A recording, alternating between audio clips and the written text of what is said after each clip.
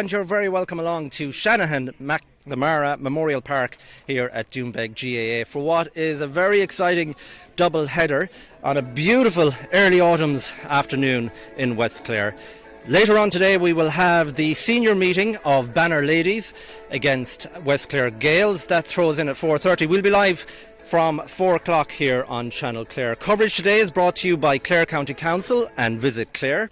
Of course, first up before that senior final is the intermediate final, and that's between near neighbours and rivals on and off the pitch. That is Kilmurray-Bricken and Milltown Malbay. We've loads to come between now and throw-in. We'll be hearing from David O'Brien, who's chair of Clare Ladies Gaelic Football.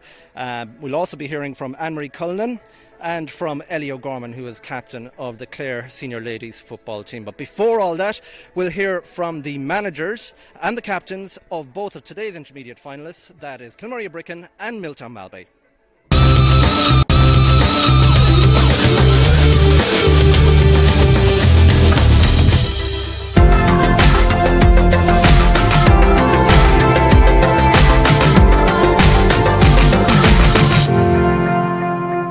No team in Kilmurray last year, it was kind of like either get it together this year or fall apart. And I suppose the reason I came in more so was I've nieces and younger girls coming up along, and I wanted something there for them. So then when I decided to row in Inda and John and Bernie and stuff got behind it as well, and the commitment from the girls has been outstanding. Like, it's been brilliant all year. There was parts of this year that you were wondering, would we get back playing?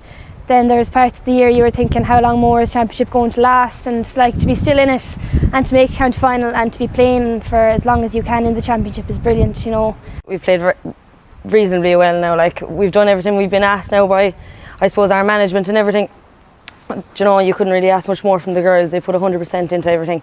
Even our trainings now, we're getting girls turning up. There's no bother. Like, Anthony, you ask them, be there 15 minutes early, they'll be there. Do you know, you couldn't ask better than that now, to be fair. It's kind of number one in Milltown football, like within the parish, and whether it is ladies or our men's team, you know, there is always good support for whoever is out, and it's a pity that supporters can't get in next Sunday week. But look, at hopefully, it is great that it's been live streamed, and they'll get an opportunity to see that too, you know. It's very disappointing, you know. You talk to people and you hear people, they just love to be at games, love to be going to games, you know, enjoying the games. But look, it's the new normal, as they say, and you know, at least it's been live streamed and it's been promoted and put out there for everyone to see. So it's a brilliant opportunity to watch it. Ladies football can be strange in that, like, you can get hit for a couple of goals left, right, in the space of 2 minutes. It's not like men, it's not as structured, and it's more played off the cuff, and there's less system orientated. So I think when they hit the field, all the friendships go aside. But again, no more than I've seen them after some of the games already this year. They're out together in Milltown and they're all socialising at the same tables and everything. So I think for the 60 minutes that the game is on, even family rivalries will be put aside and everyone will want to win. But once it's all over, it's all left aside again. The girls did know each other, I suppose, fairly well. They'd all went to school together, and then we had 4 girls, 4 of the Kilmurray girls playing with us last year. Ciara Hickey, Ciara McCarthy, Amy and Maeve. So yeah, we know each other fairly well, and I'm sure there'll be a bit of crack around for the week, alright. I'm expecting like an extremely competitive final. Like, we'd be familiar with an awful lot of the girls, you know, we'd have the height of respect for them. They have an unbelievable team, you know. Up front they're very good, you know, they're good defensively as well, like, so they have a brilliant team. You know, we'd be very familiar with them from over the years between schools and amalgamation and things. So yeah, look, it's going to be a really big game. We're hoping to be competitive, that's all we want, and you know, to be within the final. Rival clubs, what more could you ask? But no, you couldn't ask for a better intermediate county final than that, I'm sure. Do you know, there's, I suppose in my house alone, there's a bit of rivalry there with the sister playing full back from, but we wouldn't give too much away now to each other, that's for sure. I mean, that's a very unique scenario. Unique is right, yeah, you could call it that. How would you handle it? Like, I mean, do you actually talk about football? Well, now in fairness, in the group stages we were non-stop chat about it. It was always because, like, you know, they would have played even Fergus Rovers and that, so you'd be like, how are they? Or they like this or that or whatever. But the word being spoken now these days, that's for sure. For fear you let anything out. Not even telling her where I'm playing nowadays or anything. The rivalry is built up, the supporters build it up more than what the players, and I know that from the senior county final last year, all the players get on great, good friends. Like, these girls go to school together, they're sisters, they play together at school, they played together last year, and like for us, when we started talking to the two Kieras and Maeve and a few of them that played with Milltown last year, they absolutely really enjoyed it. And for us, it was like we felt like when we set up this year, we had to bring it to a different level because of the level that Milltown had it at last year with them, to give them something to aim at. It's a young group that we have at the moment. Like the majority of them are minors or just out of minors, and we've even a couple of 16s playing. Look, it would be great to win it, you know, but like we're under, I suppose we're facing a serious challenge in Kilmurray next week, and they've quality all over the place, you know. So look, we're there anyway, and if we can get a performance, we'll be happy enough with that. You kind of know what to expect from them. Like, they're a physical team, they are strong. They've got a few more players in this year, and same as ourselves really. But it's an on the day thing. Like, you wouldn't be going in too confident, or you wouldn't be going in too scared either. Like, but It's brilliant to be in another, county final. We were in one last year, and being back in one this year, it's unbelievable. You'd feel extremely grateful to be in one. The buzz is good around the place, and it's just exciting. Like, we've had a tough road to get back into the final, so it's good to be here and to be thinking about another county final on Sunday. we really do need everyone performing to the best they can, so that's what will get us over the line really, because we know Milltown will bring that to us anyway, that's for sure.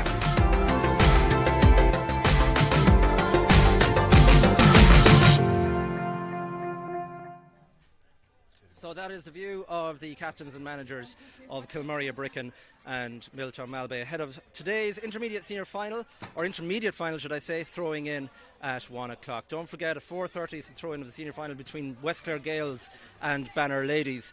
I'm now joined by, late to the show, James Murray. James is manager, of course, of the Clare Senior Ladies Football Team. James, we're hearing from the managers there and captains of the respective intermediate sides. A lot being made of that traditional rivalry between both clubs. We all know about it. I'm a mile personally from the Barney Bridge, which meets, you see, Ina, Kilmaley, Milltown Malbay, Kilmurray Bricken parishes meeting. It's a huge rivalry, of course, but on the pitch, they kind of forget about it. They just get on with it. It's just another game. Yeah, completely. And I suppose it's way more apparent in the ladies that the rivalry isn't there. Because of the girls. 4 Kilmurray girls played last year. They've played in times past when Kilmurray haven't had a team.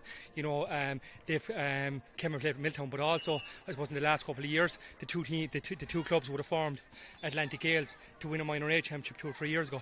And I suppose the nucleus of both teams is that panel of players. So they will be probably having a bite to eat with each other, maybe this evening, even tomorrow, with ech other, not so much more with the men's.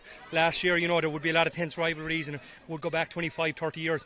But, particularly not with these group of girls, they'll leave it on the they will leave it on the field. Okay, James will be joining us for the senior game on co-commentary with our match commentator Peter O'Connell. Do me a favour and call this game, the intermediate final. I suppose scoring power for me is everything, and I probably think Kilmurray have that little bit more. My heart says Kilmurray.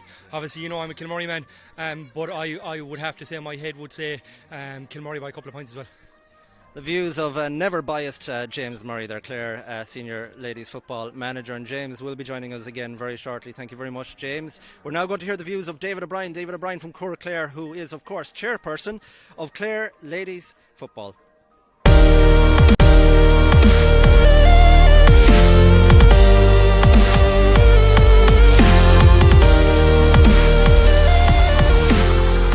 It's always our showpiece every year, I suppose, to finish off the year in our championships.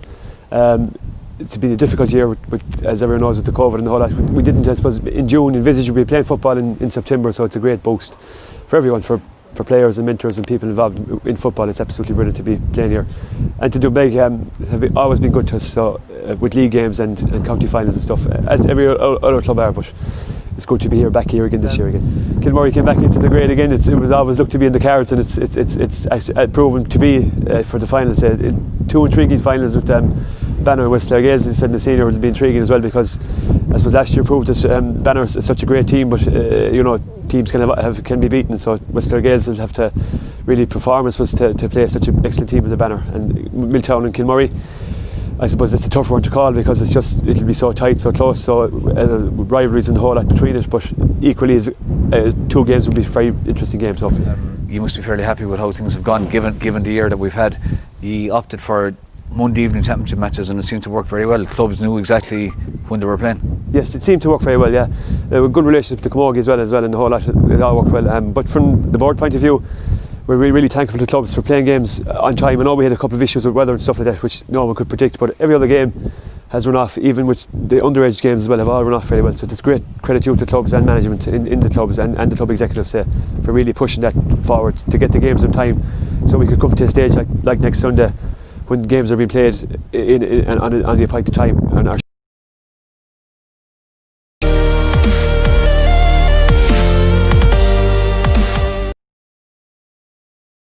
getting used to it. We are going to head over to our match commentary team very shortly. That is Peter O'Connell and co-commentators Anne-Marie Callanan and Ellie O'Gorman, who of course is captain of the Clare senior ladies football team. Just to remind you, we are approximately 14 minutes away from throw-in here at Shanahan McNamara Memorial Park in Doonbeg. Stay with us, we're going to take a quick break. We'll be back with news of the teams.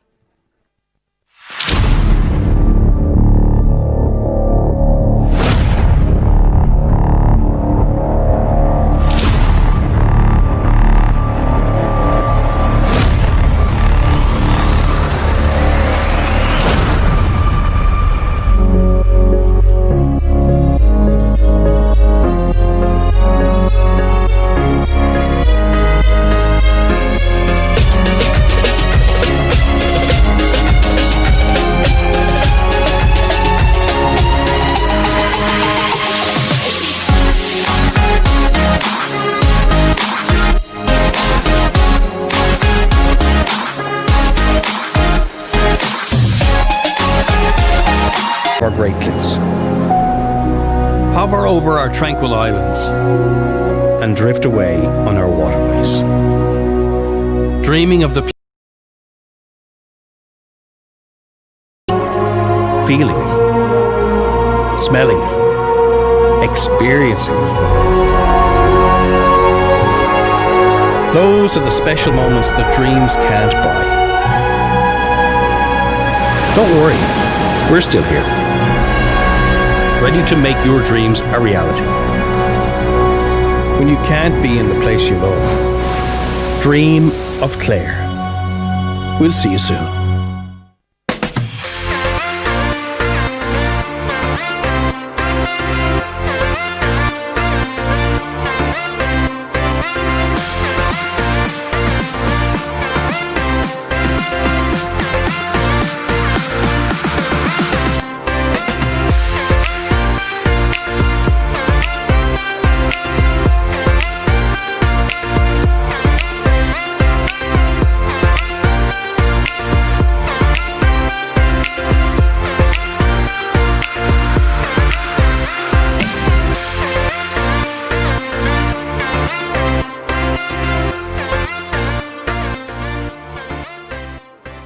Well, we try and cater for almost all age brackets, and you know we have some of the best brands in the world within the walls of the shop.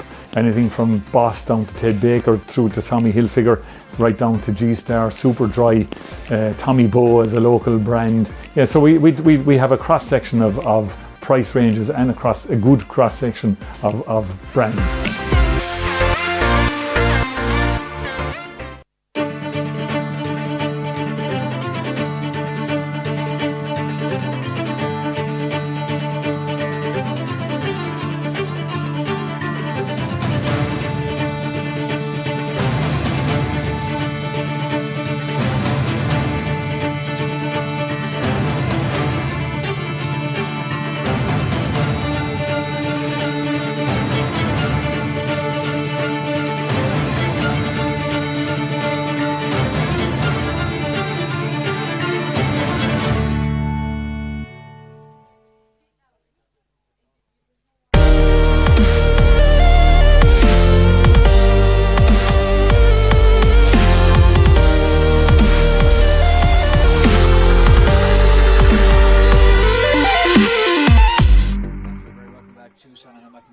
Here in Doonbeg, absolutely beautiful afternoon for football. We're about 10 minutes away from the start of the 2020 Intermediate County Football Final. St. Joseph's Milltown up against their near neighbours Kilmurray or Brecon. This is Peter O'Connell. We're coming live on Channel Clare and I'm delighted to be joined on match analysis for the intermediate game by Clare football captain Ellie O'Gorman and by Anne-Marie Callan from Clare. We're just going to run through the teams very, very quickly. The Milltown team starts with Orla Kennelly in goals. One change in the full back line from the programme. Abby Downs, wearing 29, comes in at cornerback. At full back is Emma Hickey, and in the left corner Ciara Hayes. The half back line is Jean Talty, Anya Keane and Hannah Shannon. At midfield, Cueva Carmody and Granny Lynch. The half forward line, Lucy Flanagan, wearing 10. Centre forward, Tara Wren, and wearing 12 is Anya Talty. And then the full forward line, Emer Keane, Granny Mead and Fiona Lafferty, who won a senior Camogie Championship medal last weekend with Ina Killamona. As I said, joined by Ellie O'Gorman. Ellie, just a quick word on the St. Joseph's Milltown team. One change there at cornerback, Abby Downs coming in for Ciara Burke. Yeah, so Milltown are lining out, as stated, just at one change at cornerback, Ciara Burke. Nice mix of youth and experience. I suppose a lot of the girls would have played in the 2011 intermediate final. There's 6 girls starting for them. So yeah, looking forward to a good open game from Milltown. And Kilmurray teamed in line out with Katie McMahon in goals. Full back line of Emma Coughlin, Rebecca Doohan at full back and Maura Garvey in the left corner.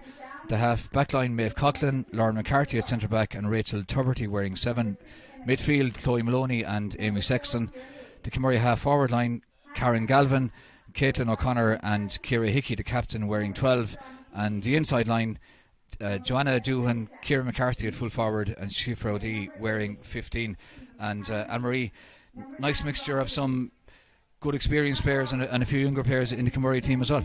Yeah, definitely a lovely blend of youth and experience. Kilmurray didn't have a team last year, so it's great to see them back again. That's very important for ladies football, you know, to keep clubs together.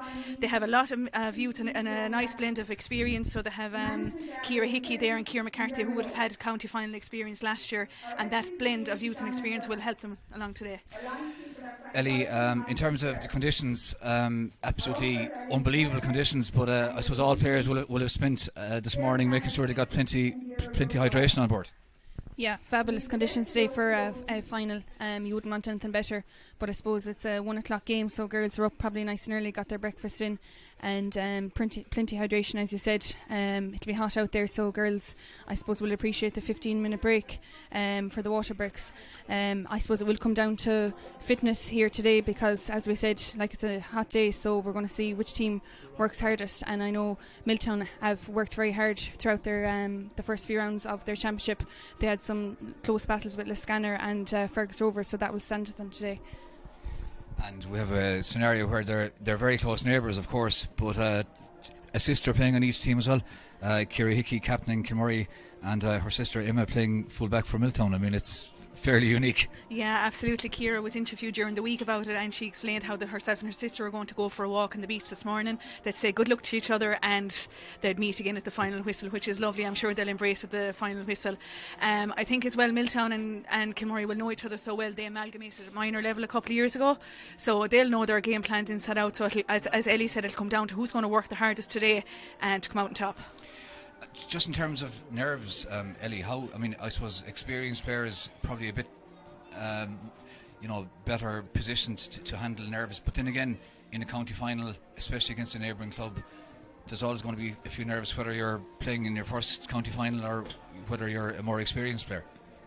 Yeah, absolutely. There's always winners on county final day. As we said, I think Milltown have lots of experience. You have Fiona Lafferty there. She's won a senior All-Ireland club medal with Donaghmine, so I'm sure she'll be talking to the girls before the game and make sure everyone's settled in, knows their roles, knows their positions. And again, I'd like the 15-minute break, they'll get a chance to reassess, and the first 15 minutes I'd be expecting a nice open game. There probably will be nerves, but they'll get their chance to reassess at 15 minutes and everything will be settled by then. Of course, the crowds, no more than 100 people can come in, so there are a few supporters here from Kilmurray and Milltown, which is good to see.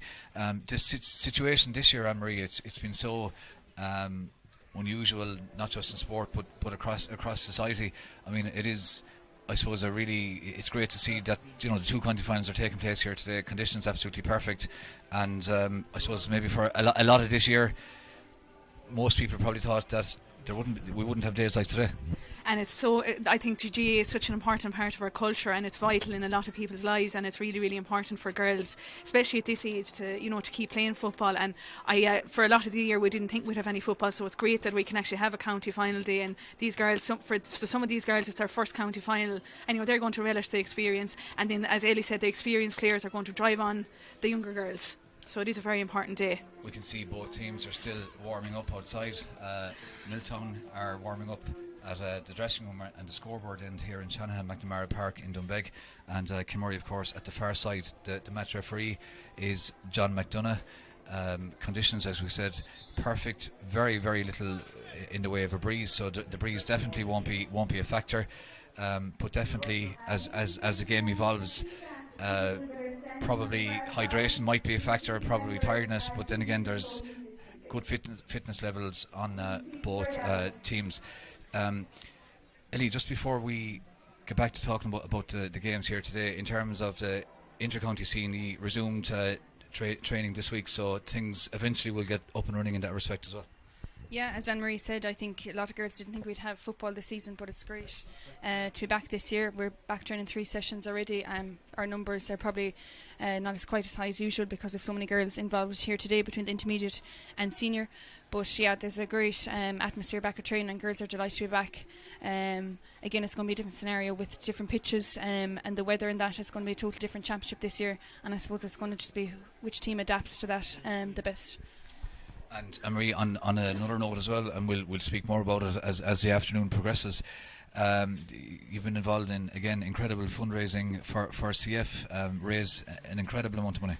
Yeah, absolutely. When COVID started, we were kind of reassessing our tournament, and we knew because of numbers, realistically we couldn't have 12 teams in a venue at once. So we reassessed and we looked at having something virtually. So we have our change of colours for CF Challenge, and we are overwhelmed with the response. We've had people from in the county and from outside the county, and so far today we've over 30,000 raised, and this will go towards helping people with CF and the Julian Benson Foundation in Dublin. Yeah, it's absolutely fabulous. We're just having a minute's silence here now, here in Doonbeg, and it's in memory of Junior Consign. And Anne-Marie, Junior Consign has a number of relations playing on the Milltown team. Yes, he has 3 step granddaughters playing here today, so I think it's correct that we have the minute silence for him. He was a real football man, and no doubt he's looking down on the girls today. Absolutely, and it's very well observed minute silence here in Doonbeg, I have to say. Of course, everybody here today will also be remembering the late Kieran Harvey from West Clare Gaels, former chairperson of the Clare Ladies County Board, and also, of course, from the Banner Club in Ennis, Michael McInerney, both men, along with Junior Consign, making huge contributions to Clare Ladies football. The throw in here for the intermediate final at 1 o'clock. Referee John McDonough blows his whistle and signals the end of that minute's silence to Junior Consign. We'll have the national anthem, and then actually, Ellie, the breeze does seem to be. I mentioned there was no breeze, and suddenly there is a bit of a breeze. Yeah, that will definitely suit. There's fantastic forwards on show here today, in particular from Kilmurray Bricken. Like, they have stand-up forwards, Ciara Hickey, the captain, Ciara McCarthy, Chloe Maloney and Amy Sexton, Karen Galvin. So I think if the backs really need to get their matchups right here today, and you've no doubt that Ger Malone and Graham Kelly will have looked at that, and if they can get on top of the Kilmurray forwards, I think that Milltown have great battling qualities that have stood to them throughout the few championship games. So it's really important that Milltown work hard, get on top of their forwards in the first few minutes, and try settle into the game. And a reminder again that you're viewing the Clare Intermediate Ladies County Final live from Doonbeg. It's on Channel Clare on YouTube. You can cast it onto your television, onto your smart television, and it is, of course, in conjunction with Clare County Council and Visit Clare. We're just waiting now for the national anthem. Both teams having, I suppose, a few last minute conversations. And Ellie, those last minute conversations, do they get through, or are players just too focused on their own games? I think it depends on the player. Definitely, like, you have to make sure that everyone's up for the game. I suppose just getting the last few things in order, maybe matchups, and just having that final word in the girls' ear. That this is 60 minutes football, and don't let the occasion pass you by. So we're very, very close to the start here, and an appeal here in Doonbeg from John Keane for people to spread out and observe social distancing on the far side of the field. So everything almost ready here now for the intermediate ladies football Clare County final. Near neighbours Kilmurry are breaking up against Milltown. It promises to be a very, very good game. Just one change from the team named, from the Milltown team named, a change of cornerback. Ciara Burke not starting, and instead wearing number 29, Abby Downs, starts at cornerback. So aside from that's how the teams line out in terms of personnel, but already we can see a couple of changes in terms of personnel. Fiona Lafferty starting in the middle of the field for Milltown, as is Anya Talty, and also there's a change as well as regards Kilmurry. Ciara McCarthy is starting midfield, and she's starting midfield with Chloe Maloney. So Amy Sexton moving into the forwards for Kilmurry or Brecon. So everything ready to go. Milltown midfielder Caoimhe Carmody has gone to wing forward. So a few changes, and we'll talk you through those as the game evolves. The ball is thrown in, and immediately Kilmurry's Ciara McCarthy goes to ground. She's fouled. It's a free to Kilmurry. Kilmurry looking to take it quickly. Chloe Maloney takes it, left-footed ball in, nice ball in, but really, really well cut out by Milltown, and Milltown now trying to break out with Jean Talty. She pops it to her right hand side to Gráinne Lynch. Gráinne Lynch on the ball, looks for a bit of movement. Should be cut out by the Milltown, by up towards Emer Keane. Emer Keane bangs it up the far sideline. That's good inside play from Gráinne Mead. Gráinne Mead taking on her player, trying to get past a couple of players. Is she going to pop it off? She does pop it off, but just before she did, the ball went astray, but just before she got to pass away, she was fouled, and it's going to be a free now for St. Joseph's Milltown, and the free is going to be taken by their number 13, Emer Keane. Emer Keane, 21 yards out. This should be the first score of the intermediate county final, and it is. Milltown going into a first minute lead, free from Emer Keane, and a nice start there from Milltown, Ellie. Yeah, absolutely. Kilmurry Brecon started there with a quick ball in, looking for their inside forwards, and Emma Hickey cleaned it up, and they've got a score out of that, so they'll be delighted with that start. Ciara Hickey now trying to come out with the ball for Kilmurry. They went short with kick out. They won it, but they haven't fully broken out as of yet. They're holding on to the ball and trying to make a bit of progress, but good pressure there from Anya Talty putting the pressure on, but eventually Kilmurry start to come out with the ball. Maeve Coughlin has it, switches it to the far side where it's picked up by Ciara McCarthy wearing 14, but started full forward. Nice left footed pass forward from Ciara McCarthy, but it breaks through, and really well read inside by Milltown's Fiona Lafferty, who's playing fairly deep. She's wearing 15, started in the middle, but she's playing as a sweeper. It looks as if back in front of her own full back line. At the far side of the field now, Milltown attacking again. Gráinne Mead, who was involved in winning that first free, pops it off as far as Caoimhe Carmody. Caoimhe Carmody's pass goes astray, picked up by Ciara Hickey, and Ciara Hickey seems to be playing as a sweeper. So it looks as if we have two sweepers. Anne-Marie, Ciara Hickey sweeping. We'll bring in a sec, because Milltown have a chance. It's a dangerous enough ball through, but really good goalkeeping there from Katie McMahon off the line, bangs it out the field, and relieves that bit of danger. But both teams, Fiona Lafferty at one side, looks as if she's sweeping, and Ciara Hickey at the other side, Anne-Marie. Yeah, they're trying to stop the supply into Chloe Maloney, so Fiona Lafferty has picked up Chloe inside in the edge of the square, and they're also trying to cut the supply into the Milltown for forward line as well, so Ciara Hickey is sweeping back. These are tactics now, but they'll settle into the game after a couple of minutes. Milltown are on the ball now. Opportunity there for Emer Keane, but that left-footed shot from Emer Keane drifted wide. Referee John McDonough is talking to his linesman on the far side of the field, but no action resulting from that. Fiona Lafferty is, as you said, dropping back to pick up Chloe Maloney. So interesting tactical battles here in Doonbeg. We've had 3 minutes, and Milltown leading Kilmurry Brecon by a point to no score. That point from an Emer Keane free. Kilmurry now attacking through. Karen Galvin spills the ball, but spilled it because she was fouled, so it's going to be a free for Kilmurry and Karen Galvin. Or in fact, is it a line ball for Milltown? No, it is going to be a free, and it's going to be taken by Kilmurry's Shifra O'D. It's about 53, 54 yards out. Shifra O'D up in towards her full forward line, picked up inside by Karen Galvin again. Karen Galvin fouled. won that ball and held onto it well. So that was nice forward play from Karen Galvin, looking for a bit of movement inside, in towards Chloe Maloney inside, out in front of Fiona Lafferty. Chloe Maloney solos, pops it off as far as full forward. That's a good opportunity of a score for Ciara McCarthy, but she'll be a bit disappointed with that. It was good play from Chloe Maloney, good play from Karen Galvin, but the finish, Ellie, not the best. Yeah, she'd be disappointed by that, but you can see Kilmary Bricken are already trying to isolate Chloe Maloney inside and give quick ball into her, and maybe girls running off the shoulder then.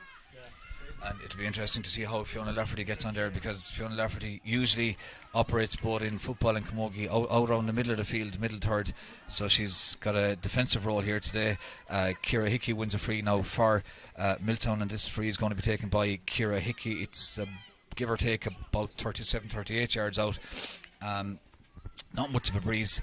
She takes a shot in towards Chloe Maloney. Chloe Maloney goes to ground, pushed in the back, thought that was a free, but not according to the referee. She holds on to the ball well, under pressure from the Milltown defence. Lovely ball inside as far as Amy Sexton. Amy Sexton now held up by a couple of Milltown players, wins the free, fouled eventually by Hannah Shannon there. So this free now closer in, so presumably Kilmurray will opt to go for a point from here. They went short with the previous free, and this one is going to be taken by I think eventually Chloe Maloney. John McDonough's having a word. He's not happy with the ball, so he's kicked the ball out towards the sideline, so presumably not enough air in the ball, so eventually when they get a replacement ball, it's going to be a free in to Kilmurray, and a really good opportunity after 5.5 minutes here in Shanahan McNamara Park in Doonbeg for Chloe Maloney to put this over the bar off her left foot and make it a point apiece between Kilmurray and Milltown. Chloe Maloney taking her time with this free, and there's 5 Milltown players on the line, 4 defenders and the goalkeeper, making sure that it doesn't dip under the bar. Chloe Maloney takes that, no problem, over the bar, a point each, and Milltown or Kilmurray have put together a couple of nice attacks in the last few minutes. Ellie. Yeah, they've had 3 or 4 attacks there since the first point from Milltown, so they'll be delighted to get a point on the scoreboard. It's level here, 1 point apiece, and there's a good kick out there from the goal. And well won by Milltown, driven in by Anya Talty, in towards the full forward Gráinne Mead. Gráinne Mead plays a 1-2 with Emer Keane. Excellent play. Emer Keane has it again, pops it off, and great opportunity here of a score, and it is gone over the bar, and it's Abby Downs wearing 29. Absolutely super play, and the best move of the game so far. That's an absolutely great score from Abby. Abby's only 15 years of age. It's her debut today, and great score from the right hand side of the post. Abby Downs coming into the starting team instead of Ciara Burke. Ciara Burke was named to start at cornerback. Abby Downs playing in the full forward line. Really nice finish, and that has put Milltown into a 2-1 lead, and we've had 7 minutes here in Doonbeg. Definite free for Milltown. Jean Talty fouled. She takes the free, pops it off nice and quickly out as far as Anya Talty. Talty pops it as far as the centre back Anya Keane. Anya Keane pops it off as far as Caoimhe Carmody. Caoimhe Carmody now attacking, looking for somebody to make a run. Lovely pass as far as Tara Rinn. Tara Rinn throws it back, and it goes over as far as their number 8, and their number 8 is Caoimhe Carmody again, involved again, and breaking through. Great chance here of possibly of a goal, but excellent defending by Kilmurray. That was good play from Anya Talty, but just lost control at the last minute, and eventually a good clearance by Orla Kennelly out around the middle of the field, where it's picked up outside by Karen Galvin. Karen Galvin foul, goes to ground, and I think, Anne-Marie, that Karen Galvin felt that. Yeah, she did. She went up for the high ball with her right hand, and I think Jean Talty just caught her with the hand in. She was going for the ball, so it was purely accidental. Just going back to that point by Abby Downs there, it'll settle any nerves that Abby had coming into this game. Absolutely, yeah. and it was a well constructed move as well. Really well constructed move. Excellent football there from Milltown. We've had 8 minutes here in Doonbeg, and Milltown leading Kilmurray by 2-1 on what is a perfect afternoon for football. Karen Galvin still receiving a bit of treatment, but thankfully she's grand. Jogs away, and the free is going to be taken now by the Kilmurray captain, who is Ciara Hickey, wearing number 12, playing a fairly deep role. She looks for someone short, pops it off, but good pressure, excellent pressure from Milltown's Ciara Hayes. She pops it off. Short hand pass, looks to take the return. Milltown now trying to hold on to the ball. Their midfielder number 8, Caoimhe Carmody, has it. Well, she's wearing it but playing a wing forward. She gives it as far as Emer Keane. Emer Keane trying to get away from Maeve Coughlin, pops it inside, but good defending from Kilmurray, but eventually the referee blows his whistle, and the Milltown number 14, Gráinne Mead, in the act of shooting appeared to be fouled, so this is going to be a free in, Ellie, for Milltown. And I suppose Milltown doing well to hold on to the ball, but getting bottled up a small bit by Kilmurray. Yeah, absolutely. Like, that was a turnover ball there from a quick free, and for every kick out that Kilmurray have taken, Milltown are pushing up on that, so they're not letting anything out easily, and they've got the reward there with a free, scoreable free. Maybe I think Grania Mead's going to take this one. Yeah, Grania Mead, the Milltown full forward. She's about 25 yards out, dead straight in front of the goal. So really good opportunity for Milltown to stretch their lead to 2 points. That's a lovely free straight over the bar. Milltown leading by 3 points to 1 here in Doonbeg after 9.5 minutes. The Clare Intermediate Ladies Football County Final streamed live on Channel Clare. On YouTube, and it is of course in association with Clare County Council and Visit Clare. Kilmurray going again with the short kick out. They hold on to it, but good pressure from Abby Downs, putting the pressure on Milltown, or Kilmurray's left half back Rachel Tuberty. The cornerback now, Maura Garvey, gets the ball out towards the middle of the field. Big battle in the middle where it's picked up really well by Karen Galvin. Excellent half-hour play. Pops it off. It's taken on the run, and she for the foul there. That was good football there from Kilmurray, and they're trying to make something happen here now inside the full forward line. Fiona Lafferty and Chloe Maloney battling again, and the referee John McDonough blows his whistle, gives a free in to Kilmurray. The free taken quickly by Chloe Maloney, blocked down by Fiona Lafferty, and I think he's going to move the ball in a bit, Anne-Marie. Yeah, that all came from a very quick kick out from the Kilmurray keeper, Katie McMahon. So they worked the ball up, and Chloe was fouled. Fiona just had a hand on her shoulder and she held her back, so Chloe's about to take the free now. Free is at a bit of an angle, doesn't 100% suit a left footed kicker. She takes it very quick, plays a 1-2 with Amy Sexton and puts that over the bar, and that was very cleverly worked, Ellie. Yeah, that's come down to Chloe Maloney's experience there. She knew that it was not suited for a left-sided kicker, so she gave a quick ball, got the return, and make it easier angle for herself. Excellent 1-2 there with Amy Sexton, and that's why the score is now Milltown 3 points, Kilmurray Bricken 2. Kick out is taken, and Maeve Coughlin breaks it, picked up by Ciara Hickey. Ciara Hickey pops it off, but really well cut out by Milltown's Jean Talty. Milltown now trying to break out, hold the possession, looking for a player in a bit of space. Jean Talty finds that space. Lovely ball forward from Jean Talty as far as Cueva Carmody. Cueva Carmody pops it off to Anya Keane, who's making a great run from centre back. She lays it off to Emer Keane. Nice ball from Emer Keane as far as Grania Mead. Grania Mead now turns inside, turns back into traffic, involved yet again in the play. This time it's Lucy Flanagan pops it off, and perhaps an opportunity for Grania Mead to have a shot. Back as far as Emer Keane again. Milltown doing well to hold on to the ball. Thought there might have been a free there. Lovely ball from Emer Keane, and as far as Abby Downs, but Abby Downs didn't get the shot off, but the free has been given for the earlier foul on Emer Keane, and that was good, I suppose, good pace and play, Anne-Marie, from Milltown. Held on to the ball well, were under a bit of pressure, but eventually worked the free. Yeah, they actually started working that from the full back line, so they worked it up the half back line, hand passing, ball went to hand the whole time, and Grania Mead got into space there. She passed it off, and she was fouled before she passed it in. Grania Mead won the free. Grania Mead takes the free, but unfortunately for Milltown, it drifts just wide, and the scoreline remains as it was. Milltown leading by 3 points to Kilmurray Brickens 2. 12.5 minutes gone in the first half, and of course remember we will have a water break after 15 or 16 minutes. The kick out from Milltown is won the far side of the field, or from Kilmurray it's won by Hannah Shannon, so Milltown overturning that kick out. She pops it off as far as Emma Hickey. Emma Hickey does well to hold on to that ball under pressure. She finds Ciara Hayes, who's playing cornerback but is high up the field at the moment. Milltown breaking forward, and Cueva Carmody has it now. Cueva Carmody pops it off as far as Anya Keane. And Milltown overcarry. The ball had been popped back as far as Grania Mead, but that was, I suppose, quite good defending from Milltown, and sometimes Milltown inclined to go back into traffic a bit, Ellie, rather than maybe keep the play a small bit wider. Yeah, they've been doing excellent work on the Kilmurray kickouts, as we said. It's like the serious pressure. They're putting a high price again here on a free kick. Milltown up in front, and they're out in front of their players. Unlucky, I suppose, Anya Keane ran into trouble there and just took too many steps, but Milltown are back on the ball.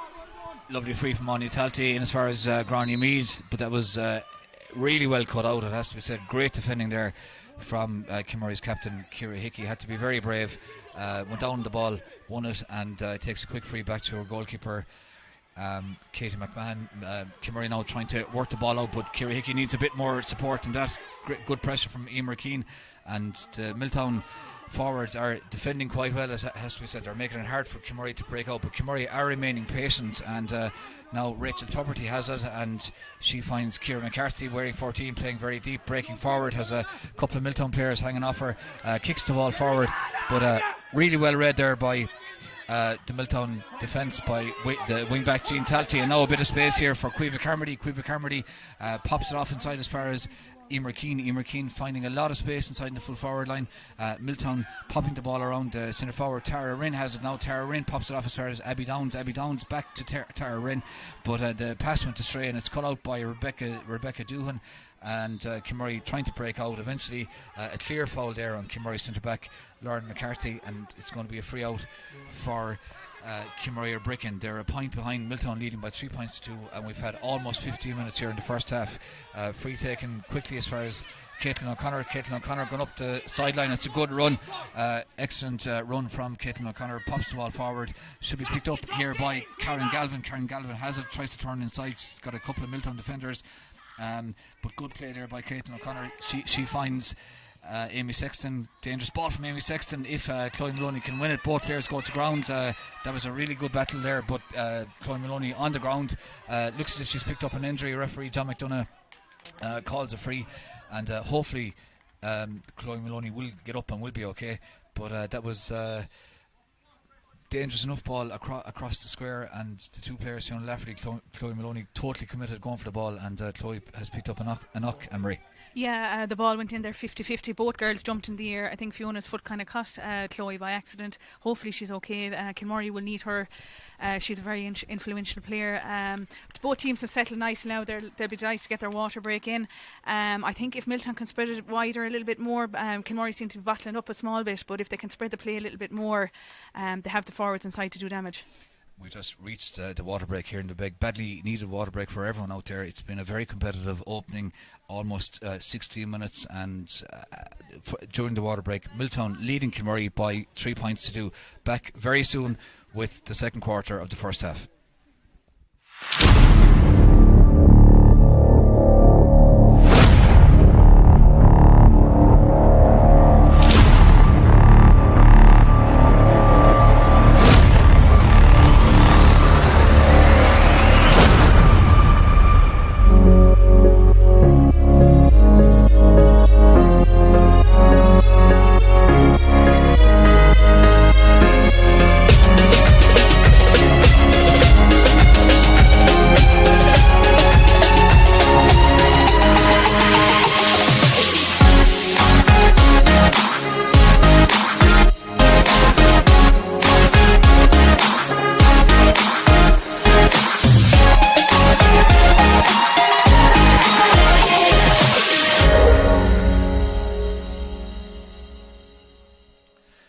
Absolutely perfect timing. The two teams getting ready for the second quarter of the first half at the Clare Intermediate Ladies Football Final here in Shanahan McNamara Park in Doonbeg. Milltown leading Kilmurray Bricken by 3 points to 2. And just before the water break, Chloe Maloney picked up a knock, but Ellie looks as if she's okay, thankfully.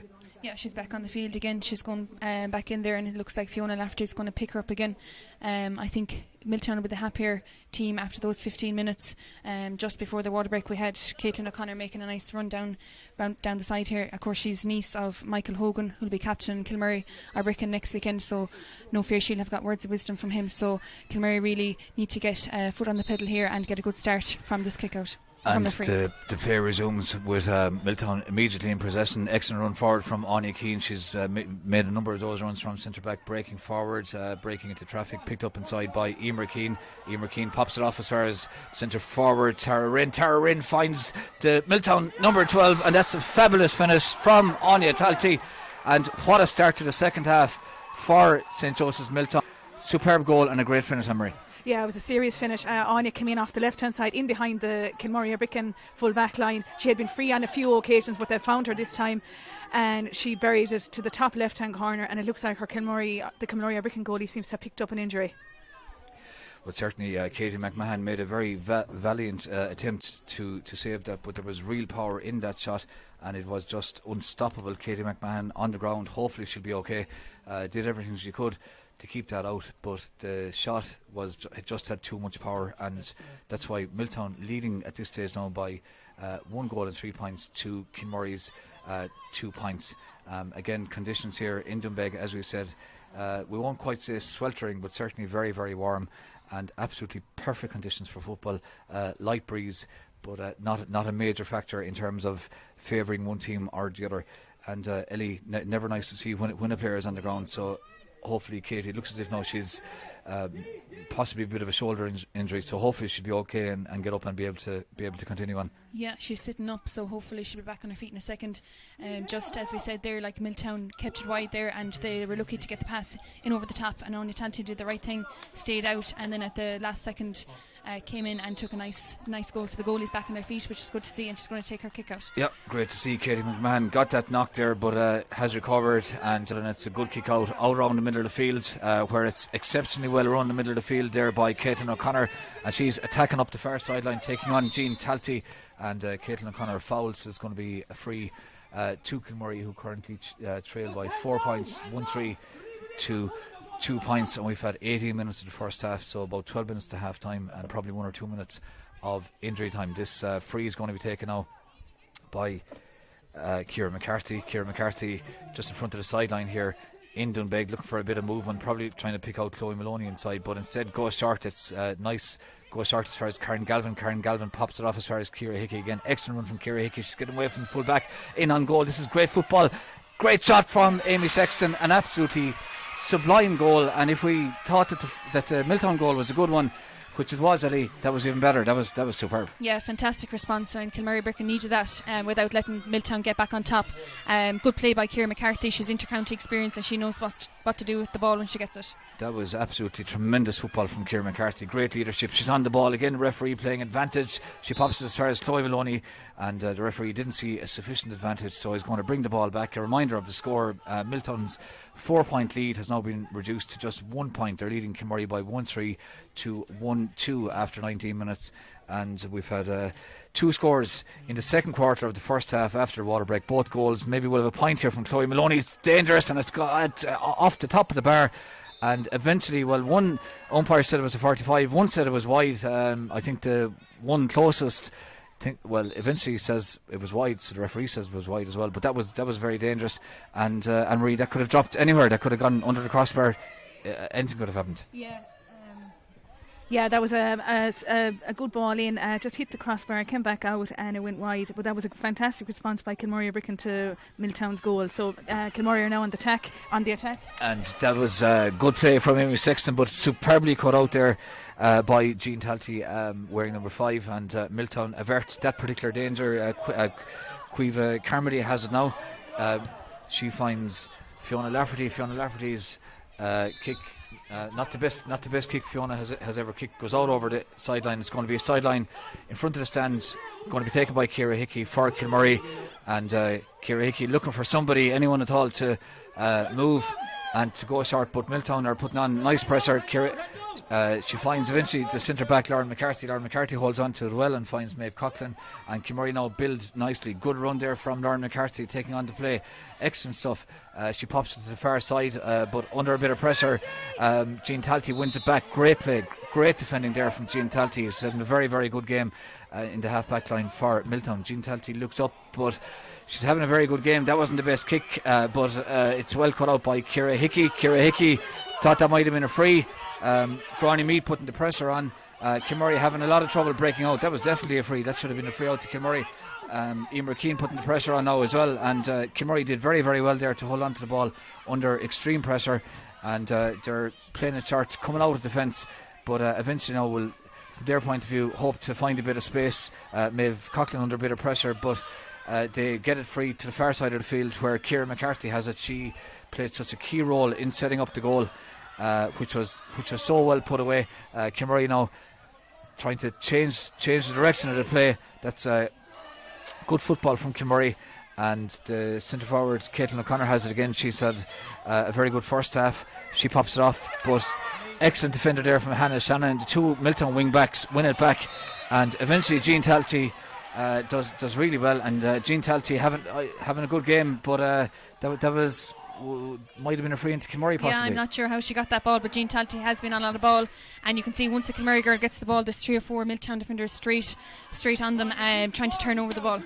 Yeah, Milltown defending really well. It is a very competitive game. It's both teams showing huge commitment, a lot of good quality as well, and some excellent defending from both teams too, it has to be said. Both sets of forwards have got a couple of nice scores, but they're finding generally hard to get space. Chloe Maloney has now taken on Fiona Lafferty.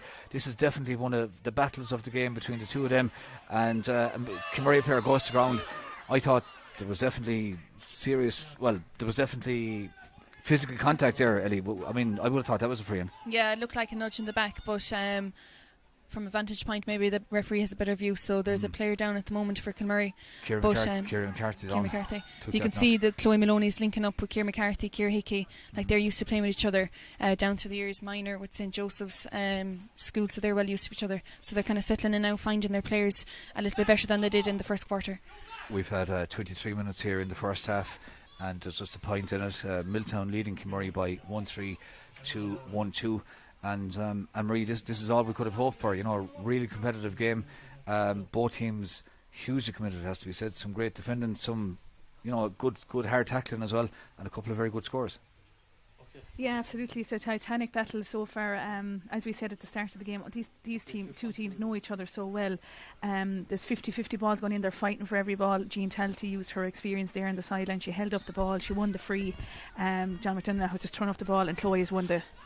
Chloe Maloney won the break, had a shot, but that went well wide, and that was a good opportunity for Chloe Maloney put that over the bar by her standards. But the score remains as it was, pointing at Milltown leading by 1-3 to 1-2. And following the water break, we've had just 2 scores, a goal to each team, and a point in it. Milltown before the water break had been leading by 4 points at that stage. Now let's see.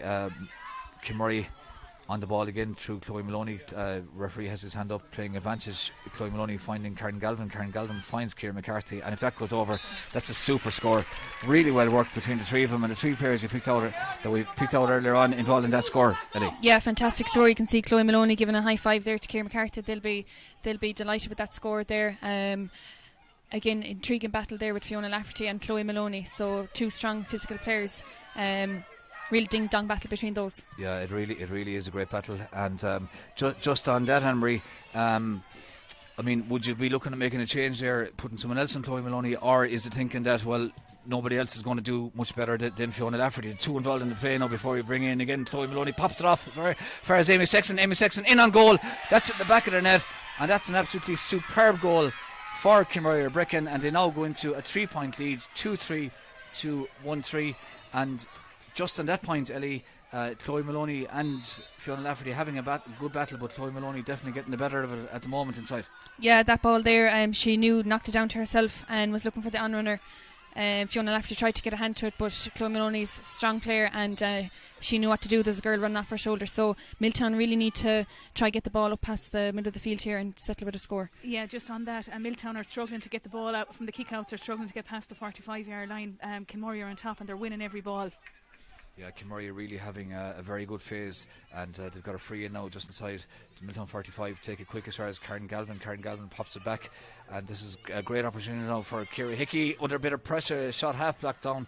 If it goes out over the inline, I think it's going to be 45. I thought that was half blocked down. The referee agrees. The umpire said it was wide, but definitely there was a block. It was good defending from Milltown. We're 4 minutes from the end of the first half in Doonbeg. Kilmurray leading Milltown by 2-3 to 1-3 in the Clare Ladies Intermediate Football County Final, brought to you live on Channel Clare in association with Clare County Council and Visit Clare. It's very, very warm, and definitely the water breaks very welcome for both teams, and presumably in the second half as well. This 45 now is going to be taken by Ciara McCarthy. She's looking for somebody to make a run inside. Chloe Maloney makes that run. She picks the ball up. She's pops inside as far as Amy Sexton again. Amy Sexton with a shot, and it's worked yet again. And Kilmurray now leading Milltown by 3-3 to 1-3. And that 1-2 yet again between Chloe Maloney and Amy Sexton, Ellie, causing damage. Yeah, Milltown will be disappointed with that. That's the fourth time Kilmurray have gone short with a free kick or a 45, done a 1-2, and they've got a score out of it each time. So Milltown need to keep an eye on that. At this stage, Anne-Marie, do you think that Milltown should be looking at maybe putting someone else on Chloe Maloney, or even putting someone back in front of her? I do think they need to bring back a sweeper in front of her. Yeah, all the ball is going through her. Milltown have now got the ball out their halfway line for the first time in about 5 minutes. And the person who's got it is Caoimhe Carmody. She pops it off as far as Emer Keane. Milltown know they need a score. Great run from Emer Keane. She's taken on the Kilmurray full back. She's in on goal. Absolutely great shot, but it whizzes just wide. She got beyond Rebecca Doohan. It was there was real power in the shot, and Katie McMahon was very relieved that shot whizzed just wide. But that's aside from the fact that they didn't get a score out of it, Ellie, that's exactly what Milltown needed somebody to take responsibility. Emer Keane did, and just a bit unlucky with the end product. Yeah, I think they pushed up. Kilmurray had pushed up, so Milltown were able to get the ball out quick, and you can see the Milltown forwards have a lot to offer up there. So Emer Keane took on the ball. Unlucky with the shot, just missed his skin past the post. It's going to be a free out now for Kilmurray on their own 45. Ciara Hickey's going to take it. Kilmurray leading by 6 points, 3-3 to Milltown's 1-3. The free is cut out, and Milltown now emerging with the ball. Tara Wren taking it on. She finds Emer Keane, who's out around the 45. The ball is spread to the far side of the field as far as Anya Keane. Anya Keane pops it inside as far as Caoimhe Carmody of Milltown. Caoimhe Carmody taking on Kilmurray. Abby Downs has it now, trying to find a bit of space, and the referee blows his whistle. He was playing advantage, and he has brought the ball back. Didn't think that Milltown had sufficient advantage, so the ball is going to be brought back, and it's going to be a free for Milltown about 22-23 yards out.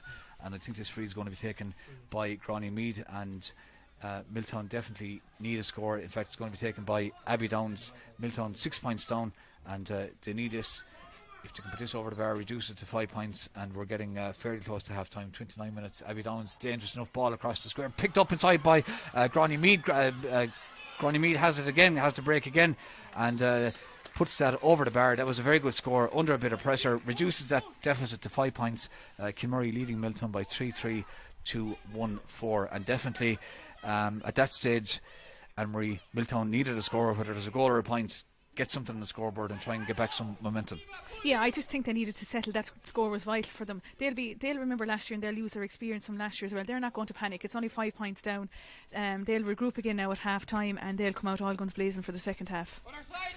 We're in the 29th minute. There will be a minute or two of injury time. A Milltown player is going to have to come off.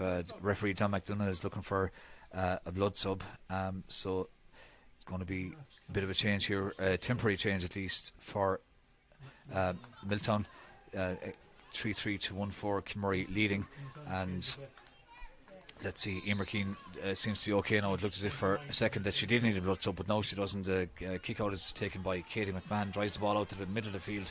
Thought it was pushing it back there from Milltown, but it's well picked up by Joanna Doohan in that sector. Joanna Doohan lays it off as far as Rachel Tuberty, and Kilmurray, under a bit of pressure, win the free, and the free is going to be taken by their centre back Lauren McCarthy. She's looking for somebody short again, takes a short as far as Maeve Coughlin. Maeve Coughlin pops it off as far as Ciara Hickey. She's involved in a lot of the play, wearing 12 but playing quite deep, but also breaking forward as well, and this is a good example of that. Great ball from Ciara Hickey inside as far as Chloe Maloney. Chloe Maloney pops it off to Karen Galvin. Karen Galvin has a shot and it goes wide, and that was an absolutely superb move. The Karen Galvin will be a small bit disappointed with the finish, but the move itself, Ellie, was top class. Yeah, textbook. Ciara Hickey, nice ball into Chloe Maloney. She won it out in front, and nice quick hands off to Karen Galvin. She'll be disappointed with the wide, but great move by Kilmurray Bricken. Yeah, it was a really well timed run as well from Karen Galvin. Took that popped pass on the run. Didn't have to break her stride. Kilmurray now have it back yet again. Ciara Hickey pops it to the far side of the field as far as Joanna Doohan, and Kilmurray trying to build yet again now from deep, doing really well to hold the ball under pressure. Maeve Coughlin has it. Maeve Coughlin spreads it to the far side where Emma Coughlin picks it up. She lays it off, pops it off as far as centre back Lauren McCarthy. Lauren McCarthy runs into traffic, wins the free just inside the Milltown 45, And yet again, I'd say it's fairly clear what Ciara McCarthy is going to want to do here, and Marie, she's going to want to take this free and probably look short for Chloe Maloney. Yeah, it looks like she'll go short, but what I've noticed about Kilmurray, it's ball to hand the whole time. They're finding their players, they're looking up, and they're moving into space. Chloe's on the ball again. Lovely kick, for a lovely free into Chloe Maloney. Chloe Maloney finds a bit of space in which to have a shot at goal, but not the best shot, and it goes wide. But yet again, Ciara McCarthy found Chloe Maloney. Chloe Maloney knows when to make that run. And Ellie, it's a good example of not making the run too early. If you make the run too early, you eat up all that space. She makes the run just as the kicker is about to kick. Yeah, Chloe Maloney has loads of experience from Intercounty. She's been with Kilmurray for years, and also the soccer background as well, so she's well able to know when to make the run. And when you have someone like Ciara Hickey dictating around the middle of the field and giving good ball in, you know exactly when to make that run. Yeah, very true. Maeve Coughlin breaking forward, thought she might have won her free there, but she holds onto the ball, pops it off. As far as Chloe Maloney taps the ball onto her foot, looks wide, really good pass, good vision to the far side of the field as far as Joanna Doohan pops it back as far as Karen Galvin. Karen Galvin's shot is half blocked down. Good goalkeeping there from Orla Kennelly, and Milltown break out. Their number 12 has it now, Anya Talty. She scored that goal just after the water break in the first half. Centre back Anya Keane tries to break out with the ball. Bit of space here now, possibly for Fiona Lafferty. Fiona Lafferty drives it forward, but not the best pass. Exceptionally well cut out by Ciara Hickey, and she's having an excellent game. Referee John McDonough blows the half-time whistle, and the half-time score here in Doonbeg is Kilmurray Bricken 3-3, St Joseph's Milltown 1-4. And just very briefly before we go for the break, Ellie, the goals have made the difference. Yeah, definitely the goals are the difference at the end of the game. Kilmurray are mixing up nice in the forwards. They're taking on their players, they're spreading it wide, and as they do that, the Milltown players are going to be attracted to the likes of Chloe Maloney, so they can bring other players into the play. But yeah, the goals have seemed to be the difference. Kilmurray will be more happy with their second quarter performance there. Yeah, it's been a very interesting first half. Some great scores, great defending, half-time score. Kilmurray are leading St Joseph Milltown by 3 goals and 3 points to 1-4. We'll be back very soon with half-time analysis with Mark Dunphy and Emer O'Connor.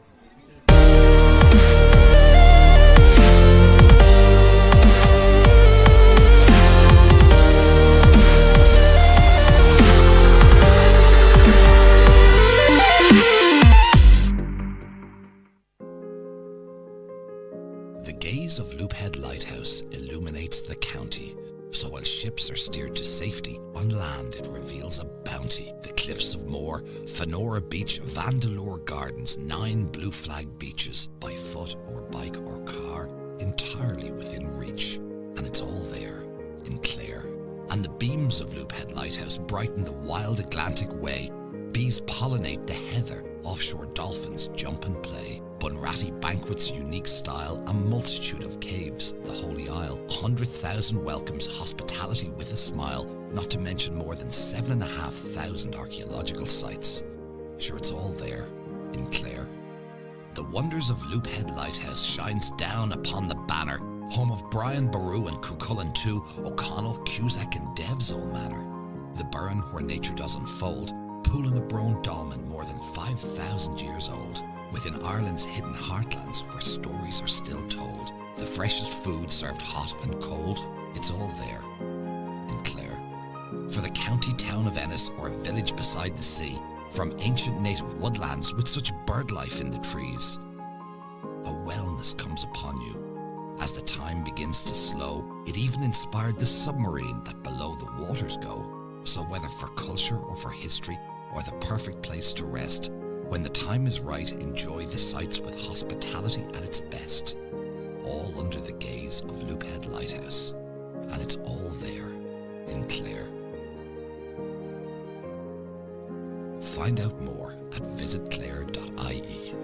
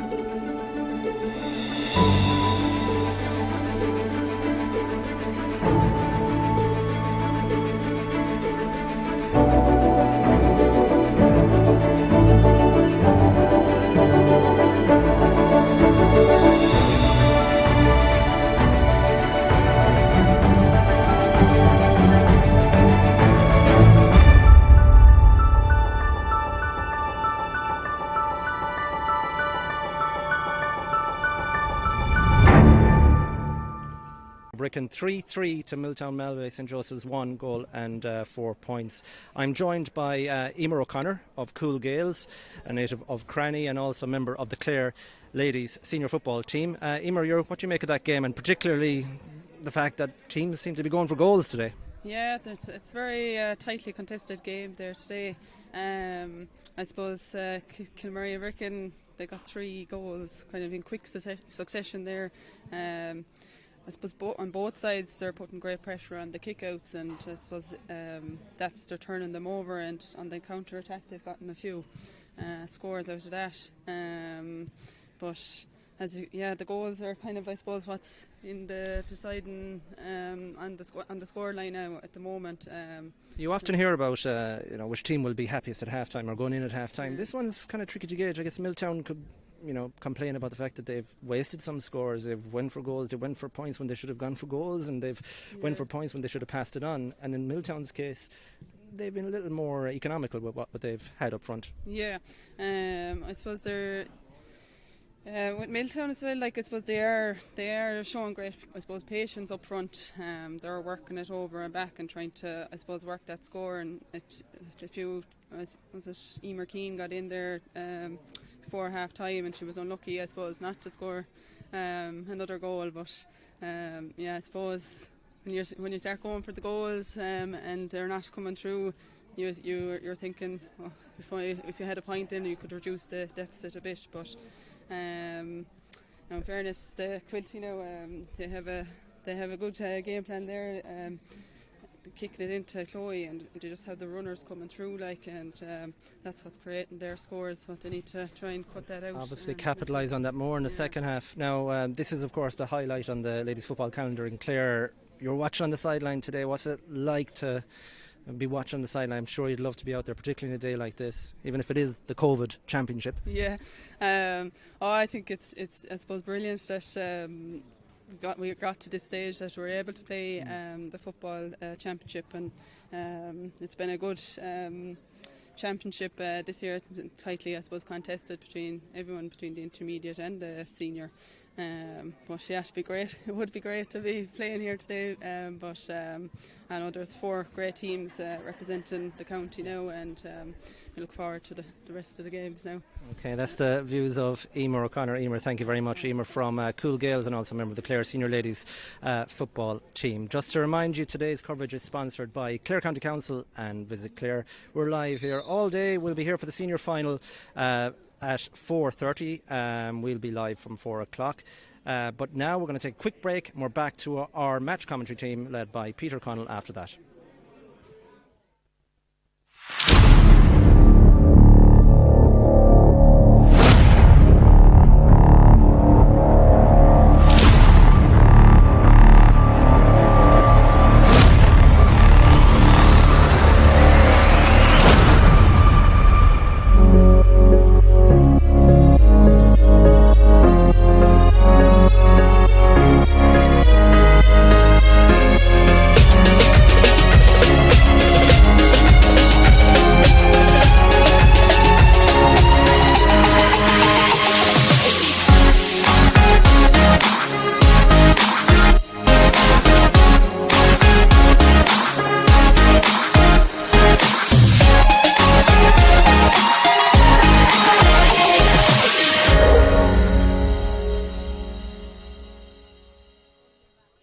Andrew, welcome back live to Shanahan McNamara Park here in Doonbeg. Half-time in the Clare Intermediate Ladies Football Final.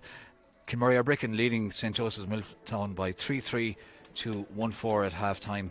The goals definitely the difference, and a couple of really well-worked goals. And as we mentioned a few times in the first half commentary, Chloe Maloney at full forward, winning a lot of ball and also laying off that ball, bringing in particularly the likes of Amy Sexton into the play, who's got a couple of great goals. Ciara McCarthy as well, her ability to find a pass and in particular to find Chloe Maloney has been a huge contributor to Milltown's 5-point lead at this stage. Joined again on analysis for the second half by Clare Ladies football captain Ellie O'Gorman from Kilmahel, and from Clare Anne-Marie Conlon. Second half, couple of seconds away from starting. Referee John McDonough looking around, he's noticed that Milltown have one less player on the field, so I think that Kilmurray have one it's a bit of a positional switch going on here. Yeah, so the referee has happy enough blows his whistle, and the second half is on. And Milltown need to make a good start, and Anya Talty has won the throw in. She pops it off as far as Anya Keane. Anya Keane now looking to get beyond Joanna Doohan and build an early Milltown attack. Fiona Lafferty breaking forward now from midfield. It's a good run from Fiona Lafferty, nicely off as well. Good opportunity here for Milltown. Free in, definitely. That was a free there on Caoimhe Carmody, and Ellie, Milltown need to get an early score or two, and that's just happened. Put that over the bar. That one over. I think it was Abby Downs. Abby Downs again. Nice quick score from the throw-in. Worked the ball up the left-hand side, and they've got awards, so they'll be delighted with that start. Yeah, so that was a really good start there from Milltown. First score of the second half after less than 40 seconds. Kimurray now win that kick out, breaking out. Maeve Coughlin has it. Wearing number 5, sold us the ball a couple of times. Look for a player off the shoulder. She finds Emma Coughlin pops it inside as far as Joanna Doohan. Joanna Doohan holds onto the ball well and gets as far as Ciara McCarthy. She's had a very good first half. Ciara McCarthy now pops it back. Kimurray doing really well to hold onto the ball, but get caught in possession. Emma Coughlin waited for it, and Milltown's Anya Talty read the play, burst out. Gráinne Mead lays it off as far as centre forward Tara Wren. Tara Wren pops it off as far as Anya Talty again. This is a great move. Abby Downs at the shot. It's well saved by Kilmurray's Katie McMahon, and Katie McMahon drives it out the field. The ball should be one, it bounces over the head, but she wins it back off Caoimhe Carmody. Well read by Caoimhe Carmody, trying to get away there from Joanna Doohan. Caoimhe Carmody still has the ball, breaking forward, lays it off as far as Gráinne Mead. The ball in is dropped short again, and that's no problem whatsoever for Katie McMahon inside the Kilmurray goal. She gives a very short pass as far as Ciara Hickey. Milltown trying to put pressure onto Kilmurray on the way out, and Ciara Hickey has now under a bit of pressure there from Gráinne Mead, but Kilmurray eventually break out. Good play. Shiva Ardee has it. Shiva Ardee being tackled by 2 or 3 Milltown players, but there's a free Milltown player on the far side of the field. If Ciara Hickey can spot her, Ciara Hickey does spot her and pops it. Really nice pass from Ciara Hickey as far as Joanna Doohan. Joanna Doohan free now, a bit more space on that side of the field for Kilmurray, and now Chloe Maloney has it, and she's taking on Emma Hickey. Chloe Maloney getting away. Ciara McCarthy in fact has it. Ciara McCarthy, really good play from Ciara McCarthy. It looks like a good shot, and that's a great score from Ciara McCarthy, and first score of the second half for Kilmurray, equaling thing away. Ciara McCarthy in fact has it. Ciara McCarthy, and really good play from Ciara McCarthy. It looks like a good shot, and that's a great score from Ciara McCarthy. She passed it out short. Kilmurray worked it up along the left wing, and a lovely score there from Ciara McCarthy off her right. Score now 3-4 to 1-5 in favour of Kilmurray. Milltown now have a bit of space here at the far side of the field. Tara Wren pops it as far as Abby Downs. Abby Downs looking very lively. Emer Keane has it now for Milltown, breaking forward. Abby Downs takes a return past the referees, his hand up, so he's playing advantage. Ball popped back as far as Tara Wren. Tara Wren looking for the space. Advantage is over at this stage. Emer Keane has the shot, and that's an excellent score from Milltown, and we've seen a couple of very high quality scores started the second half. That point earlier on from Ciara McCarthy, and that's a really nice score as well for Milltown at the far side of the field. Ellie. Yeah, good work there from Anya Talty. She was involved in the last move as well, a great interception, and she's worked it up. And we've seen a substitution here as well. Patricia Coote is coming on, wearing number 26 for Milltown, and she's replacing Milltown's number 11 Tara Wren. So an early change 4 minutes into the second half for Milltown, and Milltown now win that kick out, and immediately Patricia Coote has it. She's trying to take on the play, but runs into a bit of traffic, and Milltown's Emer Keane is fouled, takes it free very, very quickly, spreads the play to the far side. Great opportunity here, and that's a super point from Anya Talty, and Milltown needed a couple of early scores, and immediately Patricia Coote on less than 30 seconds and immediately involved in the play. Yeah, she won a 50-50 ball there. The ball was worked across the left hand side, and a lovely score from Milltown from Emer Keane. So Milltown are right back in this game. So a couple of early scores second half. The score now Kilmurray 3-4, Milltown 1-7, so just 3 points in it. Ciara Hickey has it now. She's being held up inside, but pops the ball off as far as her full-back Rebecca Doohan. The ball nearly goes astray, but Maura Garvey does well to win it back, and Kilmurray's Lauren McCarthy breaking out. Abby Downs putting the pressure on, but Rachel Tuberty breaks out, and far side of the field now should be picked up by Ciara Hickey, very close to the sideline, under pressure there from Emma Hickey, but Ciara Hickey breaking forward, excellent play in as far as Chloe Maloney. Chloe Maloney might spot the run from Amy Sexton, but solos the ball a couple of times. The referee spots something and he's calling Chloe Maloney over towards him, so he's obviously suggesting that Chloe Maloney did something there, so he's I'm not sure is he going to reach for a card or what he's doing, but there's a bit of a conversation going on there. Did you see what happened there, Ellie? Couldn't see, but I'm imagining that it could have been a hand off the ball or maybe checking the player. So Fiona Lafferty has the ball in her hand, so it looks like it's going to be a Milltown free, and the ref is talking to Chloe Maloney. Yeah, referee John McDonough talks to Chloe Maloney but doesn't show a card, so it's just a ticking. And Fiona Lafferty now has got the ball. She takes the free, drives it out to the middle of the field. Ciara Hickey positions herself superbly, and that's a great catch. And her reading of the game in that role that she's been playing has been sublime. She's been really, really good, setting up loads of play, and she's still involved, playing a quick 1-2 there, gets it forward as far as Karen Galvin. Karen Galvin goes to ground. No free, well cut out there by Hannah Shannon of Milltown, wearing number 7, and Milltown now through Anya Talty have a chance to launch another attack. Their centre back Anya Keane has it, pops it inside as far as Hannah Shannon.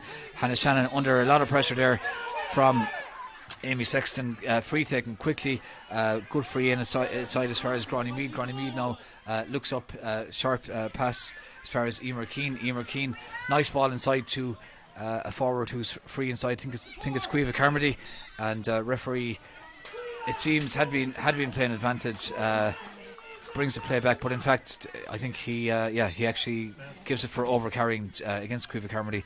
So Milltown should have used the ball a bit quicker there, so the free out is going to be taken, and I think Kim Murray now making a substitution here as well on the far side of the field. And when we see who's come in, we'll tell you it's Shifa D is going off, and or in fact it's Lauren McCarthy, the centre back, is going off to Kimurray centre back, and Karen Coughlin wearing 17 has come in. So number 17 for Kimurray, Karen Coughlin, she comes on as a sub. Ciara Hickey now really, or not Ciara Hickey, Ciara McCarthy really involved in a lot of the play. Started the second half, wins a free in the far side of the field. Emery. Yeah, that was good play again from Kimurray. And just going back to that substitution, Karen Coughlin has a lot of experience. She was out with her cruciate the last couple of years, so she'll be back and she'll be influential for the last 20 minutes of this game. Reminder again of how long it's gone. 7.5 minutes in the second half. Kimurray Brickin leading Milltown by 3-4 to 1-7. So 13 points to 10, 3 points in it. Perfect conditions here in Doonbeg, Shanahan McNamara Park, for the 2020 Clare Ladies Football Intermediate Final. The senior final will throw in at 4:30. The coverage on Channel Clare will start at 4 o'clock, and all of our coverage, live stream of the intermediate and senior finals, brought to you in association with Clare County Council and Channel Clare. Kimurray leading by 3 points and playing the ball around a bit at the back, trying to break out. Maeve Coughlin gives it, pops it off. 1-2 there between Emma Coughlin and Shifa O'Dea. Shifa O'Dea now breaking forward. It's a good run from Shifa O'Dea. Does well to hold on to the ball under pressure from 3 Milltown defenders at this stage. So she either overcarried, or else it's a free to Kimurray, and the free is given for overcarrying. That's taken quickly by Milltown, and Emer Keane battling hard for the ball. Excellent pop as far as Fiona Lafferty. Space now for Fiona Lafferty to run into. Nobody that close to her. Maeve Coughlin cuts across, but Fiona Lafferty does really well to hold on to the ball. Excellent defending there by Joanna Doohan. Got the hand in, and that was superb play. Really good defending from Joanna Doohan, getting the hand in, and Kimurray win the ball back. Maura Garvey has it, pops to the far side of the field.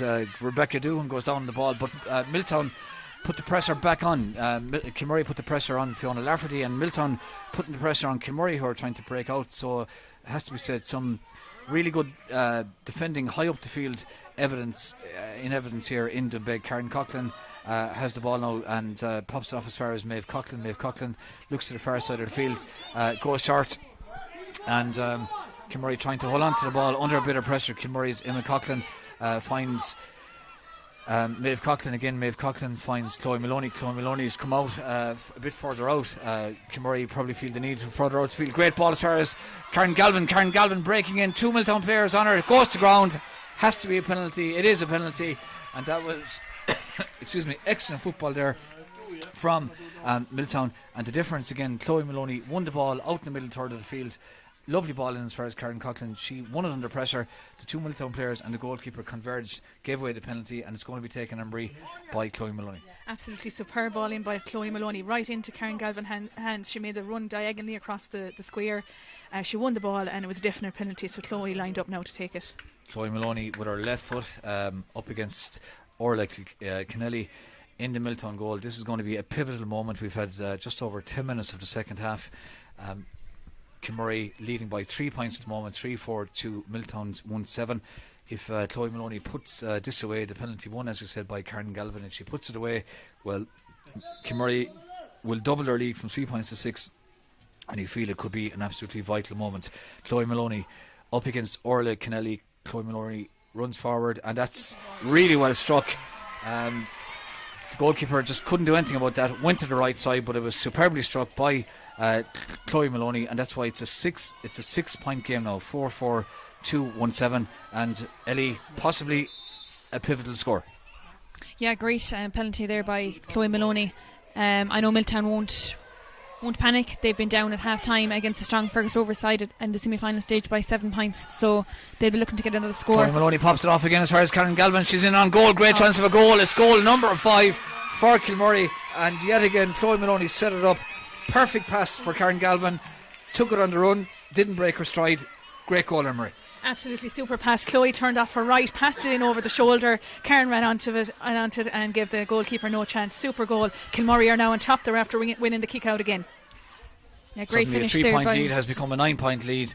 5-4 to 1-7. Milltown do well, however, to win back that ball. Milltown need a score very, very badly, and they need it within the next minute or so, and perhaps they'll get it, because that's a really good run forward from Anya Keane.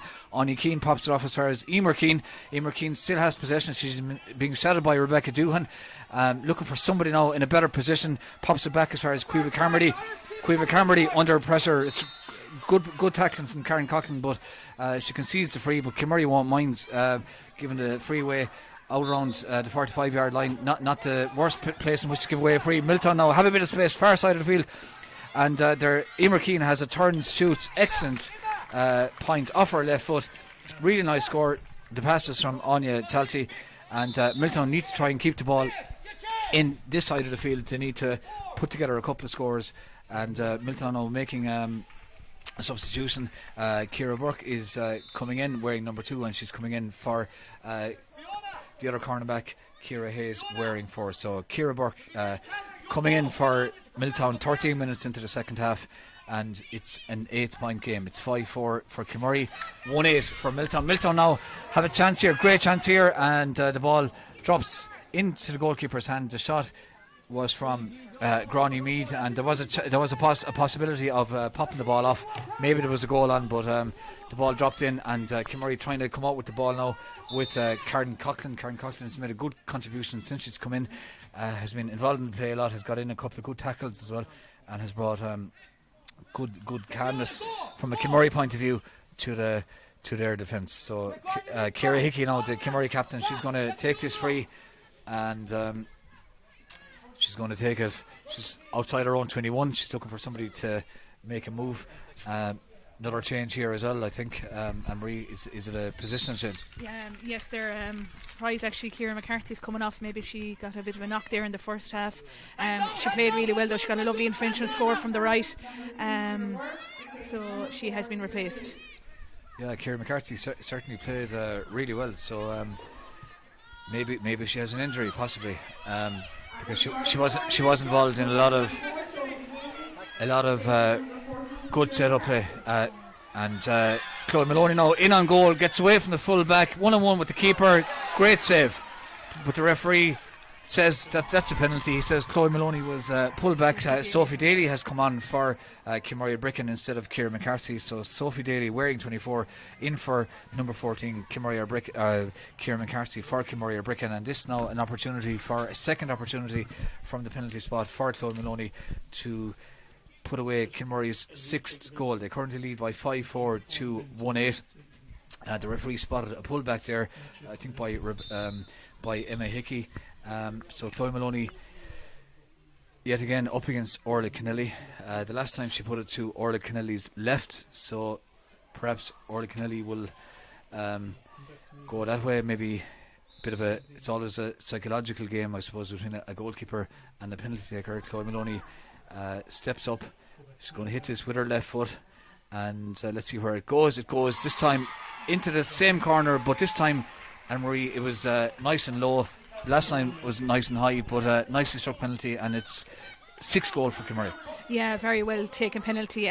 Chloe has lovely footwork, lovely stance. She followed through and made no mistake. Kilmurray, after winning the kick out, Karen Galvin's on the ball. Chloe's free inside.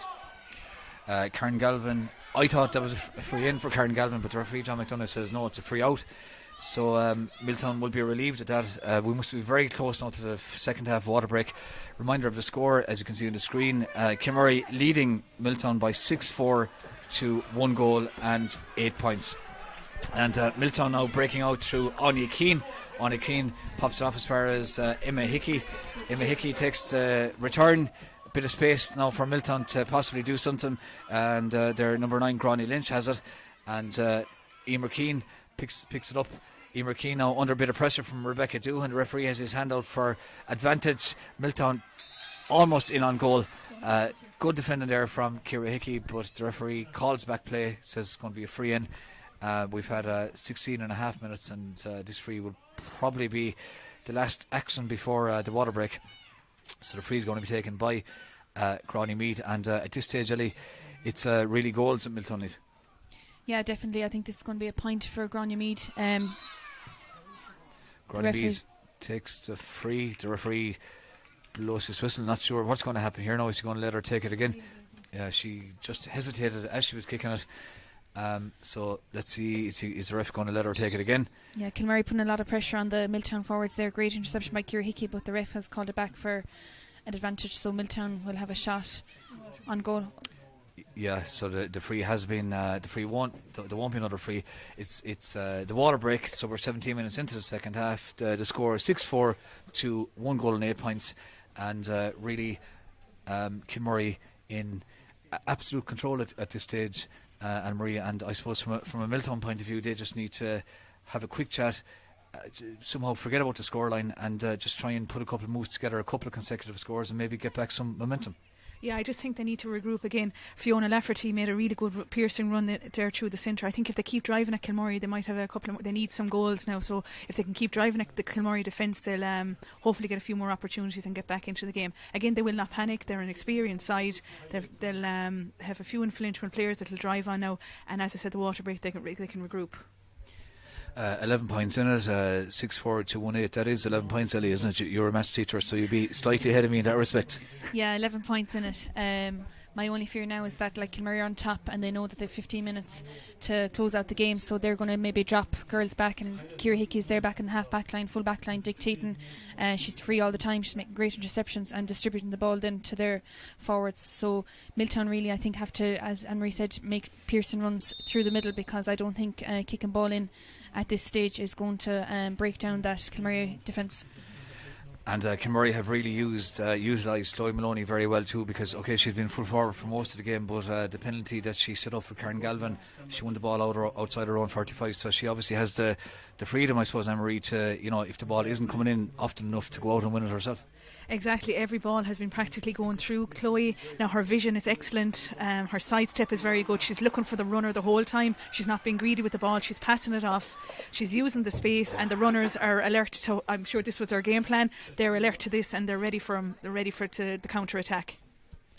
So when play resumes, we'll have 13 minutes left of normal time, because the water break came 17 minutes into the second half. 11 points in it, so Kilmurray with an 11-point lead, 13 minutes left. They're leading by 6-4 to Milltown's 1-8, so the next couple of minutes will be absolutely crucial from a Milltown point of view if they're going to have any chance of getting back into the game. And remember that free we were talking about just before half time that was taken by Granny Mead. Well, the referee brought back to play, has thrown the ball in between Chloe Maloney and Fiona Lafferty. Chloe Maloney has won it. She's way back the field. She's fouled by Fiona Lafferty, and Chloe Maloney doing it all over the field. She's had a superb game inside full forward, and she's doing equally well further out the field. winning crucial ball like that throw in, taking responsibility, and this free now will be taken just outside her own 45 by Ciara Hickey. Ciara Hickey, lovely ball forward, bangs it forward as far as the Kinmurray substitute, who's Nikki Walsh. I think that's number 21 if my eyesight, or is it 24? In fact, it was Sophie Daly, well won by Sophie Daly. Karen Galvin now pops it off as far as Amy Sexton in goal, turns, makes the space, makes the angle. Absolutely superb score from Amy Sexton, and that was well constructed there, starting with Sophie Daly. The ball worked up the field, and the finish from Amy Sexton was excellent. She couldn't shoot over her left, but she turned, found a space off her right. 3 or 4 Milltown players around her, but it didn't matter. And Kinmurray's 5th point, but more important than that, they've put away 6 goals and they lead 6-5 to 1-8, and that's a 12-point lead for Kinmurray Brickin in the 2020 Intermediate Clare Ladies Football County Final, coming live on Channel Clare from Shanahan McNamara Park in Dunbeg, and it's brought to you on Channel Clare by Clare County Council and Visit Clare. Chloe Maloney has it again now, taking the pass from Caitlin O'Connor. Chloe Maloney holding onto the ball under a lot of pressure, but doing very well. Soling, referee doesn't see anything wrong with that. Chloe Maloney popped it back as far as Ciara Hickey. Ciara Hickey went for the shot. Sophie Daly should win this here. Does. Takes on her player in 1-1, but a really good save there by the goalkeeper, Orla Kennelly. Did extremely well there, and eventually Milltown win the free out and get it forward as far as Emer Keane. Emer Keane fouled in the middle of the field inside her own 45 by Maeve Coughlin, and that's going to be a free for Milltown. The referee having a word with Maeve Coughlin, and at this stage, Ellie, Kinmurray know that they've just got to keep it nice and tight, don't concede a goal, don't give Milltown, I suppose, any bit of momentum. It's going to be a yellow card for Maeve Coughlin, so they're going to be down to 14 players for 10 minutes, but it probably won't make much of a difference. Yeah, you can see already Kinmurray have 3 back here, their full back line, so they're well capable of cutting out the runners down here. And Caoimhe Carmody breaks forward now, chance, and that's a nice point from Aisling Maloney sorry, it's not Aisling Maloney, it's Milltown's Patricia Coote who came on as a substitute. She's wearing number 26, and that was a nice score from Patricia Coote, and there was a possibility of a goal on there. Milltown making a substitution here as well now, and they're bringing on Ellen Flanagan. So number 19, Ellen Flanagan, is going to come in for Milltown, who trail Kinmurray by 6-5 to 1-8. So Kinmurray leading by that scoreline 6-5 to 1 goal and 8 points. Granny Lynch is coming off for St. Joseph's Milltown, and in the meantime now play resumes with that kick out, and Joanna Doohan has it for Kinmurray Brickin, and Ciara Hickey pops it off as far as Amy Sexton, who's certainly had a really good game for Kinmurray, breaking forward, well able to hold on to the ball under pressure as well. She's fouled that time, so she's fouled about roughly 30 yards out, and it's going to be an opportunity now, Anne-Marie, for Kinmurray to maybe possibly put another score on the board. Yeah, this is well within Chloe's range. She'll take her time taking. They'll be winding down the clock now. I've noticed Milltown have put in Fiona Lafferty full forward, so I said they'll be hitting ball into Fiona, hoping to, if she can break it off to the oncoming runner, and they need goals quickly. Absolutely, and Kinmurray have points in mind. Chloe Maloney about 25-26 yards out, puts that up in the air with great accuracy, and that's Kinmurray's 6th point, 6-6 to 1 goal and 9 points. Those goals, of course, making the difference. 2 from the penalty spot from Chloe Maloney, and the others from play, and that definitely the big difference at this stage. Milltown now have to try to, I suppose, keep their morale up, and they're breaking out and win a free out, and the referee is going to have a word now with Caitlin O'Connor, I think it is, and he's already given a yellow card to Kinmurray's Maeve Coughlin, so he's asking Caitlin O'Connor for her name, and he's given a yellow card. So Kinmurray now down to 13 players. So we were saying earlier on, I was saying it, I suppose, Ellie, that it wouldn't make a huge difference for Kinmurray to be down to 14 players, but it might make a difference to be down to 13. Yeah, you can see the Kinmurray players dropping back. I suppose if they keep 1 or 2 up top, they have skillful forwards, so they will be able to pick them out. Kinmurray on the attack here. Grania Mead has the ball, takes a shot off the left leg, but gets blocked down well by Ciara Hickey, I think it was it? Ciara Hickey. Yeah, that was good. Now Chloe Maloney now back in a defensive position as well. I think Kinmurray probably thinking what we have, we hold. Karen Galvin plays a 1-2 with herself. She's got 3 Milltown players around her and wins the free, and that was just magnificent play from Karen Galvin to win a free in those kind of circumstances. Super play and super skillful to hand pass it over the head and get the return herself, using her experience there, coming out to the wing, coming out looking for the ball. Again, Chloe was back in the full forward line, she won it, worked it out to the side, and great play from Kilmurray. Chloe's on the ball now for the free.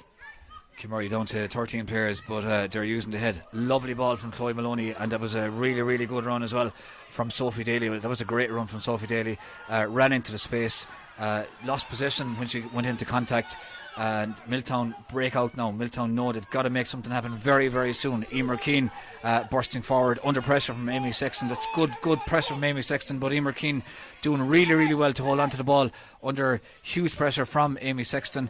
And chance here now for Milltown Granny Mead to build something. Caoimhe Carmody has it. Caoimhe Carmody has the shot, and that is an absolutely excellent point. I think the umpire hasn't as of yet confirmed, is it a point or not? I'm not sure. I thought it was definitely a point. Did you see what happened there, Emery? I haven't seen any. I haven't seen the umpire either raise the flag. Yeah, the goalie seems to be coming out anyway, so I think it's a score.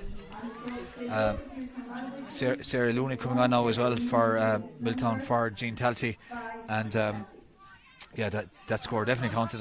Unless my eyesight now is gone, I didn't see the flag being raised, but it was a really, really good point. And the score now: Kilmurray 6-6, Milltown 1-10.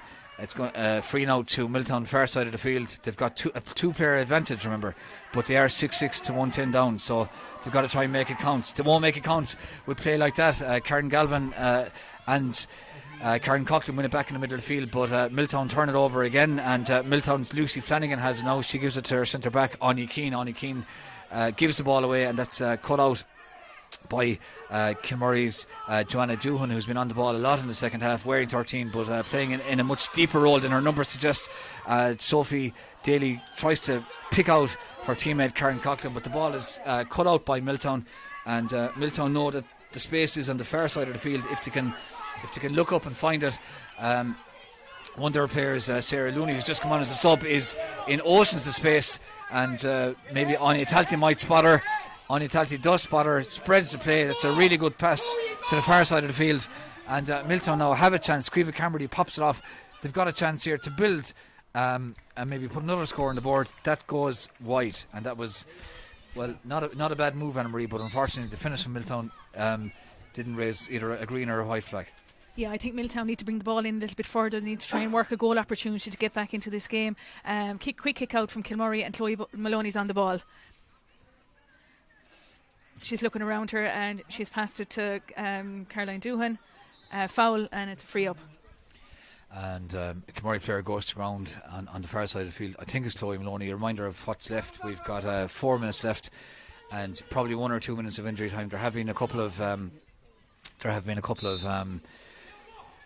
injuries and that as well that have held up the play a small bit, and we've got to announce a player of the match at some point here as well. So we'll have a discussion as to who we think is in position to win that award. The player of the match will be sponsored by Channel Clare for both the intermediate and senior county final.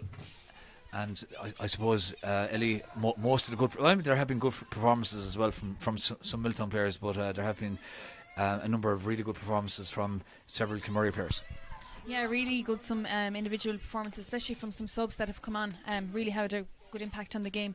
But I suppose you can't look past some of the Kilmurray players, like Ciara Hickey, as I said, has been all over the field, spreading ball left and right. And I suppose then also Chloe Maloney's hit 2 from the penalty spot and has had a massive impact on the Kilmurray forwards.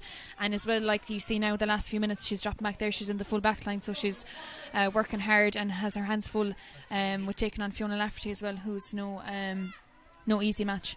Absolutely. Kilmurray now, again, we remind you that they're down to 13 players. They've had 2 yellow cards, but it hasn't really affected the scoreboard. They're leading by 6-6 to 1 goal and 10 points, and we have 3 minutes left here in Shanahan McNamara Park in Doonbeg, and Kilmurray doing really well to winner free Karen Coughlin, who's made a really good contribution since coming on as a sub, winning that free. Grace Camry now is coming in for Milltown, wearing number 28. A couple of minutes left, and so both management teams given a couple of players a run. Anya Talty is being taken off for Milltown. She scored a really good goal just after the first half water break. So Maeve Coughlin back as well after her 10 minutes in the bin due to that yellow card. Karen Galvin, certainly one of those players who has played really, really well for Kilmurray Bricken, taking on Milltown, hold on to possession under a lot of pressure, pops it off as far as Chloe Maloney. Chloe Maloney holds possession, turns, gets a bit of space off her left foot and puts over an absolutely sublime point. That is an absolutely magnificent score. Yeah, Kilmurray are just holding up the ball. They're waiting for the runner, nice and steady. They're not panicking on the ball. Great score from Chloe off her left from the right hand side. Milltown again with a quick kick out, and it looks like their number 21 has won the ball, and she's coming down along the wing. Emer Keane has got it now for Milltown. Switches to play in as far as Fiona Lafferty. Fiona Lafferty hears the call from the far side. She pops it off, and that's a really good score for Milltown and for Abby Downs, wearing number 29. And I have to say that Abby Downs, she's a very, very young player, Ellie, but she certainly has contributed really well for Milltown. Yeah, fantastic. She stood up really today, got 2 or 3 points. She's 15 years of age, and she just has really stood up today and played a vital part in Milltown's performance here. Yeah, she certainly has been excellent, as has Chloe Maloney. Wins the ball up against 2 Milltown players in the middle of the field, holds on to the ball under pressure, tries to pick out Karen Galvin, but that was well read by Emma Hickey at full back. Emma Hickey now changes to play, finds Quiva Carmody. Quiva Carmody pops it forward as far as a couple of the Milltown substitutes who are breaking forward. Eventually they find Emer Keane. Emer Keane surrounded by 3 Kilmurray players. The referee's got the hand up, that's a free in, and she takes it quickly, but it goes wide. And that was a, I suppose, under more normal circumstances, there was a clear point scoring opportunity, but perhaps Emer Keane thought that she might just go for the goal, catch out the goalkeeper, but unfortunately Anne-Marie, it went nowhere, it just went wide. Yeah, I think she was a little bit off balance when she kicked it. I think she was trying to rush her kick a little bit and just went wide, so she was unlucky there. Quick kick out again from the Kilmurray Bricken goalkeeper. Normal time is almost up now. We've had over 30, just exactly 30 minutes of the second half, so it's at the discretion of the referee. And at the final whistle we'll take a commercial break, and we'll be back very soon then with the presentation and with a bit of post-match analysis as well, and a couple of post-match interviews. In the meantime, Kilmurray continuing to try to build an attack here. They've got it in the middle of the field, and their number 13, Joanna Doohan, has it, pops it off as far as Caitlin O'Connor. Caitlin O'Connor is fouled. In fact, no, it was Amy Sexton who was fouled. Amy Sexton wins that free. She's had a superb game for Kilmurray Bricken, and this free will be taken by Chloe Maloney. She spent a lot of the first half and a bit of the second half at full forward. Chloe Maloney was coming forward to take the free, but in the end, Amy Sexton took it, and it went well wide. If that really counted, I think Chloe Maloney probably would have taken that one, or maybe did have had a give and go, but it went wide. And the referee, John McDonough, he's asking Milltown's goalkeeper Orla Kennelly to take that kick out again. 6-7 to 1 goal and 11 points. Kilmurray 6-7, Milltown 1-11. Fairly comprehensive scoreline, absolutely no argument. For much of the game it was very competitive, a couple of great scores, but in the end those goals made the difference. Karen Galvin now being substituted for Kilmurray, and she's had an absolutely superb game. She's been replaced by Amber O'Connor, and Karen Galvin can be very, very happy with her performance in the 2020 Clare County Final. That's absolutely magnificent defending there from Karen Coughlin, and well, it's an apt way for this intermediate county final to end from a Kilmurray point of view. Karen Coughlin bursting out, winning the ball, and the referee John McDonough decided that was it. 2 minutes of injury time, and very quick word, Ellie, absolutely no argument eventually with the result. No, absolutely great performance from Kilmurray Bricken. They started the slower team, but the second quarter then they really picked it up. Probably the more balanced team over 15, and they brought on some lively subs that really contributed to their win today. Again, it's heartbreak for Milltown again this year, but Kilmurry and Bricken were the better team today. As Ellie said, they were more balanced throughout the field. They got their tactics and matchups correct. Milltown will come and go again, though they're a young team. My heart goes out to them today now, but it's Kilmurry's day. And we can see how much it means to Kilmurry and Bricken. They're really enjoying this. We're going to take a short commercial break, and we'll be back in a couple of minutes with the presentation and post-match reaction.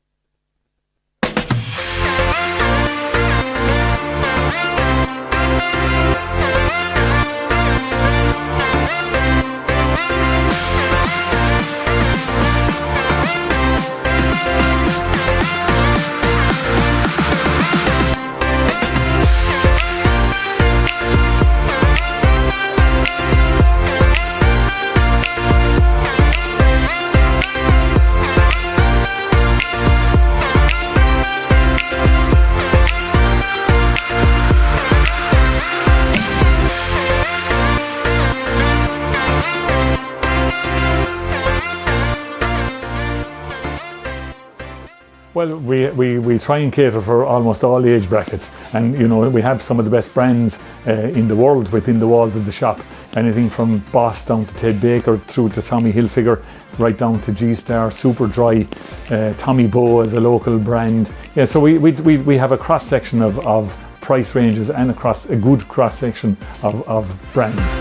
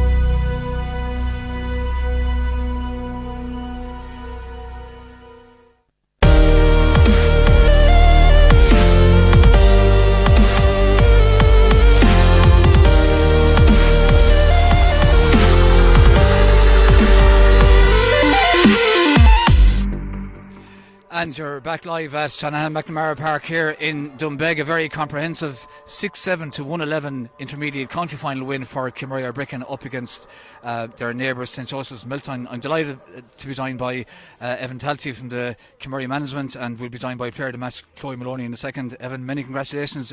Absolutely delighted with that performance. Yeah, I wouldn't say I was delighted with the performance. It was great to get a win. I suppose we started really slow. Like, I knew there were a bag of nerves because there are a lot of really young girls, but I think we hit them in bursts of 2 goals at a time, and that really knocked the stuffing out of Milltown. But like, that was a game of football. That was real intensity, and we were in trouble for long stages of that game, particularly in the first half. So it's great to come out with a result, and it's great for this group of girls who had no team last year to come back, because there's some fantastic footballers in Kilmurry, and it's great for them to be able to showcase what they have on county final day. The way in which he used your players as well, Evan, was very clever. Like Chloe inside full forward, won a load of ball inside, but then when he needed her out the field, you brought her out as well. Amy Sexton on a load of ball, Ciara McCarthy. I mean, he had a lot of Karen Galvin, a lot of really good performance all over the field. I suppose we're blessed with forwards of like we 4 or 5 all played inter-county. They're all around a long time and they all know how to play.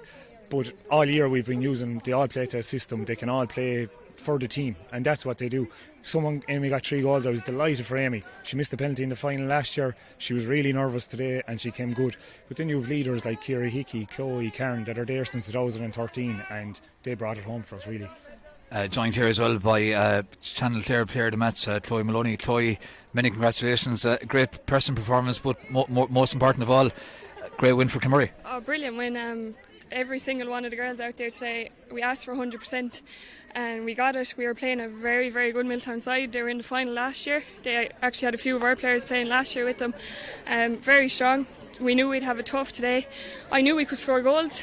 And I knew we started kind of slow, but I think once we got the first goal, we settled into the game and just showed like Amy Sexton, Karen Galvin's, their finishing was brilliant. Like so, might have like I thought no one like stood out themselves. Like I thought the whole team, like from even Katie and goals, her kickouts at the end there, when we were under pressure, were amazing. Like and Katie there, she's county standard without a doubt, like keeper, because there's not many that can kick the ball that long when you're under pressure, like, and God, she picked out. But everyone, like even I have to mention Ciara Hickey and Lauren McCarthy as well. They lost someone very close to them last night, and like the 2 girls were brilliant today. Like Ciara Hickey, man of the match performance, like without a doubt, and for every game she's been absolutely brilliant.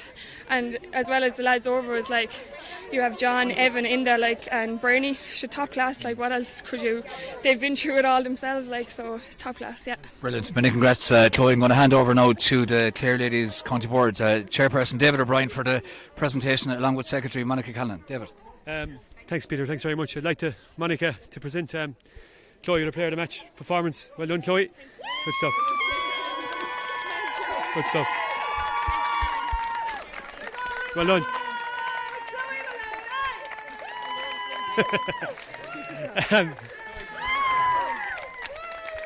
I suppose it's been a great day for Clare Ladies. For Clare Ladies football. First of all, thanks to Doonbeg again for hosting this year. To John McDonough, all his officials, linespersons and umpires. To both teams, and a tremendous display of football. It's been a tough year, I suppose, for everyone involved in football and all aspects of life. I suppose we didn't envisage playing football here this day of the year, and it's such a spectacular day. But it's really great to be here. It's a credit to players, management, to club executives and anyone involved in the football team to get to this day. So well done to all of you. To Milltown Ladies, I can't say words to describe what's from this year and last year. It's tough, but I know you will be back. You will keep coming at it and keep trying to get back up to senior. So to Kilmurray Bricken, well done. That's all I can say. Well done, because it's a cracking game. It's what we wanted. Display from football on both sides. So without further ado, Ciara Hickey, captain of Kilmurray Bricken. Go that side there. Go that side over there. I'll do that there. Well done. This is yours now. Well done, Ciara.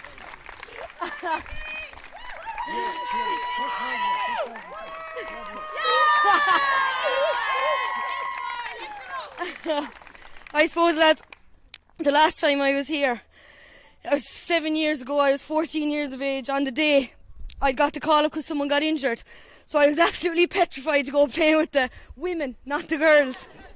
So to be standing here today, 7 years later, captaining this team, is nothing short of an absolute honour. Right. The first thing I want to do, lads, I want to thank Milltown for their brilliant performance out there today. We knew we were going to be facing into a battle, but by God, you put it up to us today. Lads, I know the hurt. I was with you last year, but keep working. I know the work that you've put in over the last year. It's been absolutely insane. To my own sister even, it was the best game I've ever seen you play out there, and I'm not sure of proud of you. I suppose now, lads, on to the thank yous now, I suppose.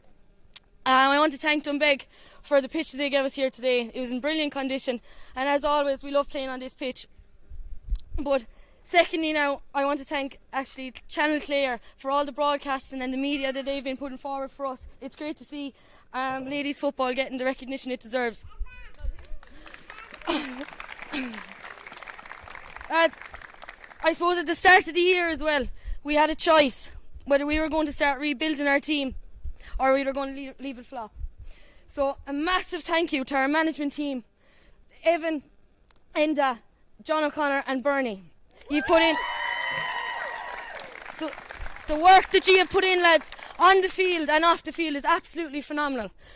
I know the texts we've been giving you 10 o'clock in the night, we're not the easiest crowd to listen to either.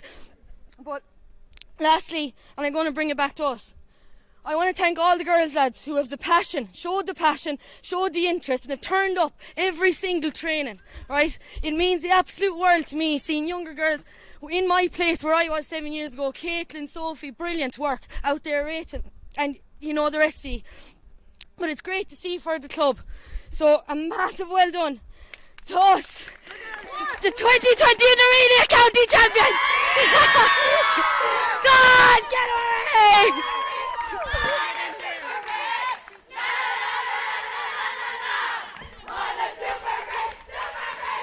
And on that note, that's about it from the intermediate county final coverage here in Doonbeg in association with Clare County Council and Visit Clare live on Channel Clare. Don't forget, of course, we'll be back with the senior final from 4 o'clock. We'll have pre-match interviews from 4 o'clock, and the game then throws in at 4:30, and that's between West Clare Gaels and Banner Ladies. So for now, for the moment, live from Shanahan McNamara Park, good afternoon, and we'll talk to you again at 4 o'clock.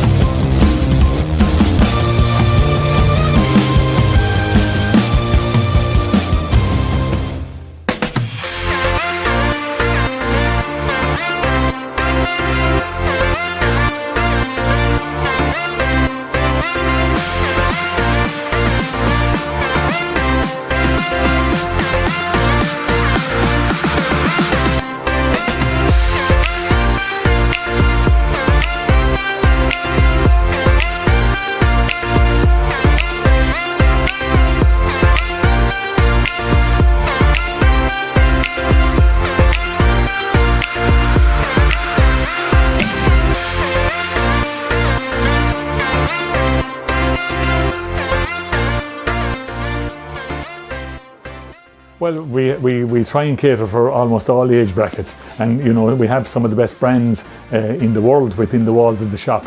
Anything from Boss down to Ted Baker, through to Tommy Hilfiger, right down to G-Star, Super Dry, Tommy Bow as a local brand. Yeah, so we have a cross section of price ranges and a good cross section of brands.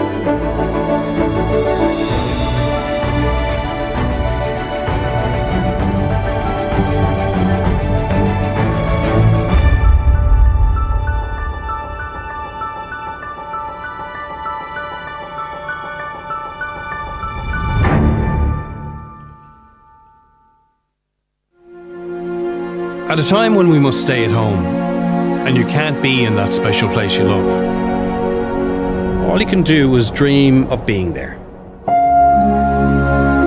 Imagine the rugged beauty of our national park. Picture the majesty of our great cliffs.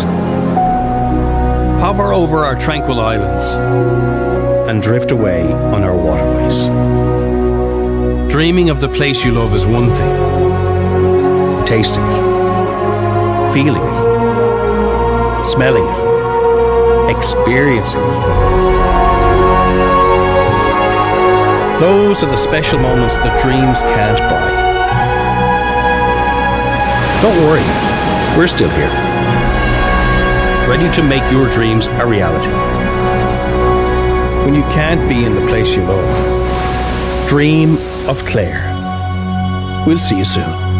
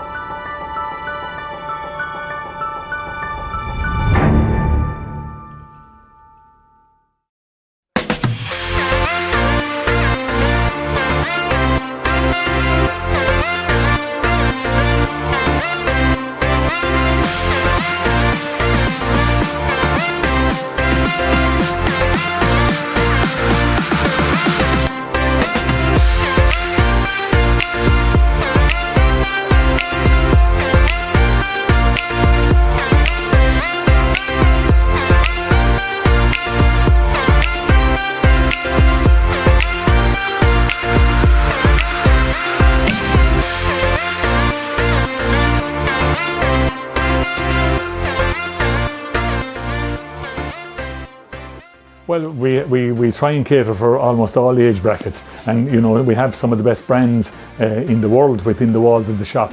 Anything from Boss down to Ted Baker, through to Tommy Hilfiger, right down to G-Star, Super Dry, Tommy Bow as a local brand. Yeah, so we have a cross section of price ranges and a good cross section of brands.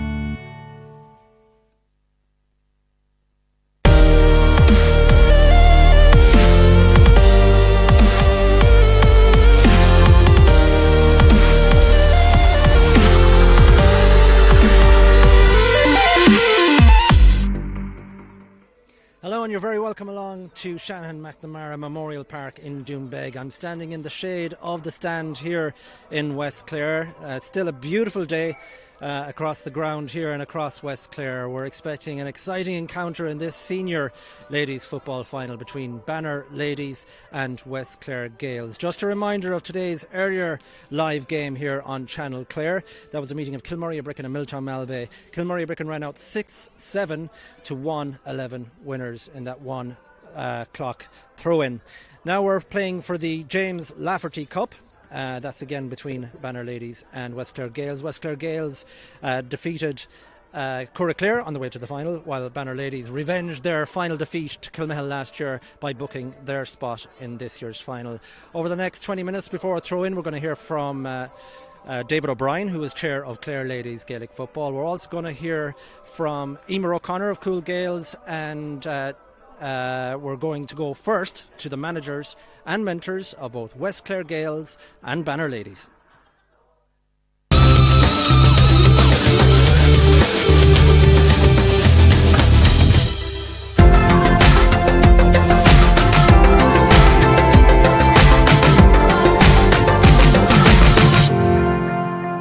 If someone had turned to me in mid-January and said that we wouldn't have been playing football for the summer months, I'd have probably laughed at them and said, "You're having a laugh."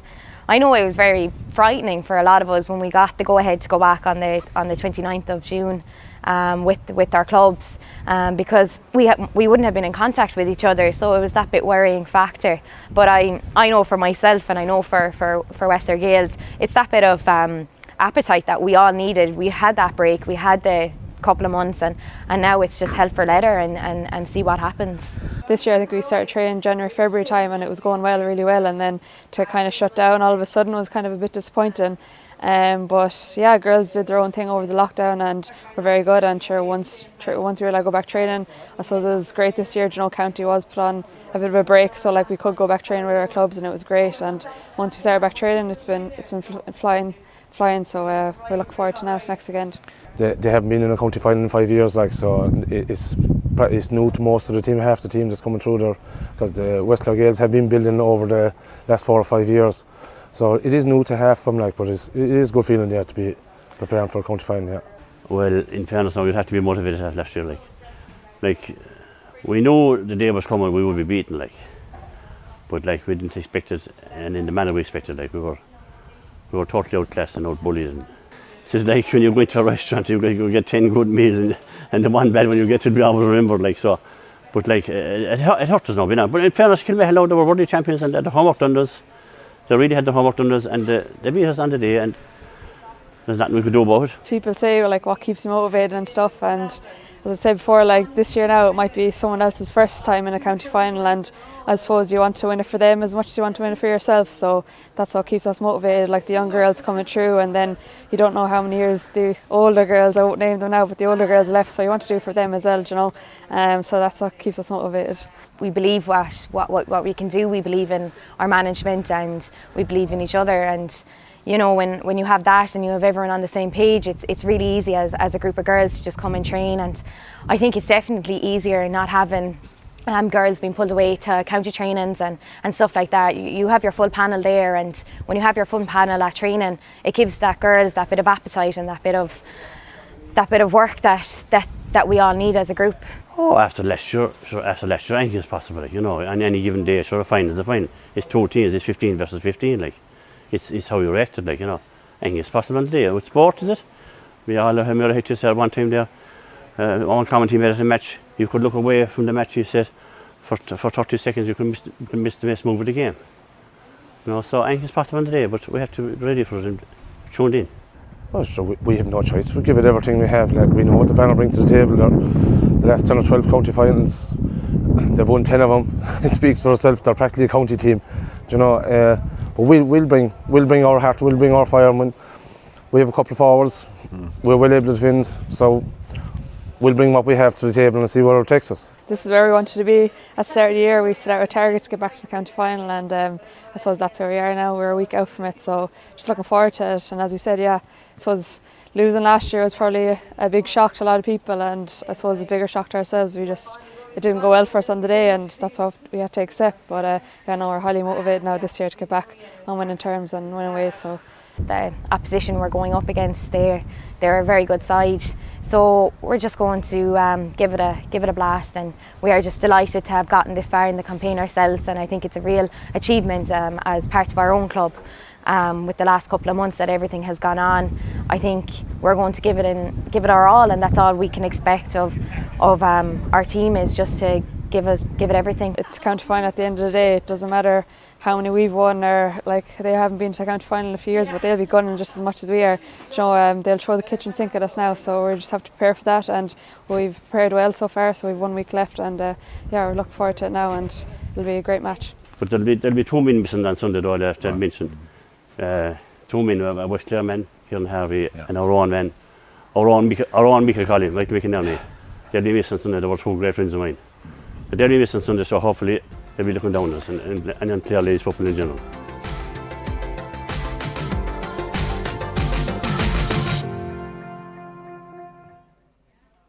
So that's the views of the managers and captains of both West Clare Gaels and Banner Ladies. I'd just like to remind you that today's coverage is sponsored by Clare County Council and Visit Clare. Thank you very much to both of them for their support. We'll shortly be hearing from David O'Brien, Chair of Clare Ladies Gaelic Football. But first, I'm joined by Emer O'Connor of Cool Gaels and of the Clare Senior Ladies football team, and the football team's manager, that's James Murray. James, if I go to you first, we're looking at West Clare Gaels haven't won a title in 10 years. Banner Ladies have won consecutively from 2011 to 2018. Last year, they heavily defeated by Kilmehel in the final.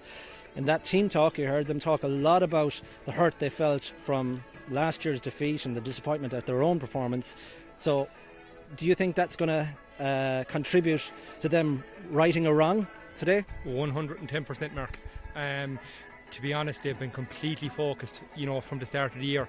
You know, when all the teams went out on the challenge game circuit, they didn't play any other team in Clare. They went and played the All-Ireland finalists, not once, you know, but twice, to get themselves prepared for it. You know, they probably themselves, you know, they were probably at 65-70% last year. You know, having won probably 8-9 titles, you know, it becomes a little bit monotonous. And I suppose from their perspective, you know, they definitely took the eye off the ball, and Kilmehel probably played to 110%. And, you know, hence it was, you know, it was a really comprehensive victory. It wasn't just, you know, a 1 or 2 point defeat. And I suppose in fairness as well, they had a couple of injuries going into the game, but, you know, last year is last year, and they're, you know, they're fully focused on this year. And, you know, their 3 performances today have been nothing but top class. Okay. West Clare Gaels could become, you could say, coming in under the radar a tiny bit. They haven't won it in 10 years. Banner Ladies are the favourites, there's no doubt about that whatsoever. So what are West Clare Gaels going to bring to today's game, do you think, and could they upset the apple cart?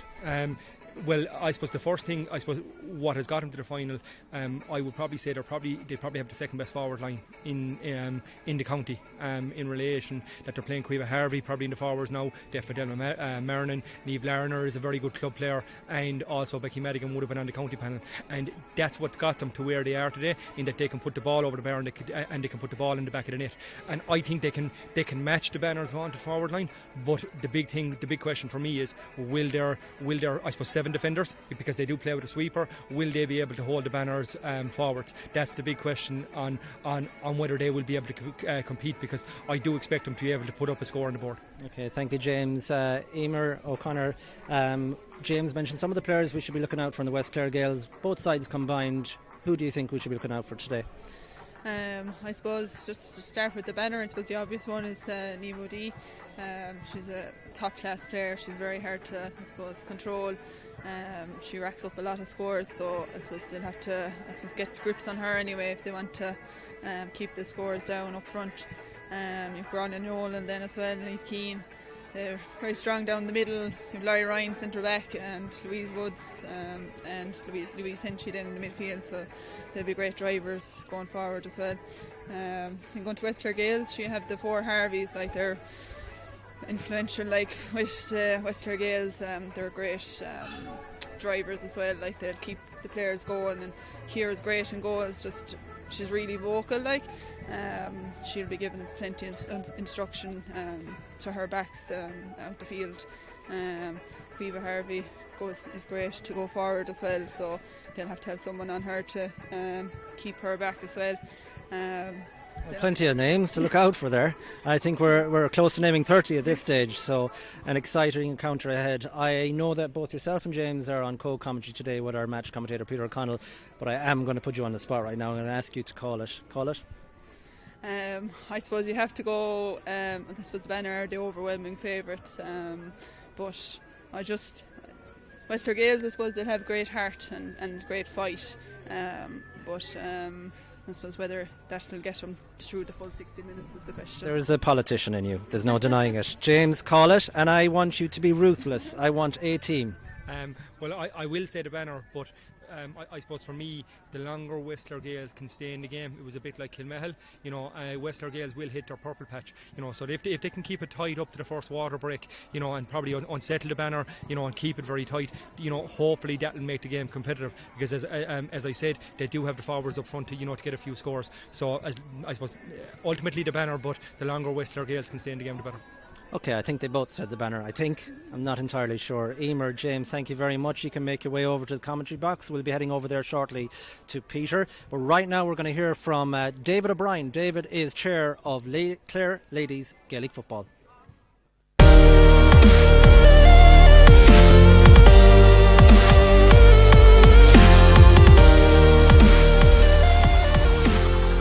It's always our showpiece every year, I suppose, to finish off the year in our championships.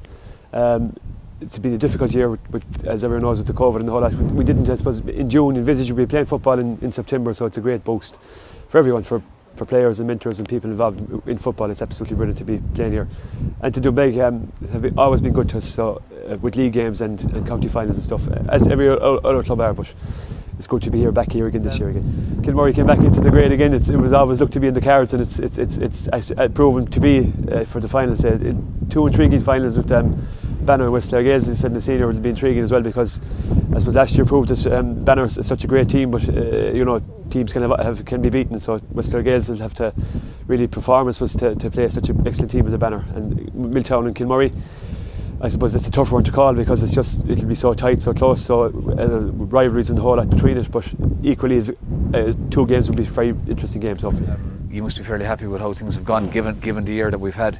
You opted for Monday evening championship matches, and it seemed to work very well. Clubs knew exactly when they were playing. Yes, it seemed to work very well, yeah. A good relationship with the Camogie as well, and the whole lot, it all worked well. But from the board point of view, we're really thankful to the clubs for playing games on time. I know we had a couple of issues with weather and stuff like that, which no one could predict, but every other game has run off, even with the underage games as well, have all run off very well. So it's great credit to the clubs and management in the clubs and the club executives for really pushing that forward to get the games on time, so we could come to a stage like next Sunday when games are being played on the appointed time, and our showcase games are really being shown off as well, which is great.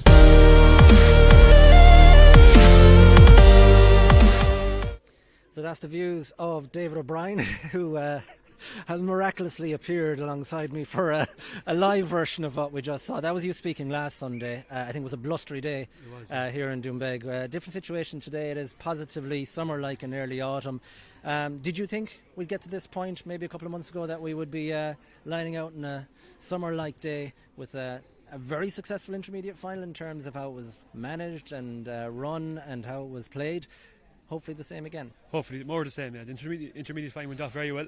Real credit to everyone involved. And like you said, this Sunday is a beautiful day. We couldn't have asked for better to be in West Clare. Like it showcases our games like we want to showcase them in the right way, positive way, and that's what we look for in the games. And we obviously looking for the quality in the performances. Like I said, in the first game was a brilliant game. Credit to both sides, in fairness. I know the scoreline mightn't have been reflective, but it was a great game. Okay. So well done to all. And great credit to David O'Brien. He's like a hotel manager at the moment, going around managing affairs, sorting out tables. Everything has been marshalled very well. So well done to you and your team, David. No, thanks a lot. And again to Channel Clare and every local media platform, print and digital. We're really glad to have you here and glad to have you involved. Excellent. Thanks, Thank you, David. That is the views of David O'Brien. We're going to take an ad break now, and after that we'll be hearing from our match co-commentators. That's Emer O'Connor and Anne-Marie Callanan, along with James Murray. But we're going to take an ad break. Back to you in a few minutes.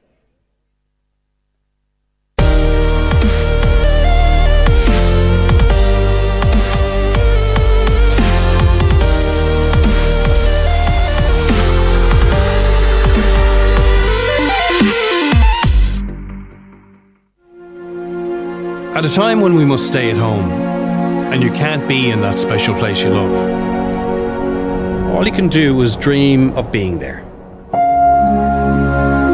Imagine the rugged beauty of our national park. Picture the majesty of our great cliffs. Hover over our tranquil islands and drift away on our waterways. Dreaming of the place you love is one thing. Tasting it, feeling it, smelling it, experiencing it. Those are the special moments that dreams can't buy. Don't worry, we're still here, ready to make your dreams a reality. When you can't be in the place you love, dream of Clare. We'll see you soon.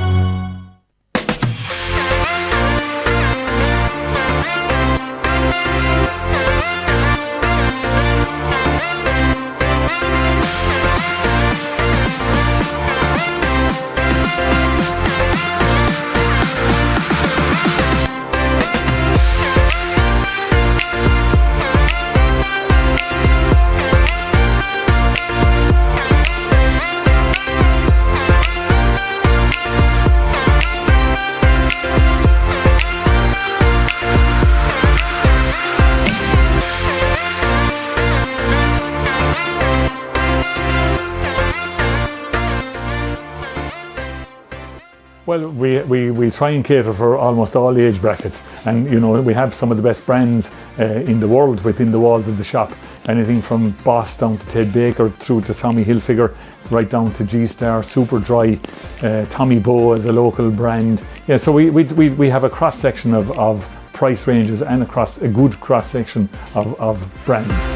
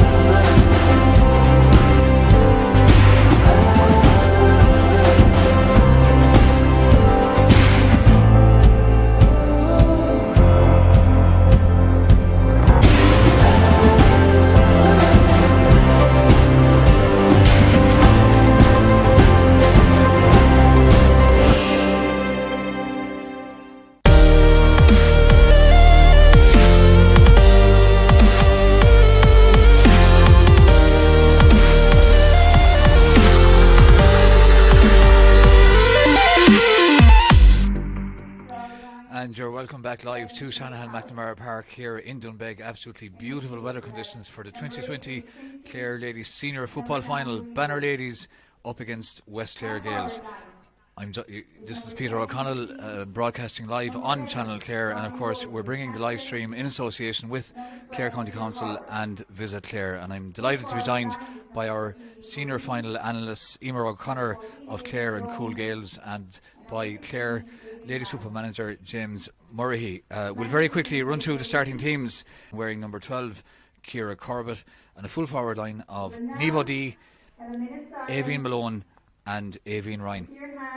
West Clare Gales in line out with Ciara Harvey in goals, Sophia O'Callaghan, Sarah Marnin and Michelle Marnin in the full back line, and I'll run through the rest of the West Clare Gales team in a minute. We're having a minute's silence here in memory of the late Kieran Harvey at the time of his untimely death. Of course, Kieran was the chairperson of the Clare Ladies Football County Board, and also, of course, Banner Ladies lost a great clubman in Michael McNerney as well. So two huge losses, first of all, of course, to their families, and also in terms of sport to their clubs and their county, because across the board they made an absolutely lifelong contribution to Clare Ladies Football, and indeed to many other organisations throughout Clare as well. So an impeccably observed minute silence here in Doonbeg. We're closing in on 4:30, and the referee Michael Talty blows his whistle, and a round of applause in memory of both men. I think now we're going to pause for the national anthem in a second. West Clare Gales, very quickly, tell you the team in a sec. We'll pause now for Oran Naveen.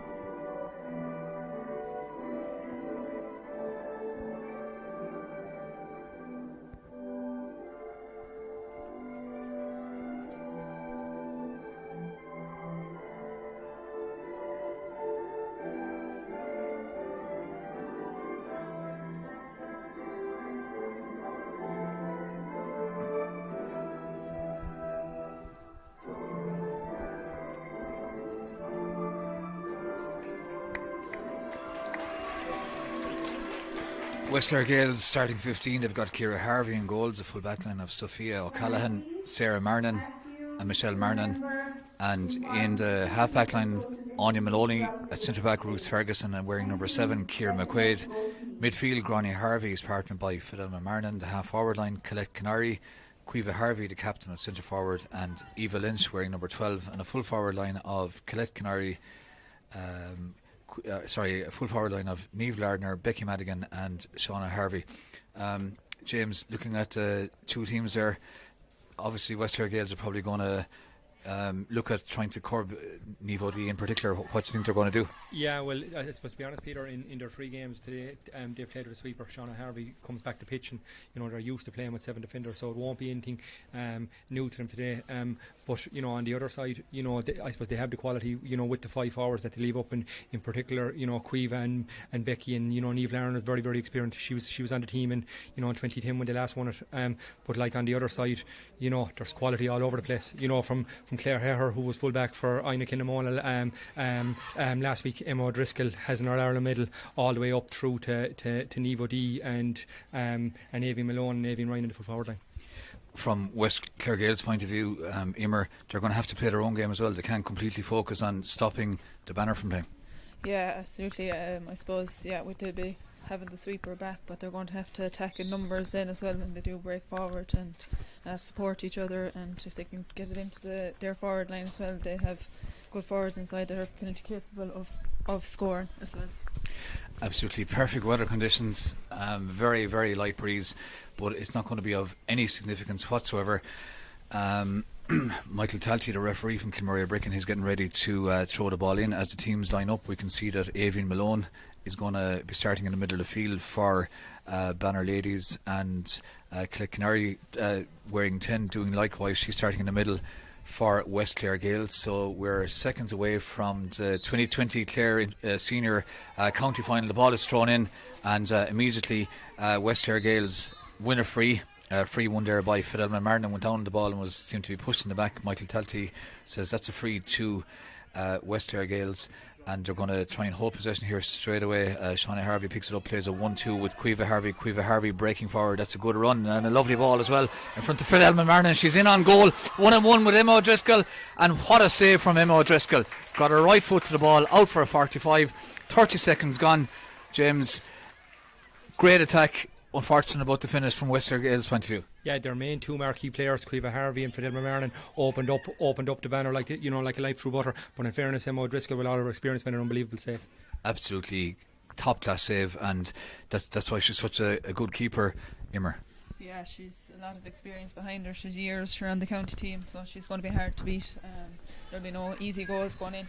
Yeah, she stood up, didn't go to ground, and got the leg to the ball, out for the 45, which has been taken by West Clare Gales, and have held on to possession. Collect Canary has now pops it off as far as Fidelma Martin. Fidelma Martin hops it, solos, has a bit of space in front of her now, hops it again.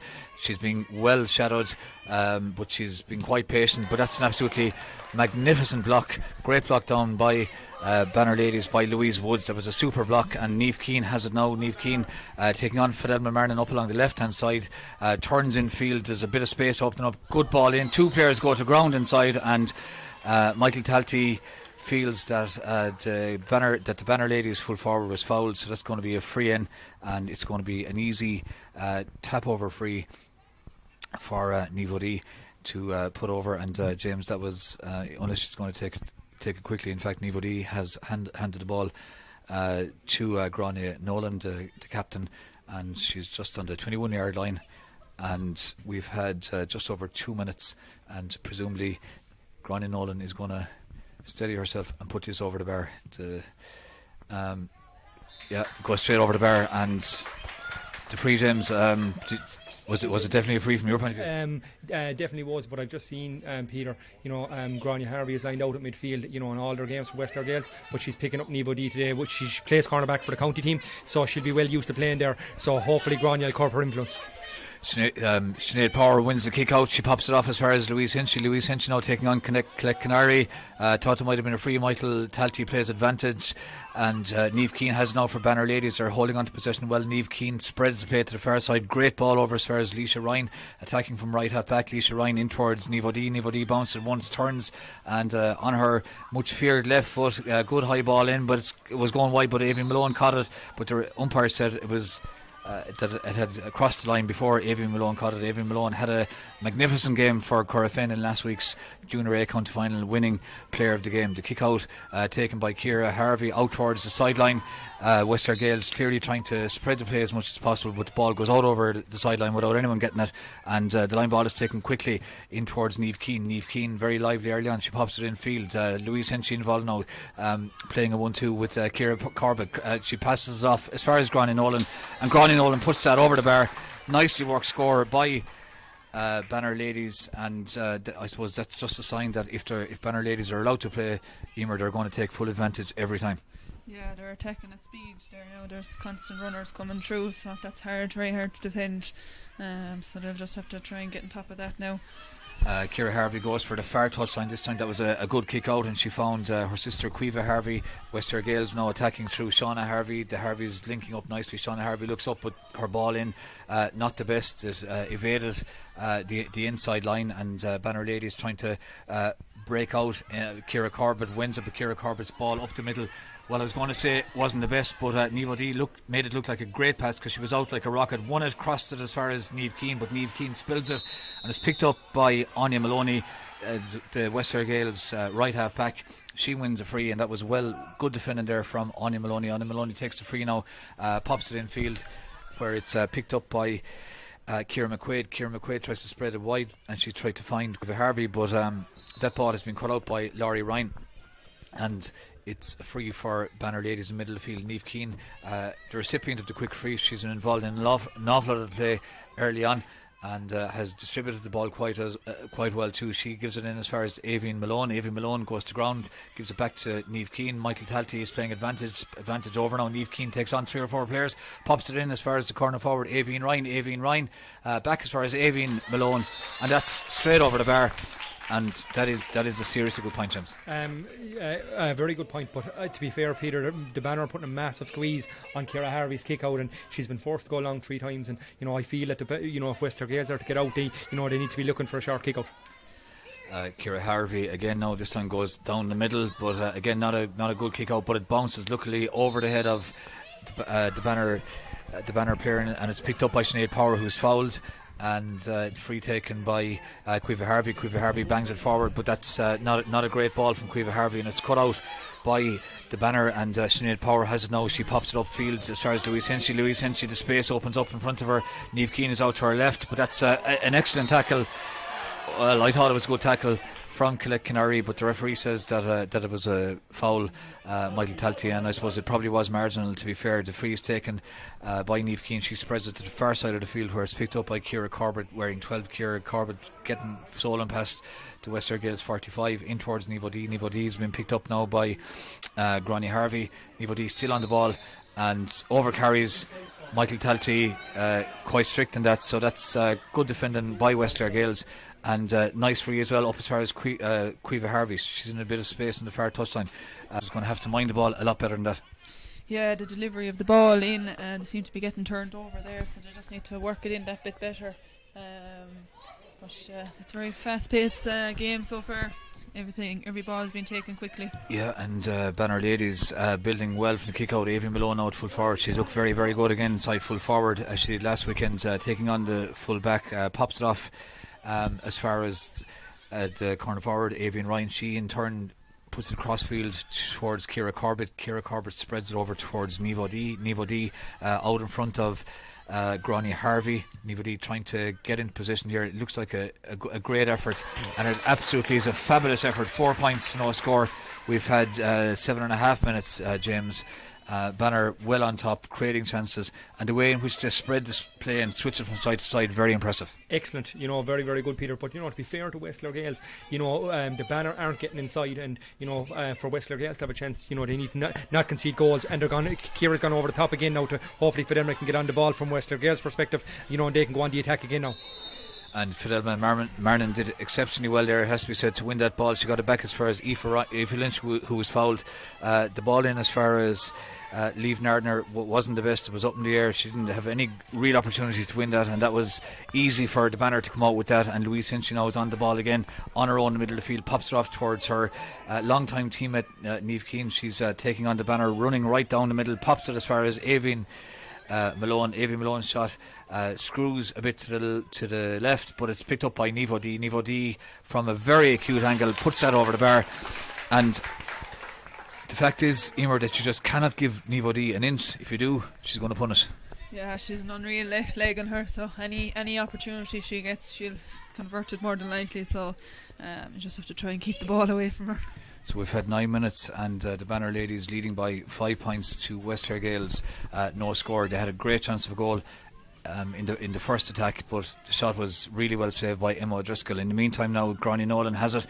She's taking on Ruth Ferguson, and that's an excellent point. Super finish from Gráinne Nolan. It's a 6 point for Banner Ladies. West Clare Gales yet to score. We've had 9 minutes, and James, West Clare Gales, if this is going to be competitive, have to do something fairly fast. Exactly, and just exactly that. Ciara went short her sister Gráinne with the kick out, but her hand pass was turned over. But to be fair to the Banner, Peter, they're making the right decisions on the ball. Baron Eve with a wild shot there, or Avine with a wild shot. They're shooting from around the arc, and hence they're 6 points up. Yeah, that pass inside just about. got the better of, just went over the head of Avian Ryan and went wide. So a small bit of relief for West Clare Gales, who win the kick out with Fidelman Marnin now streaking forward, getting away from Sinead Power. It's a great run from Fidelman Marnin. If she can either keep going, which she's going to have to keep going because she doesn't have any support coming off her shoulder, good chance of a point, but there was a half block, but not enough to put off Fidelman Marnin, and she puts that over the bar. And that's a really, really good score from the West Clare Gales midfielder, 6 points to 1. And I suppose it's that kind of individualism where a player takes responsibility, Emer takes on the play, that West Clare Gales are going to need a lot more of that. Yeah, no, it's great to get on the scoreboard now. Hopefully that might settle them a bit. But that was great. Run forward by Fidel, man. Good finish too.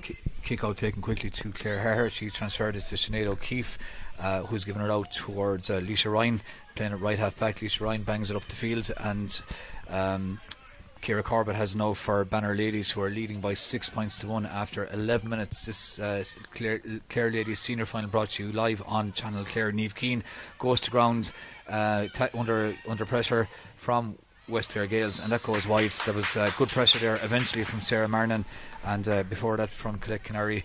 Didn't give away the free, it was borderline, but eventually went wide, and the scoreline remains as it was here on Channel Clare. Banner Ladies leading West Clare Gales by 6 points to 1. The kick out from Ciara Harvey lands in the middle of the field, and free foul committed there on Fidelman Marnin. And Fidelman Marnin, James, trying what you can to take the fight to Banner Ladies, and I suppose make herself available for those kickouts. Exactly that, and to be fair, Queeve is trying, or Kieran Gold's trying to hit her, and but I suppose up to now, Peter, it's been Fidelma and Queeve are the only two that really are a shining light for West Clare Gales, and the other girls around them, need to start coming into the game. Niamh Larner and Becky Madigan, they need to start showing, because if it's left to Fidelma and Queeve, this game will be over very quickly. Lisa Ryan is having a terrific game at wing back for Banner Ladies. She was out in front for that ball, crossfield ball, read it really, really well. Chance now for Niamh O'Dea. She goes down on the ball, and she goes to ground, and it's going to be definitely a free in. Hopefully Niamh O'Dea isn't injured, so we're going to see what's going to happen. What's going to happen here now? Michael Talty, is he going to speak to West Clare Gales player or not? I think he might be having a word with Shauna Harvey. Shauna Harvey, it was who made the tackle on Niamh O'Dea. So Michael Talty's having a word, but he hasn't produced a card. He's just taking Niamh O'Dea still on the ground. It's 6 points to 1. We've had 12 and a half minutes here in Doonbeg. And of course, the coverage live on Channel Clare, the live stream brought to you in association with Clare County Council and Visit Clare. Niamh O'Dea is still down, and the one thing we don't want to see in this game, Emer, is anybody getting injured. No, you never want to see a player down, so hopefully she'll be alright. I feel now she'll hop up now in a few minutes. There's no fear. Well, at least she's sitting up now, so hopefully she's okay, and whether she's sufficiently recovered or not to take the free, we'll have to see. Perhaps Graniola might take it, but it does suit a left-footed kicker. It is at a good angle for a left-footed kicker, so I have a feeling that as long as anybody feels that she's near enough 100% that she's going to take this, and it is a good opportunity for her to put over the Banner's 7th point of this county final. She takes it very, very quickly though, back as far as Granny Nolan. Granny Nolan tries to angle that and very successfully angles it over the bar, and James, that was just a bit too easy. Exactly, Peter. There's no pressure coming, even from the Banner kick out. They're getting out very easily. Whereas, on the other side of the pitch, Ciara Harvey's under massive pressure, and she has to go long every time over midfield. And lucky enough, she got her sister Queeve this time. And Queeve picks it up in the middle of the field. She's being shadowed well by Laurie Ryan. Queeve Harvey spreads it to the far side of the field, over as far as Ciara McQuaid. Ciara McQuaid under pressure comes out, emerges with the ball and is fouled, and free is going to be taken quickly, and it's banged forward by Colette Canary up as far as Niamh Lardner. Niamh Lardner now trying to take on the cornerback Siobhan McMahon, and that's a good run and a free in for West Clare Gales. So that was good play, good determined play inside in the full forward line by Niamh Lardner, and West Clare Gales certainly need everything they can get at this stage. We've had 14 minutes, the Banner leading by 7 points to West Clare Gales 1. Queeve Harvey's going to take the free, and Emer, if it is at a bit of an angle here, in fairness now it's under 21, but it's an acute angle, but if they were to put this over, I mean, to be 5 points down, given the amount of ball that the Banner have, wouldn't actually be too bad. I mean, they wouldn't be completely out of the game. Yeah, they'd be happy enough, I suppose, going into the first quarter down, that if they could convert this free. And she has put it over. That's an exceptionally good very free good from Quiva Harvey. So possibility, James, that if they can keep the ball down here for another minute, maybe the water break is due soon, but if they get another score, suddenly things would look a small bit brighter for West Clare Girls. Exactly, yeah, but in fairness, Grania Nolan saw the danger and came back and picked the ball up deep from her centre forward position, and now the Banner on the attack with her two stalwarts, Louise Hinchy and Niamh Keane. Louise Hinchy breaking through, but the hand pass is exceptionally well cut out by Shauna Harvey. That was superb defending there from Shauna Harvey, showing her experience and reading the game really, really well. And West Clare Gales now trying to come out with the ball, and it looked as if Amy Maloney or Anya Maloney was about to do that, but the ball eventually rolled out over the sideline, and the line ball for the Banner is taken by Niamh Keane. She gives it in as far as Niamh O'Dea. Niamh O'Dea spreads the play in the middle, but not the best pass, and it evaded Grania Nolan, and now Quiva Harvey has it back, and West Clare Gales now trying to hold on to the ball through Grania Harvey, wearing number 8. She pops it back as far as Ciara McQuaid, and that's a good ball forward, excellent ball forward in towards Niamh Lardner. The ball was kicked in by Colette Canary, but it was turned over inside, and Louise Hinchy this time on the far side of the field on the ball, being held up by Colette Canary, but she lays it off as far as Leisha Ryan. Leisha Ryan now has a lot of space in front of her yet again, pops it inside as far as Grania Nolan, centre forward, involved in a lot of the play, and she's being fairly patient, doesn't see a whole lot happening inside. Shauna Harvey back as sweeper, so West Clare Gales are doing quite well in the sense that at least Emer, they're not being opened up that easily. And just before we hear the comment from you there, I was going to say we had the water break, but we haven't. In fact, referee Michael Talty is going to throw the ball in. And it's won by Niamh O'Dea. Niamh O'Dea takes the ball, pops up as far as Louise Hinchy. Louise Hinchy gives it to Grania Nolan. Grania Nolan spreads the ball wide, and it's a chance now for Ciara Corbett, but I think that's gone wide. It is gone wide, and Michael Talty presumably is going to go for the water break in a sec. But just on that point, Emer, at least West Clare Gales haven't been opened up as regards goal chances. Yeah, they've defended well now, closed it down in the back, so in fairness.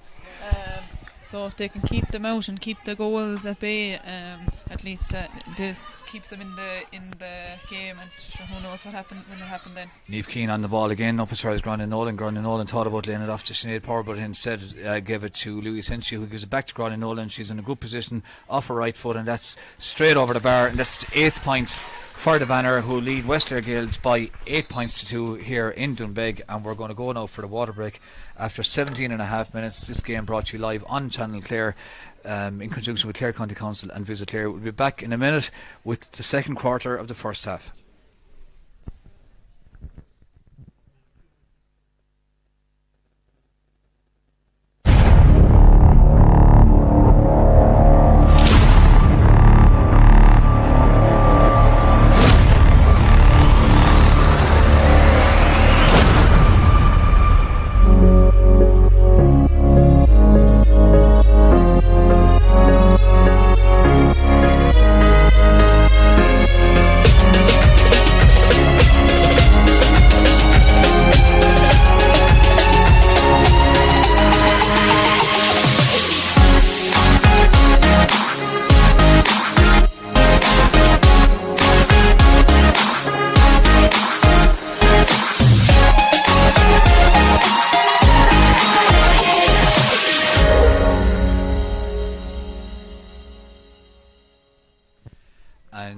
We're back live in Shanahan McNamara Park here in Doonbeg on an absolutely beautiful September afternoon. We're halfway through the first half in the Clare Ladies Senior Final. Banner Ladies leading West Clare Gales by 8 points to the game, brought to you live on Channel Clare. And James, the key messages if we focus on West Clare Gales during this water break. It's a catch-22 situation, Peter, to be honest. If they go, their half-back line are sitting back, and they're playing with a sweeper, to make sure that they're not conceding the goals. And it's allowing the space for Niamh Keane, for Grania Nolan, to pick it up, in between the 45 and 65, and to run at them. And in fairness to Niamh O'Dea and Grania Nolan, and Amy Malone kicked a lovely point. But the Banner are making, pretty good decisions for the most part. But again, if West Clare Gales push out, they're leaving girls one-on-one inside, and that could spell trouble. So, so I suppose from a West Clare Gaels perspective, so far so good, even though they're 6 points down. That's the situation at the moment here in Doonbeg, and possibly Emer as the game resumes. The fact that it's so warm might play a part as well later in the game if it's still fairly tight. Yeah, the weather can, I suppose, can drain players as well. So we'll see it now in the last quarter. I'd say people might start to die a small bit, but I know it's great conditions though. In fairness, they couldn't be any better. It's happened again now, where a ball to the West Clare Gaels inside line was just kind of hit and hope more than anything, but Caoimhe Harvey has it now, and she's taking the pop from Fidelma Marnan. Caoimhe Harvey taking on Laurie Ryan. It's a really good run. She pops it off as far as Becky Madigan. Becky Madigan gives it to Colette Canary, back to Becky Madigan under a bit of pressure, does well to hold off the 2 or 3 defenders from the banner, and that's an absolutely super score, and that's the best score of the game, certainly from a West Clare Gaels point of view. Definitely, and they need way more than that. That's Becky Madigan's first 2 touches of the ball, and she's a very, very direct player, and the more ball she gets, the more trouble she's going to cause the banner. Yeah, that was absolutely superb play from Becky Madigan, under serious pressure, at least 3 defenders if not more, putting her under pressure, but she just held them all off and was able to get a bit of room to get the shot in and put it over the bar, and that's a really good score just after the water break. We've had 19 minutes and the deficit now 5 points. Banner leading West Clare Gaels by 8 points to West Clare Gaels 3 in Shanahan McNamara Park here in Doonbeg, live in Channel Clare. Banner ladies now through Louise Woods, attacking again. Louise Woods, nice ball in as far as Nivo D taking on Grania Harvey. She's getting back onto her left foot. She pops it as far as Avi Malone, takes a 1-2, and Nivo D with a shot about 25-26 yards out, and you might as well for a long time, James, before that went over the bar, the flag might as well have gone up, because it was a superb effort. I knew exactly what was coming. She's very good at playing those 1-2s, and making space for herself, to come round, and make the angle on her left foot. And to be honest, we're saying this with probably, the last 10 years, any male footballer in the country, Paddy McBrearty would be, proud of that point, the way she came on the loop and kicked it over the bar. And to be fair to Grania Harvey, the one thing Nivo D hasn't done is she hasn't got inside her, and Grania's forcing her to kick those scores. But she's such a talented player, she's well able to kick those. 6 points in it. Banner, who are, we have to say, warm favourites, leading West Clare Gaels by 9 points to 3. West Clare Gaels now hoping to build something. Caoimhe Harvey wins it. She's taking on Laurie Ryan. Caoimhe Harvey certainly has been very involved in the play in the opening 20 minutes here in Doonbeg. She still has it, but she's been well shadowed, it has to be said, by Laurie Ryan. She pops it back as far as Ciara McQuaid.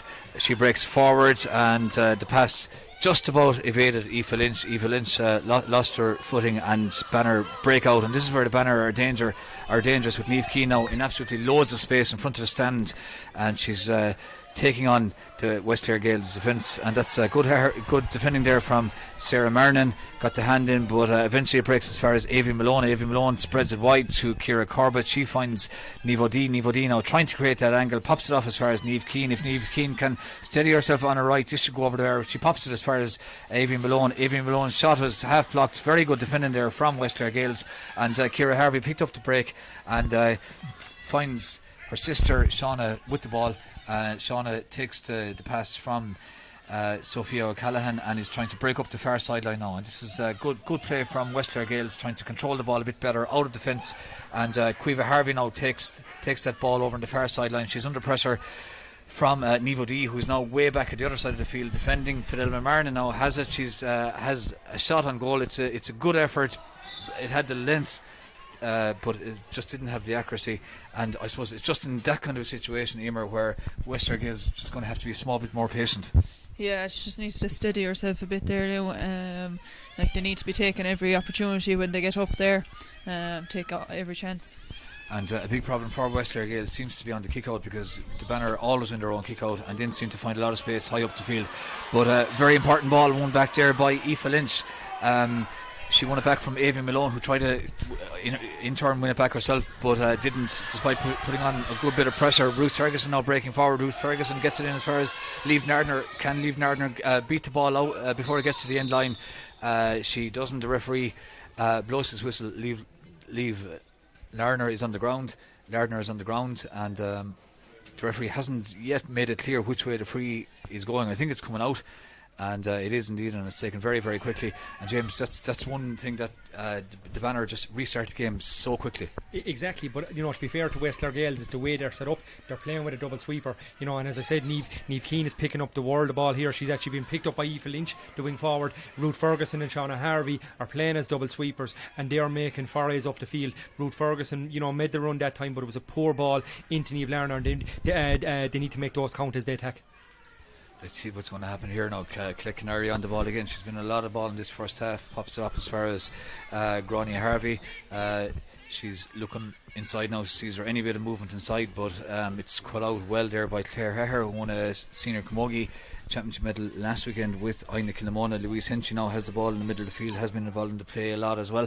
Nice ball forward as far as Niamh O'Dea. Niamh O'Dea now crossing the West Clare Gaels 45. Good play from Niamh O'Dea, holds onto the ball well. She's been tackled by Sophia O'Callaghan, pops it inside as far as the Banner Ladies corner forward, who pops it towards Avian Malone. Avian Malone under a bit of pressure, and eventually is half blocked down. Avian Ryan trying to win it back, but that's really good defending there from West Clare Gaels, from Ruth Ferguson, and good quickly taken free as well. But unfortunately for Clare Canary, she just took her eye off the ball and lost possession. Ball crossed as far as West Clare Gaels corner forward Niamh O'Dea, and she puts it away. And well, the last person, James, that you want to find in front of goal after losing possession out the field is Niamh O'Dea. Exactly that, and to be fair, it was a great diagonal ball from Niamh Keane, and to be honest, it was very harsh on Colette Canary, in that the ball went through her legs, and no one better than Niamh Keane or Niamh O'Dea and Niamh Keane to punish West Clare Gaels. But it was the first time, to be fair, the Banner got in behind, and even the play before that, it was absolutely excellent defending from for the Banner to get away and not let Avian Malone score a goal. Substitution made here now by the Banner, just about 5 minutes before half time. Sarah Nikellig has come on for Louise Woods. So Sarah Nikellig on for Louise Woods. 5 minutes left in the first half. Banner 1-9, West Clare Gaels 3 points. That's the score here in Doonbeg. And a rather aimless ball kicked in there by the Banner eventually goes wide. It hasn't happened too often, Emer, so far that the Banner have given the ball away. That it's actually a surprise when they do. Yeah, they've been really good with their balls into the forward line. They've had great patience and pick out the player very well. So just the odd one that has gone astray there. The Banner or West Clare Gaels now need to try to make something happen here before half time. They're 9 points down. 193 points. They're struggling to come out of their own defence. Ruth Ferguson has it. She's breaking forward. That's a good play. Excellent run. Pops it off as far as Quiva Harvey. Quiva Harvey returns the compliment to Ruth Ferguson. Great run from Ruth Ferguson. She's taking on Louise Henchy, cutting inside. Ball in as far as Niamh Lardner, but Emma O'Driscoll is off the line. Read that really well. And now Siobhan McMahon has it, and the Banner are breaking out at pace, and nearly all the time they find a player loose. This time it's Ciara Corbett. Ciara Corbett pops it inside towards Siobhan McMahon, and they're going to switch the play over here towards the far side. Louise Henchy all on her own takes it on. She's got plenty of room in front of her in which to run into.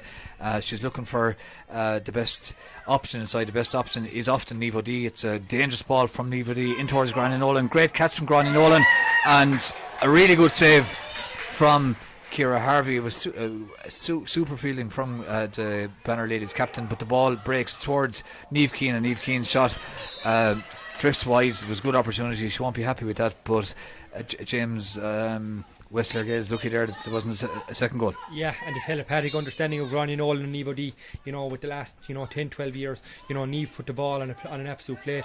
It was a really good ball, and in fairness to Ciara, she made a good save off Granny's shot. Score remains as it was, 1-9 to 3 points in favour of the Banner, and it's going to be a free now for West Clare Gaels. And the Banner's Niamh Keane is being spoken to by Michael Talty. West Clare Gaels Ciara McQuaid gone to ground. Hopefully she'll be okay. She looks as if she not too bad. Michael Talty having a long chat, but didn't produce the yellow card for Niamh Keane. And Ciara McQuaid probably, hopefully, will be okay. She's been attended to there by Michelle Downs, and she's up, and the free is going to be taken by Shauna Harvey. We've got 3 minutes left might be 1 or 2 minutes of injury time, 3 minutes of normal time left. That's including the time that was taken for the break. So Shauna Harvey kicks the ball out towards the sideline, trying to find her sister Quiva, who just about keeps it in. Well, doesn't actually, because she just went out over the sideline by a couple of inches, and the line ball is taken quickly by Sinead Power. And yet again now the Banner are building. Sinead Power takes a return pass infield towards Niamh Keane. Niamh Keane evades Becky Madigan. Referee plays advantage. Niamh Keane spreads it to the far side to Ciara Corbett, who's been involved in a lot of play at wing forward. Niamh O'Dea has it now. She's trying to hold off Shauna Harvey. Niamh O'Dea looks up, very intelligent diagonal ball. What a pass to Gráinne Nolan. Superb pass and a great save. A really, really great save by Ciara Harvey. But that pass was just sublime, Emer. Yeah, it's just pure class. Yeah, it is a classic move, I think, with the Banner. There always seems to be someone running towards the back post, and they put the loop and ball in. So it's happened there a few times. So West Clare Gaels need to watch that now. Yeah, West Clare Gaels lucky there they didn't concede a goal. 110 to 3 points, that's the score. Maybe they might make something happen here before full time. Certainly Fidelma Marnin is trying everything she can on the far side of the field, soloing up and trying to hold on to the ball in towards who's in a more central position, Quiva Harvey turns, shoots, and that goes over the bar. That's a good point, a really good point from Quiva Harvey, and it's West Clare Gaels' 4th point, but the Banner already have 110, so 110 to 4 points. It's still obviously quite a big lead for the Banner, and it could even have been more, because they've had a couple of half goal chances. The last one from Gráinne Nolan could as easily have ended up in the back of the net, was it not for the intervention of Ciara Harvey. And yet again now Gráinne Nolan on the ball in the middle of the field as the Banner take that kick out very, very quickly and build. She finds Niamh Keane gives it back. Super run from Laurie Ryan. She's breaking forward. Laurie Ryan into Niamh O'Dea, and that's over the bar. And James, that's as good a score as you'll see in ladies football, club football, anywhere in the country. Unbelievably so. And, to be fair to Laurie, that was her first far up the field. She's been very disciplined today, on marking Quiva Harvey. But, Laurie can do it both ways. And, you saw it there, and she gave a lovely pass to Niamh, for Niamh to put it over the bar, and they're on the attack again. And again, it's, Niamh almost to Gráinne. It's another goal. Aoibhinn Malone gets on the end of a deflected pass from Niamh. Aoibhinn Malone ruthlessly finishes that soccer style to the back of the West Clare Gaels net. We've had half an hour gone here in Doonbeg in the first half. It's now Banner 2-11, West Clare Gaels 4 points. And I suppose, Emer, from the point of view of we'll call it the Clare ladies football public, we were hoping that it would be tight, it would be competitive, but it just hasn't been up to now. West Clare Gaels doing their best, but the Banner are just at the moment just much too good. Yeah, they're doing their best, I suppose, to keep them out. But when you have a team attacking like that, constantly coming at you, I suppose it's hard. It's hard to keep them at bay. And they've gotten through a few times there and resulted in 2 goals. So yeah, it's a difficult one. And what's as impressive as their attacking play from the point of view of the Banner is the way in which their forwards defend from the front as well. They make it very, very hard for the opposing team to come out. Even though West Clare Gaels have a couple of extra players at the back, it's still very, very difficult for them to come out with any bit of quality possession at all. Sophia O'Callaghan breaks forward now, and in fact it's Becky Madigan. She kicks the ball in towards Liv Lardner, but it's a free out for the Banner. Siobhan McMahon was defending well inside, was goal side, and she was fouled, and referee Michael Talty blows for half time. It's quite comprehensive here at this stage. Banner ladies leading West Clare Gaels by 2-11 to 4 points. We'll take a break, back very soon with some half time analysis from Doonbeg.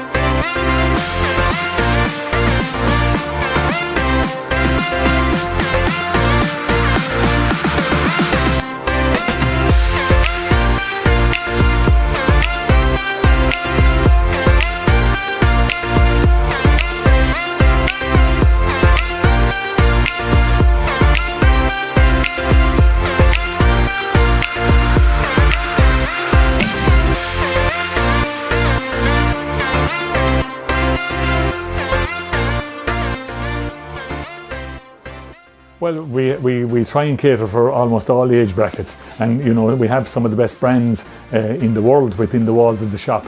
Anything from Boss down to Ted Baker through to Tommy Hilfiger, right down to G-Star, Super Dry, Tommy Bow as a local brand. Yeah, so we have a cross section of price ranges and a good cross section of brands.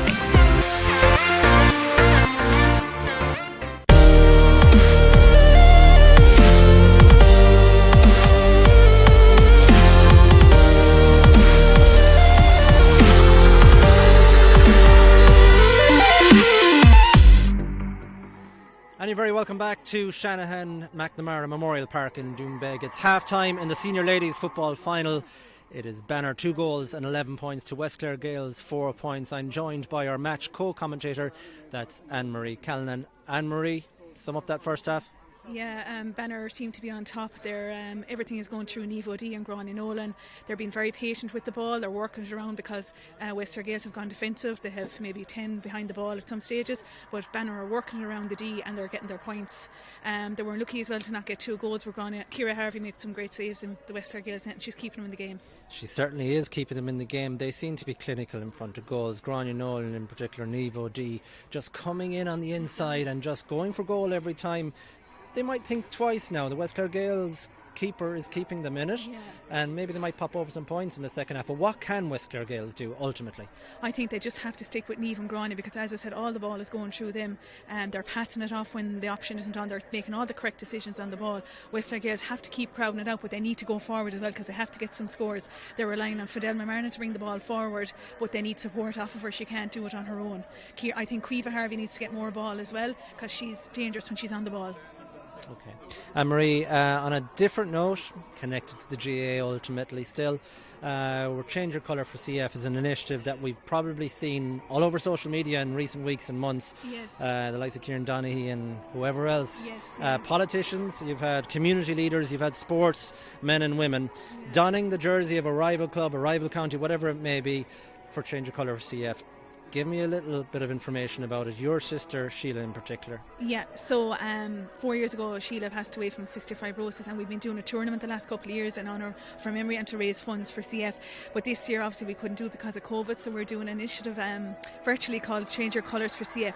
So you put on a rival jersey for the cause, and you can donate to GoFundMe, and it's all to help people with CF and the Julian Benson Foundation. So Micheál has our little placard here that we've been using to advertise. Okay, and I am joined by Micheál Talty, partner of Sheila. Micheál, what has it meant to you and your friends and obviously Anne-Marie and the family, the support that you've received so far? What has it meant to you? It's meant the world. I mean, we're overwhelmed with the support we've got. We've always had fantastic support with the last couple of years since we had the start of the tournament back in 2017. But I mean, this year, because we couldn't have the tournament, we were racking our heads, what could we do? We came up with Change Our Colours for CF to try and raise some much needed money, and we were hoping, possibly 10-20 grand, but at the moment we're heading towards 40 as we head into the last week. And when you see some of the high name players, some of which are going to be announced tomorrow night, some of the best players ever played a game in running behind us, I mean we're absolutely blown away with it. Okay. And you have a draw as well on? Draw is going to be next weekend. We have fantastic prizes, a set of jerseys from Martin Donnelly, our sponsor, and loads of other individual prizes worth about 5 grand. So we're going to head into throw in. I'm going to get Peter to read out details of that before the end of the programme so everybody can tune in and everything. Thank you very much to you. Going to take a quick break, back with the second half.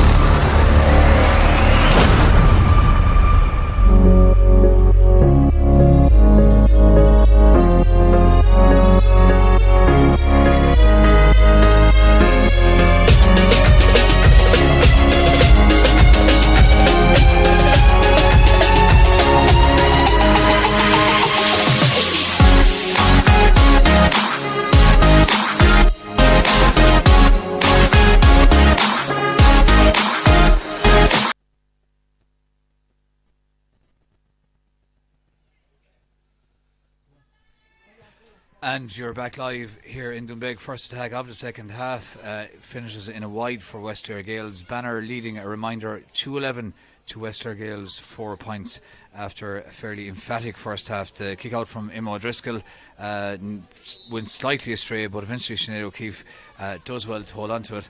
And James Murray, who's here on analysis along with Emer O'Connor. James, Banner or West Clare Gaels just need to make something happen extremely quickly. Exactly that, Peter. And to be honest with you, especially towards the end of that first half, they were very wasteful with their chances, and they were kicking aimless ball, and they need to be a lot more clinical when they get the ball up front, because their chances are probably half to the amount of the Banner chances.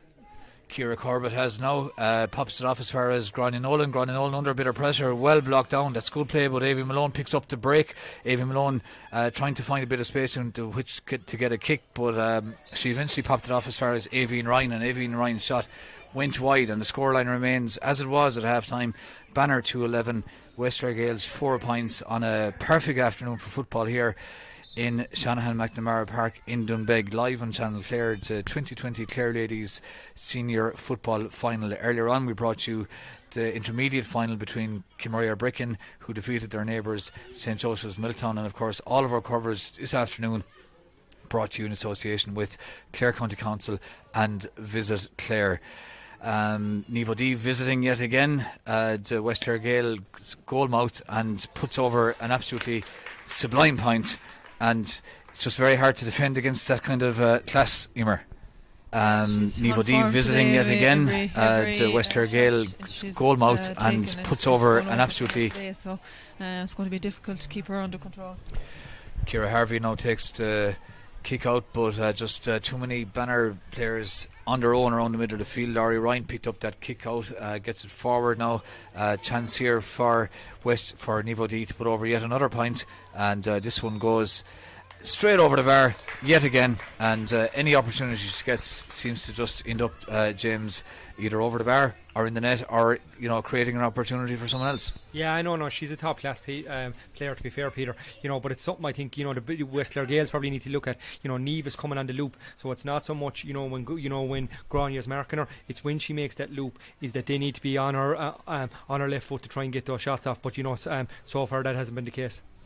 She's just making those runs, perfectly timed runs. Doesn't necessarily even have to win the ball, but just makes herself available for the pop at the right time, creates the angle, and invariably finishes. Fidelma Martin now is really giving it everything for West Clare Gaels, doing very well around the middle of the field. Pops it forward as far as Niamh Lardner trying to take on Siobhan McMahon, but yet again, as well as the Banner are playing at the far end of the field where their attack is moving very smoothly, they're also defending exceptionally well as well, and they're breaking out here superbly, it has to be said. Gráinne Nolan linking up with Niamh Keane, and Gráinne Nolan finds Louise Hinchy, who finds Niamh Keane again. Niamh Keane pops it outside her to Niamh O'Dea. Niamh O'Dea in on goal, great save by Ciara Harvey, and very brave defending there by the West Clare Gaels cornerback Michelle Marnin, who went down on the break and was pushed in the back, and that could easily have ended up in the back of the net, but Ciara Harvey making her second really good save of this 2020 county final. Her sister now has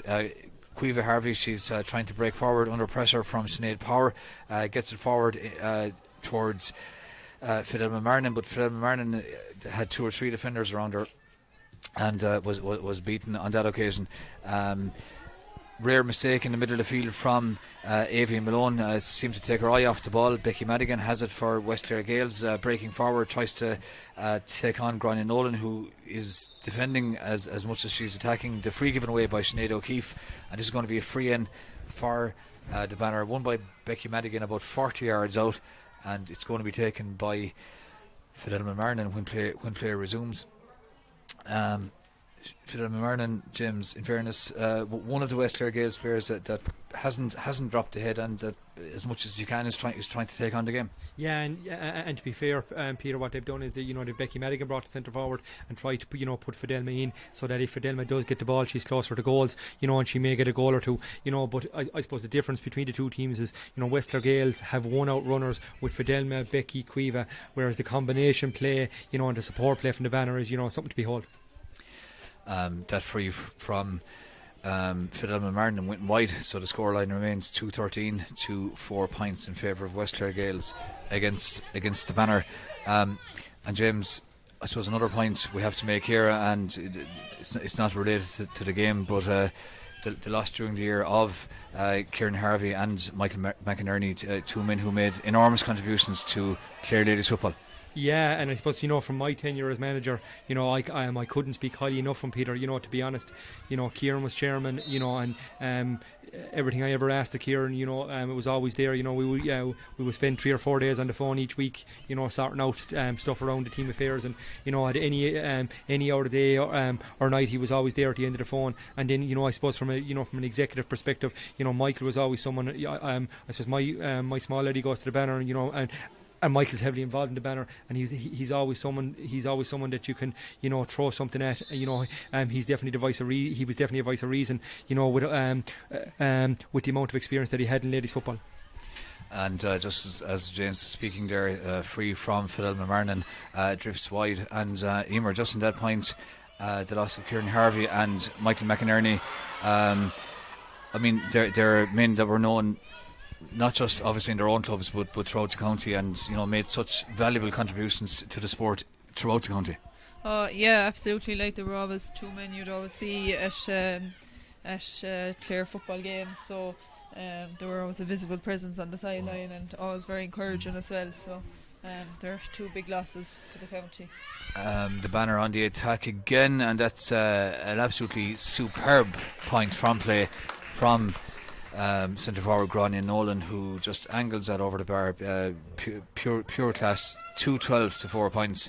We've had 7 minutes of the second half, and James, if it continues like this, it's going to be a very long second half. Just before we bring James in, another opportunity for a score here, but that's going to drift wide from Sinead Power, eventually rolls wide, but it's going to be a very long second half for West Clare Gaels. Exactly, Peter, and I suppose, to be honest, Ciara Harvey's probably struggling a bit in her kick out, and it's not all down to Ciara, even though she can throws the ball. It's about the movement of their backs, but Ciara, to be fair to her, has pulled off 3 or 4 great saves, and not alone should it be 2, maybe 14, it probably should be 5 or 6 only for Ciara.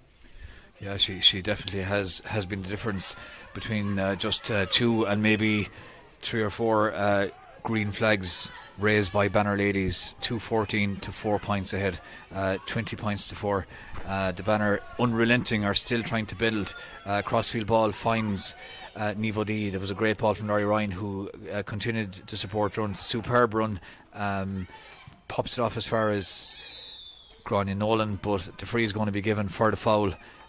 Just before that, I think it was on Laurie Ryan, so this is going to be a free in for Nivo D, about 22-23 yards out, dead straight in front of the goals. As it is, the Banner lead by 2-14 to 4 points, and very, very likely that lead is going to be stretched by another point, as Nivo D takes a solo, steadies herself, crouches down and kicks it straight over the bar. No surprise there, Nivo D having an absolutely superb 2020 county final. And I suppose, James, one thing that we shouldn't overlook is the hunger that defeat brings. The Banner this time last year beaten by Kilmahill, and they've had a long time to think about that. Yeah, definitely so, and they're all throughout the championship they've been really focused on their performances, and I suppose not to forget, even though they're playing very well and they're spraying the ball around the place, and I suppose in a way people would know about the Harlem Globetrotters, they're playing a bit like that at the moment, but they're doing this without probably one of their stalwarts in Louise Woods. She went off injured in the first half, and I don't know if you've noticed as well, Peter, Nivo D has her left calf heavily strapped as well, so she's probably not at 100% today, but she's given an unbelievable performance so far. Certainly is, and I'd say that whatever small relief might be there for West Clare Gaels, there probably is the fact that if this isn't Nivo D at full belt, well then they're probably happy with that. Avi Malone now has it, but that shot not the best. Just before that, Ciara Corbett had put over their 16th points, the Banner's 16th point. Their lead 2-16 to West Clare Gaels, 4 points, and we've not yet had 10 minutes of the second half, so we still have 20 minutes left in the 2020 county final. Ciara Harvey takes the quick kick out, and she finds her sister Grania Harvey West Clare Gales trying to build a bit of play here now. It's a good ball that finds Ruth Ferguson on her own. Is she going to pop it inside towards Anya Maloney? She does. Anya Maloney takes it on. Michael Talty spots something that happened off the ball. I think Niamh Lardner is on the ground. She gets up. She was put on the ground. However it happened, I didn't quite fully see it by Siobhan McMahon. So Michael Talty is going to walk in towards Siobhan McMahon and is going to have a word. The Banner are now getting ready to make another substitution. Orla Lynch, wearing number 17, is getting ready to go in. Michael Talty has the word with Siobhan McMahon, but that's all it is, a word. And the free is going to be taken by Cueva Harvey. But not before. There's a bit of attention here for one of the West Clare Gales players. I think it's Niamh Lardner. So the play held up slightly, and we're probably going to see a few substitutions here now over the next over the remaining 19 minutes. At this stage, we've just had 11 minutes of the first half, and presumably both teams will look to try and give their squad a bit of a run.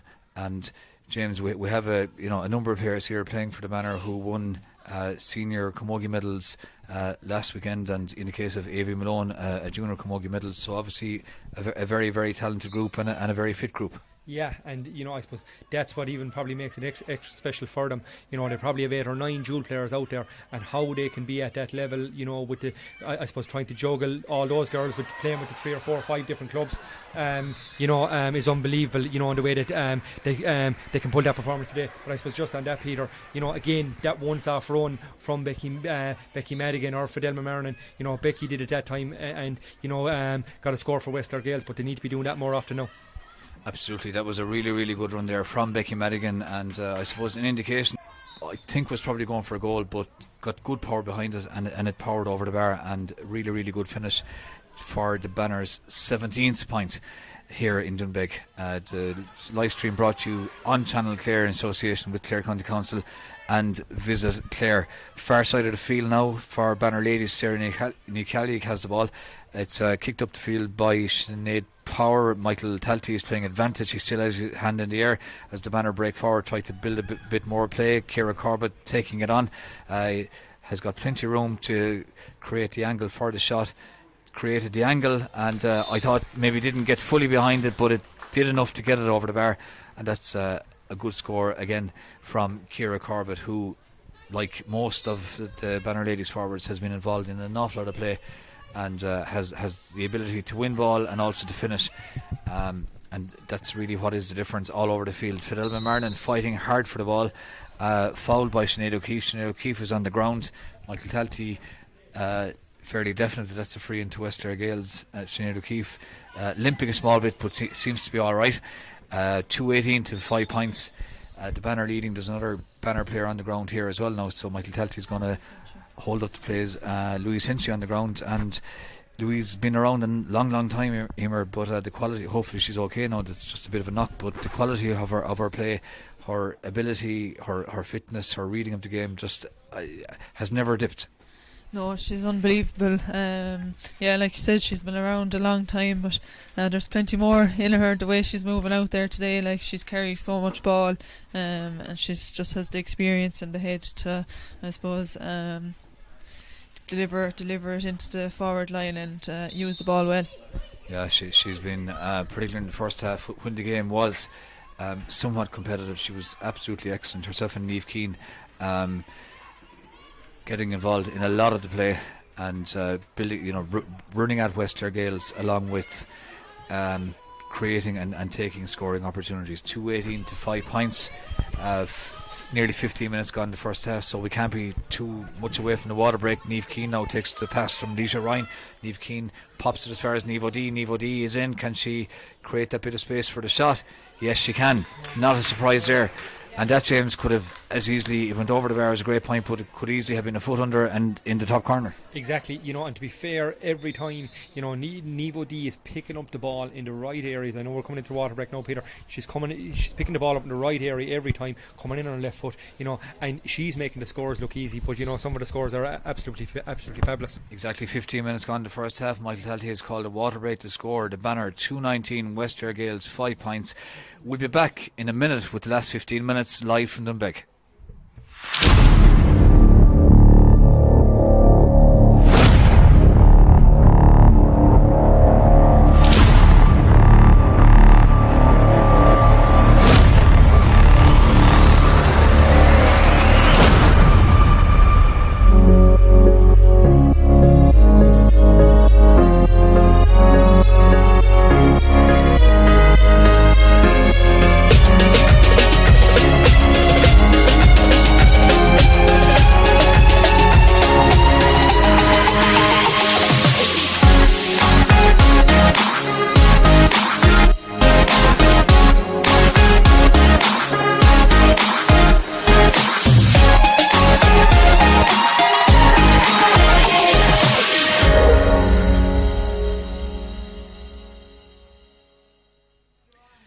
And you're back live in Doonbeg, Shanahan McNamara Park. It's we're a quarter of the way through the second half of the 2020 Clare Ladies Football Senior Final, and it's quite emphatic. The Banner leading West Clare Gaels by 2:19 to 5 points, so we have 15 minutes left, maybe 1 or 2 minutes of injury time.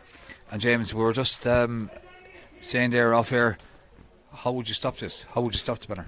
Well, to be fair, in the first 20 minutes of the game, West Clare Gaels probably, they had their game plan, and, to be fair to Michael Carmody and the management team, they played with the double sweeper, and their main objective was not to concede goals and force Grania Nolan and Nivo D, to kick from outside the zone, but, it was 6-0, it was 6-7-0 before we knew it, and, to be fair, you're damned if you do and you're damned if you don't. That if you do press up with them, I suppose probably looking at it, and again it would be probably ultra defensive, and maybe going back to Jim McGuinness time is maybe play 13 inside your own 45, play 2 up, and limit the scores, and try and make it maybe an 11-2 game or an 11-3, and go and hit them on the break, maybe with the likes of Cueva and Fidelma. But again, you can't argue with the way Michael Carmody tried to set up, with Ruth and and Sean Adair, and for the most part of the first 20 minutes it worked. The game is going to resume here now in a few seconds. After that water break, it's going to resume with a kick out for Ciara Harvey in the West Clare Gaels goal mouth, and the kick out is won yet again by Banner Ladies, and Banner Ladies breaking forward, and they're fouled, so it's going to be a free just behind just inside the 45, taken quickly, finds Nivo D. Nivo D bounces the ball once, looks to her right, finds Niamh Keane all on her own. Niamh Keane has the shot, and that goes wide. And I suppose there's a substitution here as well. Grania Nolan has been taken off, so presumably Grania Nolan might have a bit of an injury or whatever. So Orla Lynch has come on. So Orla Lynch, wearing number 17, came in during the water break for the Banner, and that's a quality substitution to have. And Nivo D now breaking forward, and she's clearly pulled back there by Grania Harvey. So that's going to be a free in for the Banner. Nivo D still on the ground, and James, I suppose Michael Talty might have a decision to make here in terms of does he give a yellow or what happens? Yeah, I suppose it depends on Michael's. I suppose by the letter of the law, Grania Harvey deserves a yellow card. But I suppose with the way the game is petering out, and in fairness, Michael has refereed it to the letter of the law, and he's given Grania a yellow card, and it was certainly deserved because she pretty much hauled Niamh down. Now I suppose from Grania's perspective, I hope she didn't haul her down inside the penalty area, because if she did, Niamh will probably end up facing Ciara. She was probably clever enough that it may end up being a 14-yard free. Yeah, it's certainly it's a one-sided enough situation as it is. Without further adding to it, Michael Talty has indicated that it is a penalty, so he's going to go in and have a word with his umpire, I think, just to make sure. But no, he has clearly spread his arms out, so it is definitely a penalty, and the penalty is going to be taken by Louise Hinchy, the Banner Ladies midfielder. So that penalty very, very costly for West Clare Gaels, losing Grania Harvey for 10 minutes to a yellow card. And if this is put away by Louise Hinchy, well, it's going to be a third goal. So let's see now. Yeah, it's put away. The penalty is put away, and that's expertly put away by Louise Hinchy, who puts the Banner into a 3-19 to 5 point lead score, and that's the 20th point for the Banner, who lead by 3-20 to 5 points after 18 minutes. So we've got 12 minutes left. Another substitution here now. Karen Roach, wearing number 18, comes in for West Clare Gaels, and in fact Eva O'D as well has come in too. So Eva O'D, who came on in the Camogie last weekend, she's Siobhan McMahon, one of the people substituted. We'll just see who the second person off is. It's Avian Ryan, the Banner Ladies number 15. So Karen Roach and Eva O'D coming on for Siobhan McMahon and Avian Ryan as the Banner power towards another Clare Senior Football Championship title. West Clare Gaels though tried to keep going somehow, but that crossfield pass is well cut out. It's banged up the field where Nivo D has it on her own. Nivo D now taking on Shauna Harvey, getting away from Shauna Harvey, bit of space opening up in front of her. She gets it in towards the inside forward line, and that was an opportunity there for Orla Lynch, but Orla Lynch's shot was well saved again by Ciara Harvey, and Ciara Harvey certainly has been the difference between more of a hammering for West Clare Gales. She's made a couple of really, really important stops, and certainly can't be faulted in goals for the team from the peninsula. They're trying to build up here, up the field now. Becky Madigan did very, very well to hold on to that ball under a lot of pressure. Breaks forward, gets past Laurie Ryan. Laurie Ryan puts the hand out. Referee Michael Talty plays advantage. Becky Madigan decides she wants the free, not the advantage. Laurie Ryan is on the ground. She's holding, is it her arm or her shoulder? Looks like a painful injury now, because Laurie Ryan is not the type of player, James, to go down easily, and you would be hoping, and everyone would be hoping that hopefully that injury isn't is worse, is not as bad as it looks. Yeah, hopefully not. I suppose, to be fair to Laurie, she's been unlucky with injuries over the last probably 12-18 months. But I suppose as Becky turned inside her, she kind of half slipped, and whatever way Becky and Laurie fell, it seemed as if Becky fell on her elbow. Obviously very much accidental, and hopefully she'll be okay. She's getting a bit of attention there, so play held up for a bit. The scoreline 320 to 5 points to Banner, leading West Clare Gales, so it's certainly very, very comprehensive. We've got less than 10 minutes left of the 2020 county final. We are of course broadcasting it live on Channel Clare, and the live stream is brought to you in association with Clare County Council and Visit Clare. A wild shot there from Fidel Marnan, and it goes well wide, so the scoreline remains as it was. And I think the Banner getting ready to make another couple of substitutions up here. They're going to bring in Niamh Kavanagh wearing number 21, and probably maybe one or two additional players after that as well, as they give the bench a bit of a run. Laurie Ryan definitely coming off, and Emer, she looks to be in a bit of pain there. Yeah, she does look uncomfortable there coming off now, so hopefully it isn't anything too serious, and she won't be out. But she's not holding it anymore, so hopefully that's a good sign. Yeah, hopefully it's just more of a bang that might be painful now, but hopefully that there's no major damage in her or anything. She's walking off clearly in a bit of pain, but we wish her the best with that.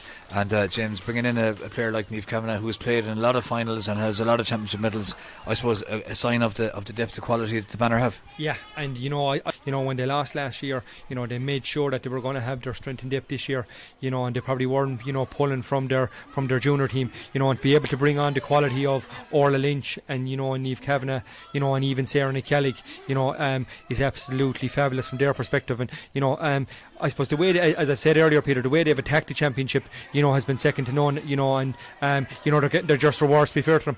Becky Madigan breaking forward. That's a great score from Becky Madigan. She's got a couple of those types of scores where she's just basically put the head down and driven at the Banner defence, and that's an absolutely excellent score for West Clare Gales, but they're still 320 to 6 points down against the Banner, and we've got about 7.5 minutes left here in Dunbeg. Another substitution on the far side of the field. Sophia O'Callaghan has been substituted, and I think Michelle Martin is being taken off as well, so perhaps a couple of changes here for West Clare Gales, and we'll just see in a second who's been brought in. Number 19 has come in, Laura McNamara, so she's gone in cornerback. But the play is just in front of us here as Ruth Ferguson attacks. She finds Niamh Morrissey, gets it forward as far as Fidel Marnan, and the wing back for West Clare Gales, Annie Maloney, pops it off. She finds Niamh Lardner. Niamh Lardner now trying to hold on to the ball under pressure, surrounded by 2 or 3 players, and there was either going to be a free in or over carrying, and eventually Michael Talty says that's a free in for West Clare Gales. So it's going to be a free in now from the 21-yard line at a slight angle, and it's going to be taken by Grania Harvey by Quiva Harvey wearing number 11, and she's going to, hopefully from a West Clare Gales point of view, put this over the bar. Unfortunately it drifts wide, and that really should have been the 7th point for West Clare Gales, but it wasn't. It went about a half foot wide. It still remains 320 to 6 points in favour of very decisive Banner ladies, who I suppose, stung by losing the final last year, seem to have decided, well, they weren't going to lose it this year, and they've been absolutely emphatic both in the semi-final and in today's final. And Niamh, or Becky Madigan, pulls down Niamh O'D, and James, I suppose, if it was, I'm not sure, is Michael Talty going to give a yellow card? He might, out of sympathy, maybe not give it a yellow.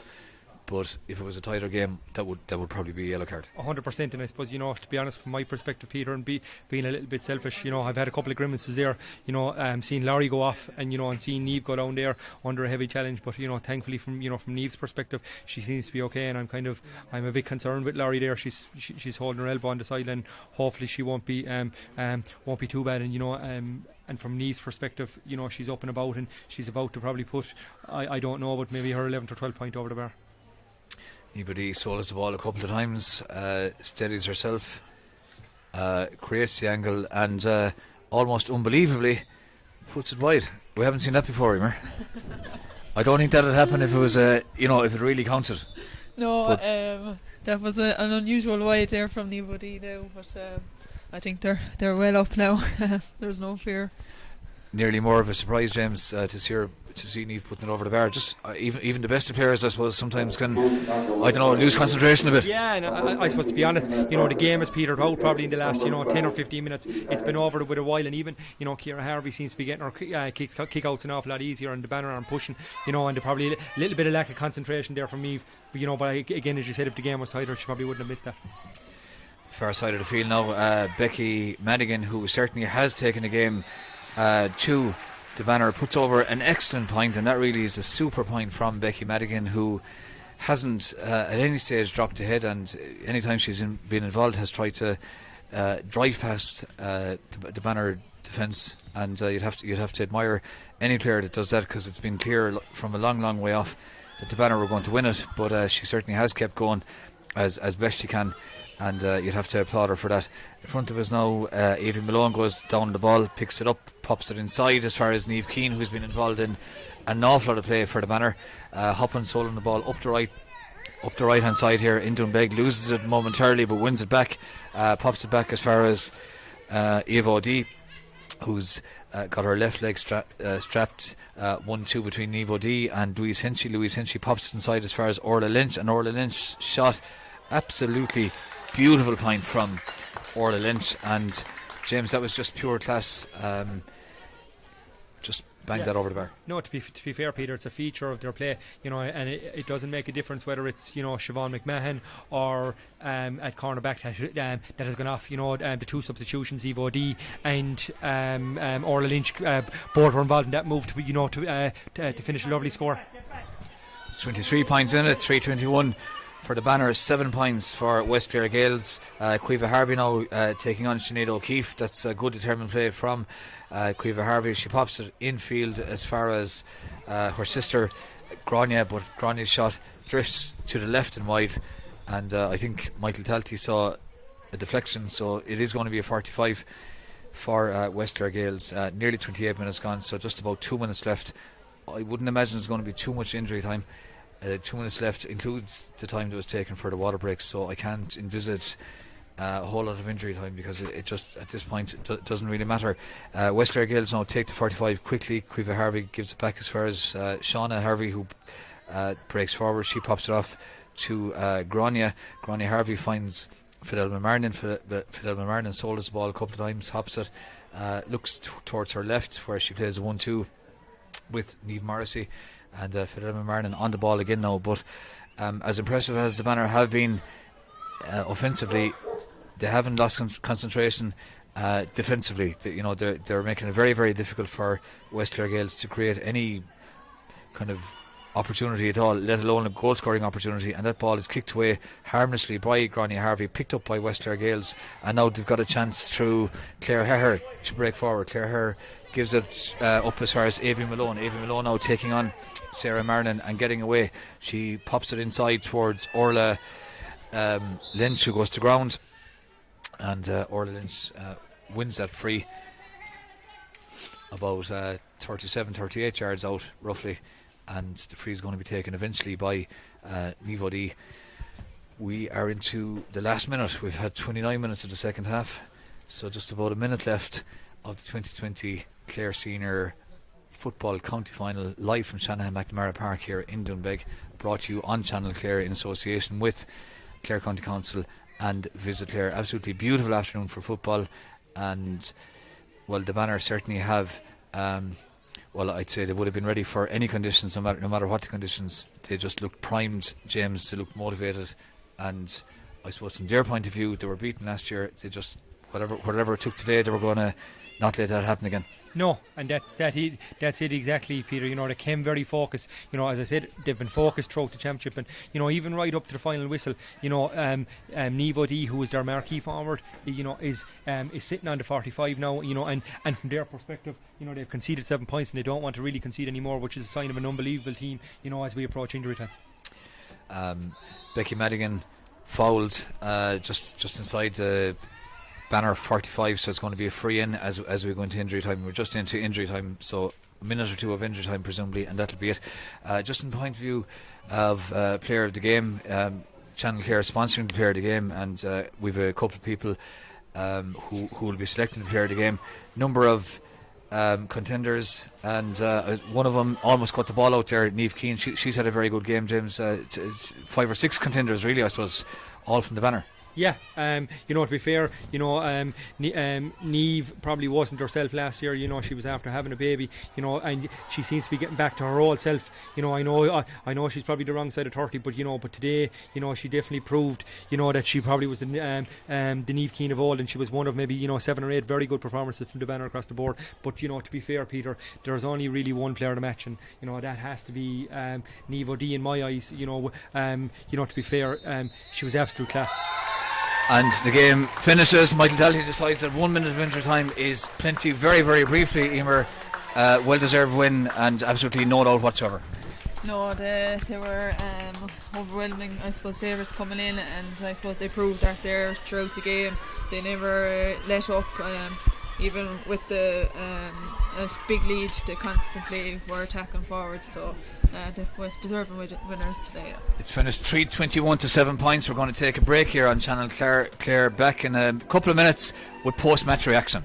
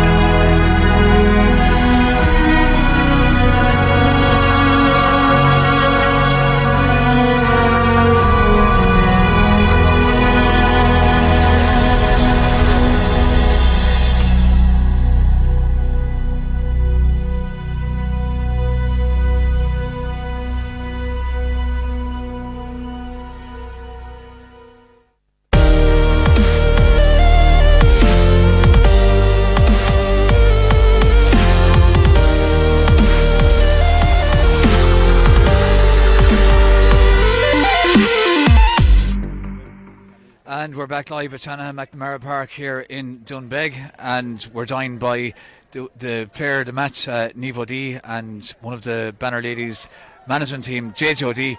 Niamh, first of all, you're hungry all over the field. Yeah, look, I suppose this year, with COVID and everything, just glad to get back.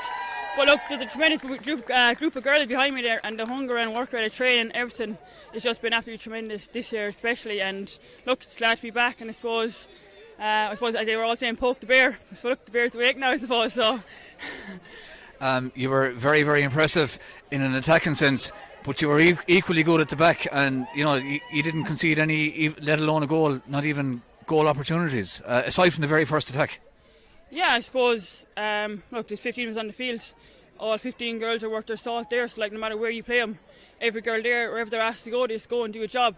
And that's what I suppose this year that team is, that you're asked to do a job. No matter where it is, that's where you're put, and that's the job you're going to do. And everyone does it to the best of their ability.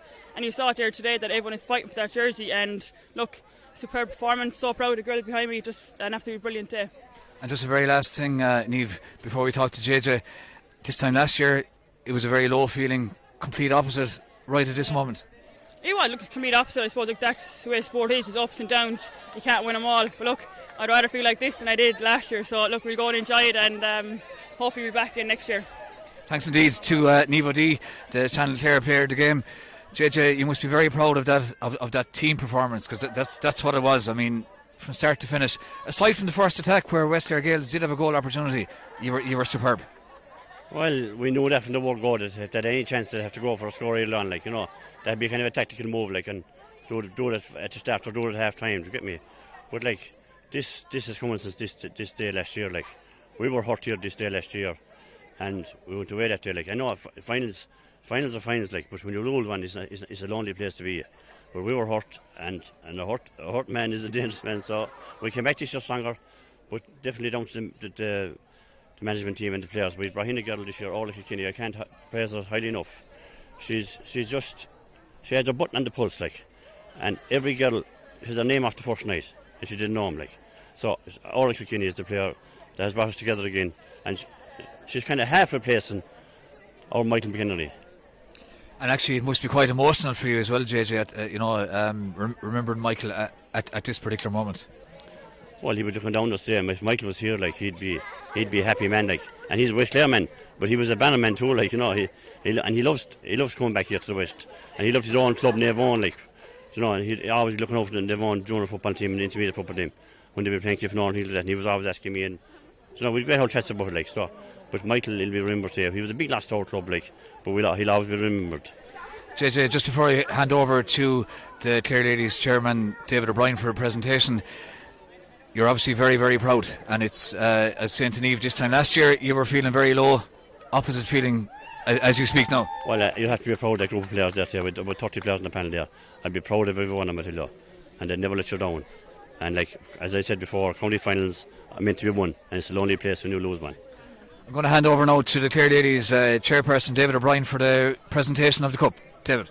Thanks, Peter. First and foremost, I just echo JJ's words about Michael and Kieran. So, again, it's an inter day here on Clare FM, on our county finals day. Just to Monica to present the player of the match trophy to Niamh O'Dea, please.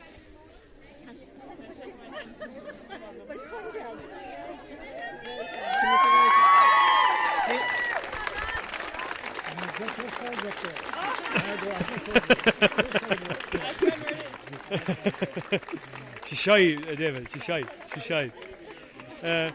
So well done to Niamh. Again, like I said, it's the second game of the afternoon. Two great games in store for us today. The weather, everything was played its part for us. So we're really happy today. Channel Clare, Michal here in front of me on social media. And we have Paul Collins and the guys around as well. So great to see the publicity, great to see it all for everyone. To West Clare Gaels, I don't know what to say. Just back in the final, but they'll keep going, keep trying. They're not going to give up, and they will be back, I'd say. No problem to them. To Banner Ladies, I said after our game in the semi-final, an excellent team, but it takes an excellent team to actually come back and do it again. So my hat's off to you. Well done, girls. Again, it's just been an emotional year for everyone, I suppose, the year that's passed. to be playing football, I suppose, and to be playing it at 5:45 on a Sunday evening in Doonbeg, you can't really beat it. So thanks to Michael, the officials, thanks to Doonbeg and to everyone. To Granny Nolan, she come up here, please. Granny, I don't know what we're going to do with it. You saw it before. It hasn't been easy due to obviously the circumstances, and without everyone that's been involved, to County Board, to Doonbeg with the pitch, and to match officials, to referees, to our COVID officers who volunteered their time to do like all the background stuff and all the paperwork, to Doherty and Henchy who have taken on that role. I suppose without the two of you, this club wouldn't be standing the way it is today. So so a huge thanks to Doherty and Henchy. Thanks for doing all that background stuff every day with all the health questionnaires and everything. So thanks a million.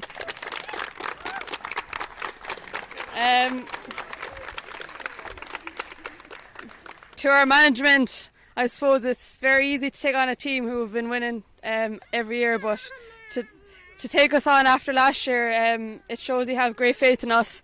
And I'd just like to mention JJ, Keane, Dad and Orla. Orla came on board with us this year, and it's been great to have a new voice in with us, and the training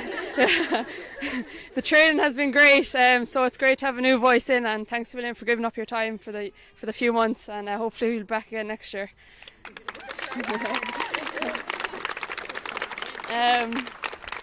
Girls, I'd just like to say a huge thanks to you.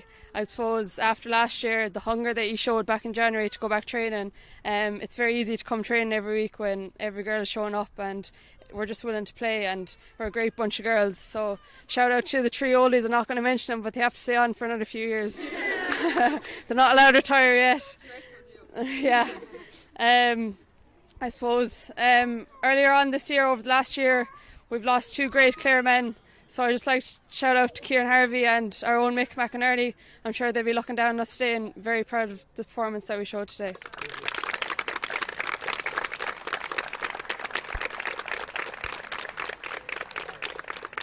And just lastly, I'd like to finish up with Westler Gales. You're a very young team.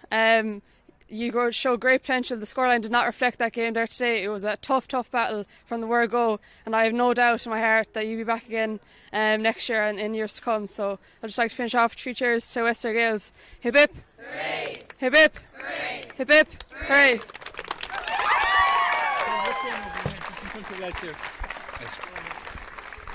And that's just about it from the county finals here in Doonbeg. The senior final won emphatically by West Clare Gales, and of course Kilmurray Bricken won the intermediate county final. Thanks to everyone who helped us out, particularly the Clare Ladies Football County Board, all 4 clubs, and of course our sponsors this afternoon and last weekend as well at the Camogie, Clare County Council and Visit Clare. So from everyone here on the Channel Clare team in Doonbeg, good evening and thanks indeed for viewing everything today.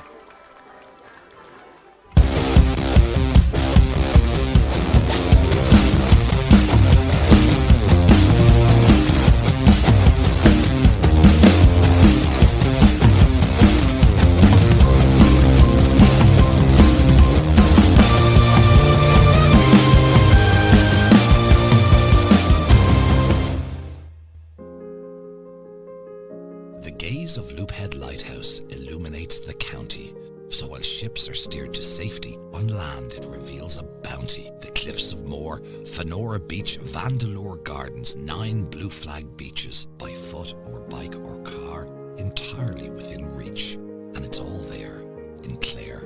And the beams of Loophead Lighthouse brighten the wild Atlantic way.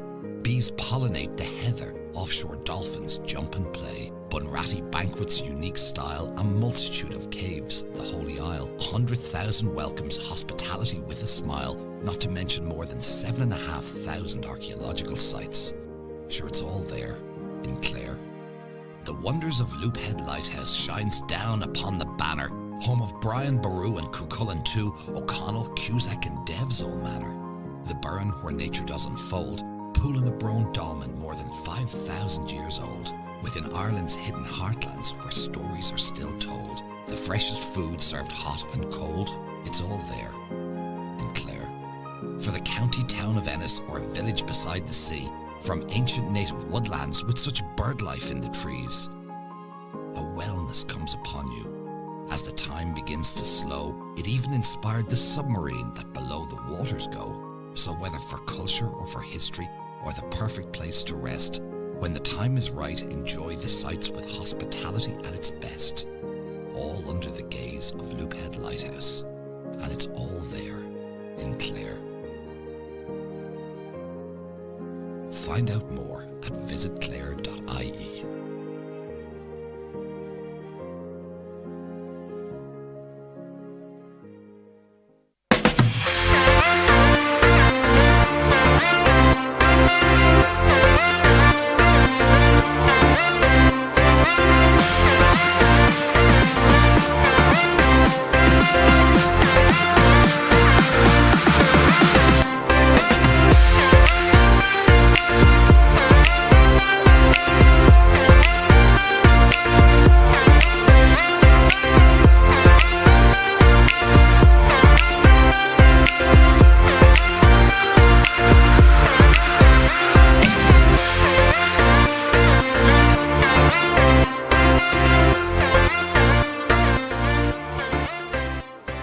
Well, we try and cater for almost all age brackets, and you know, we have some of the best brands in the world within the walls of the shop.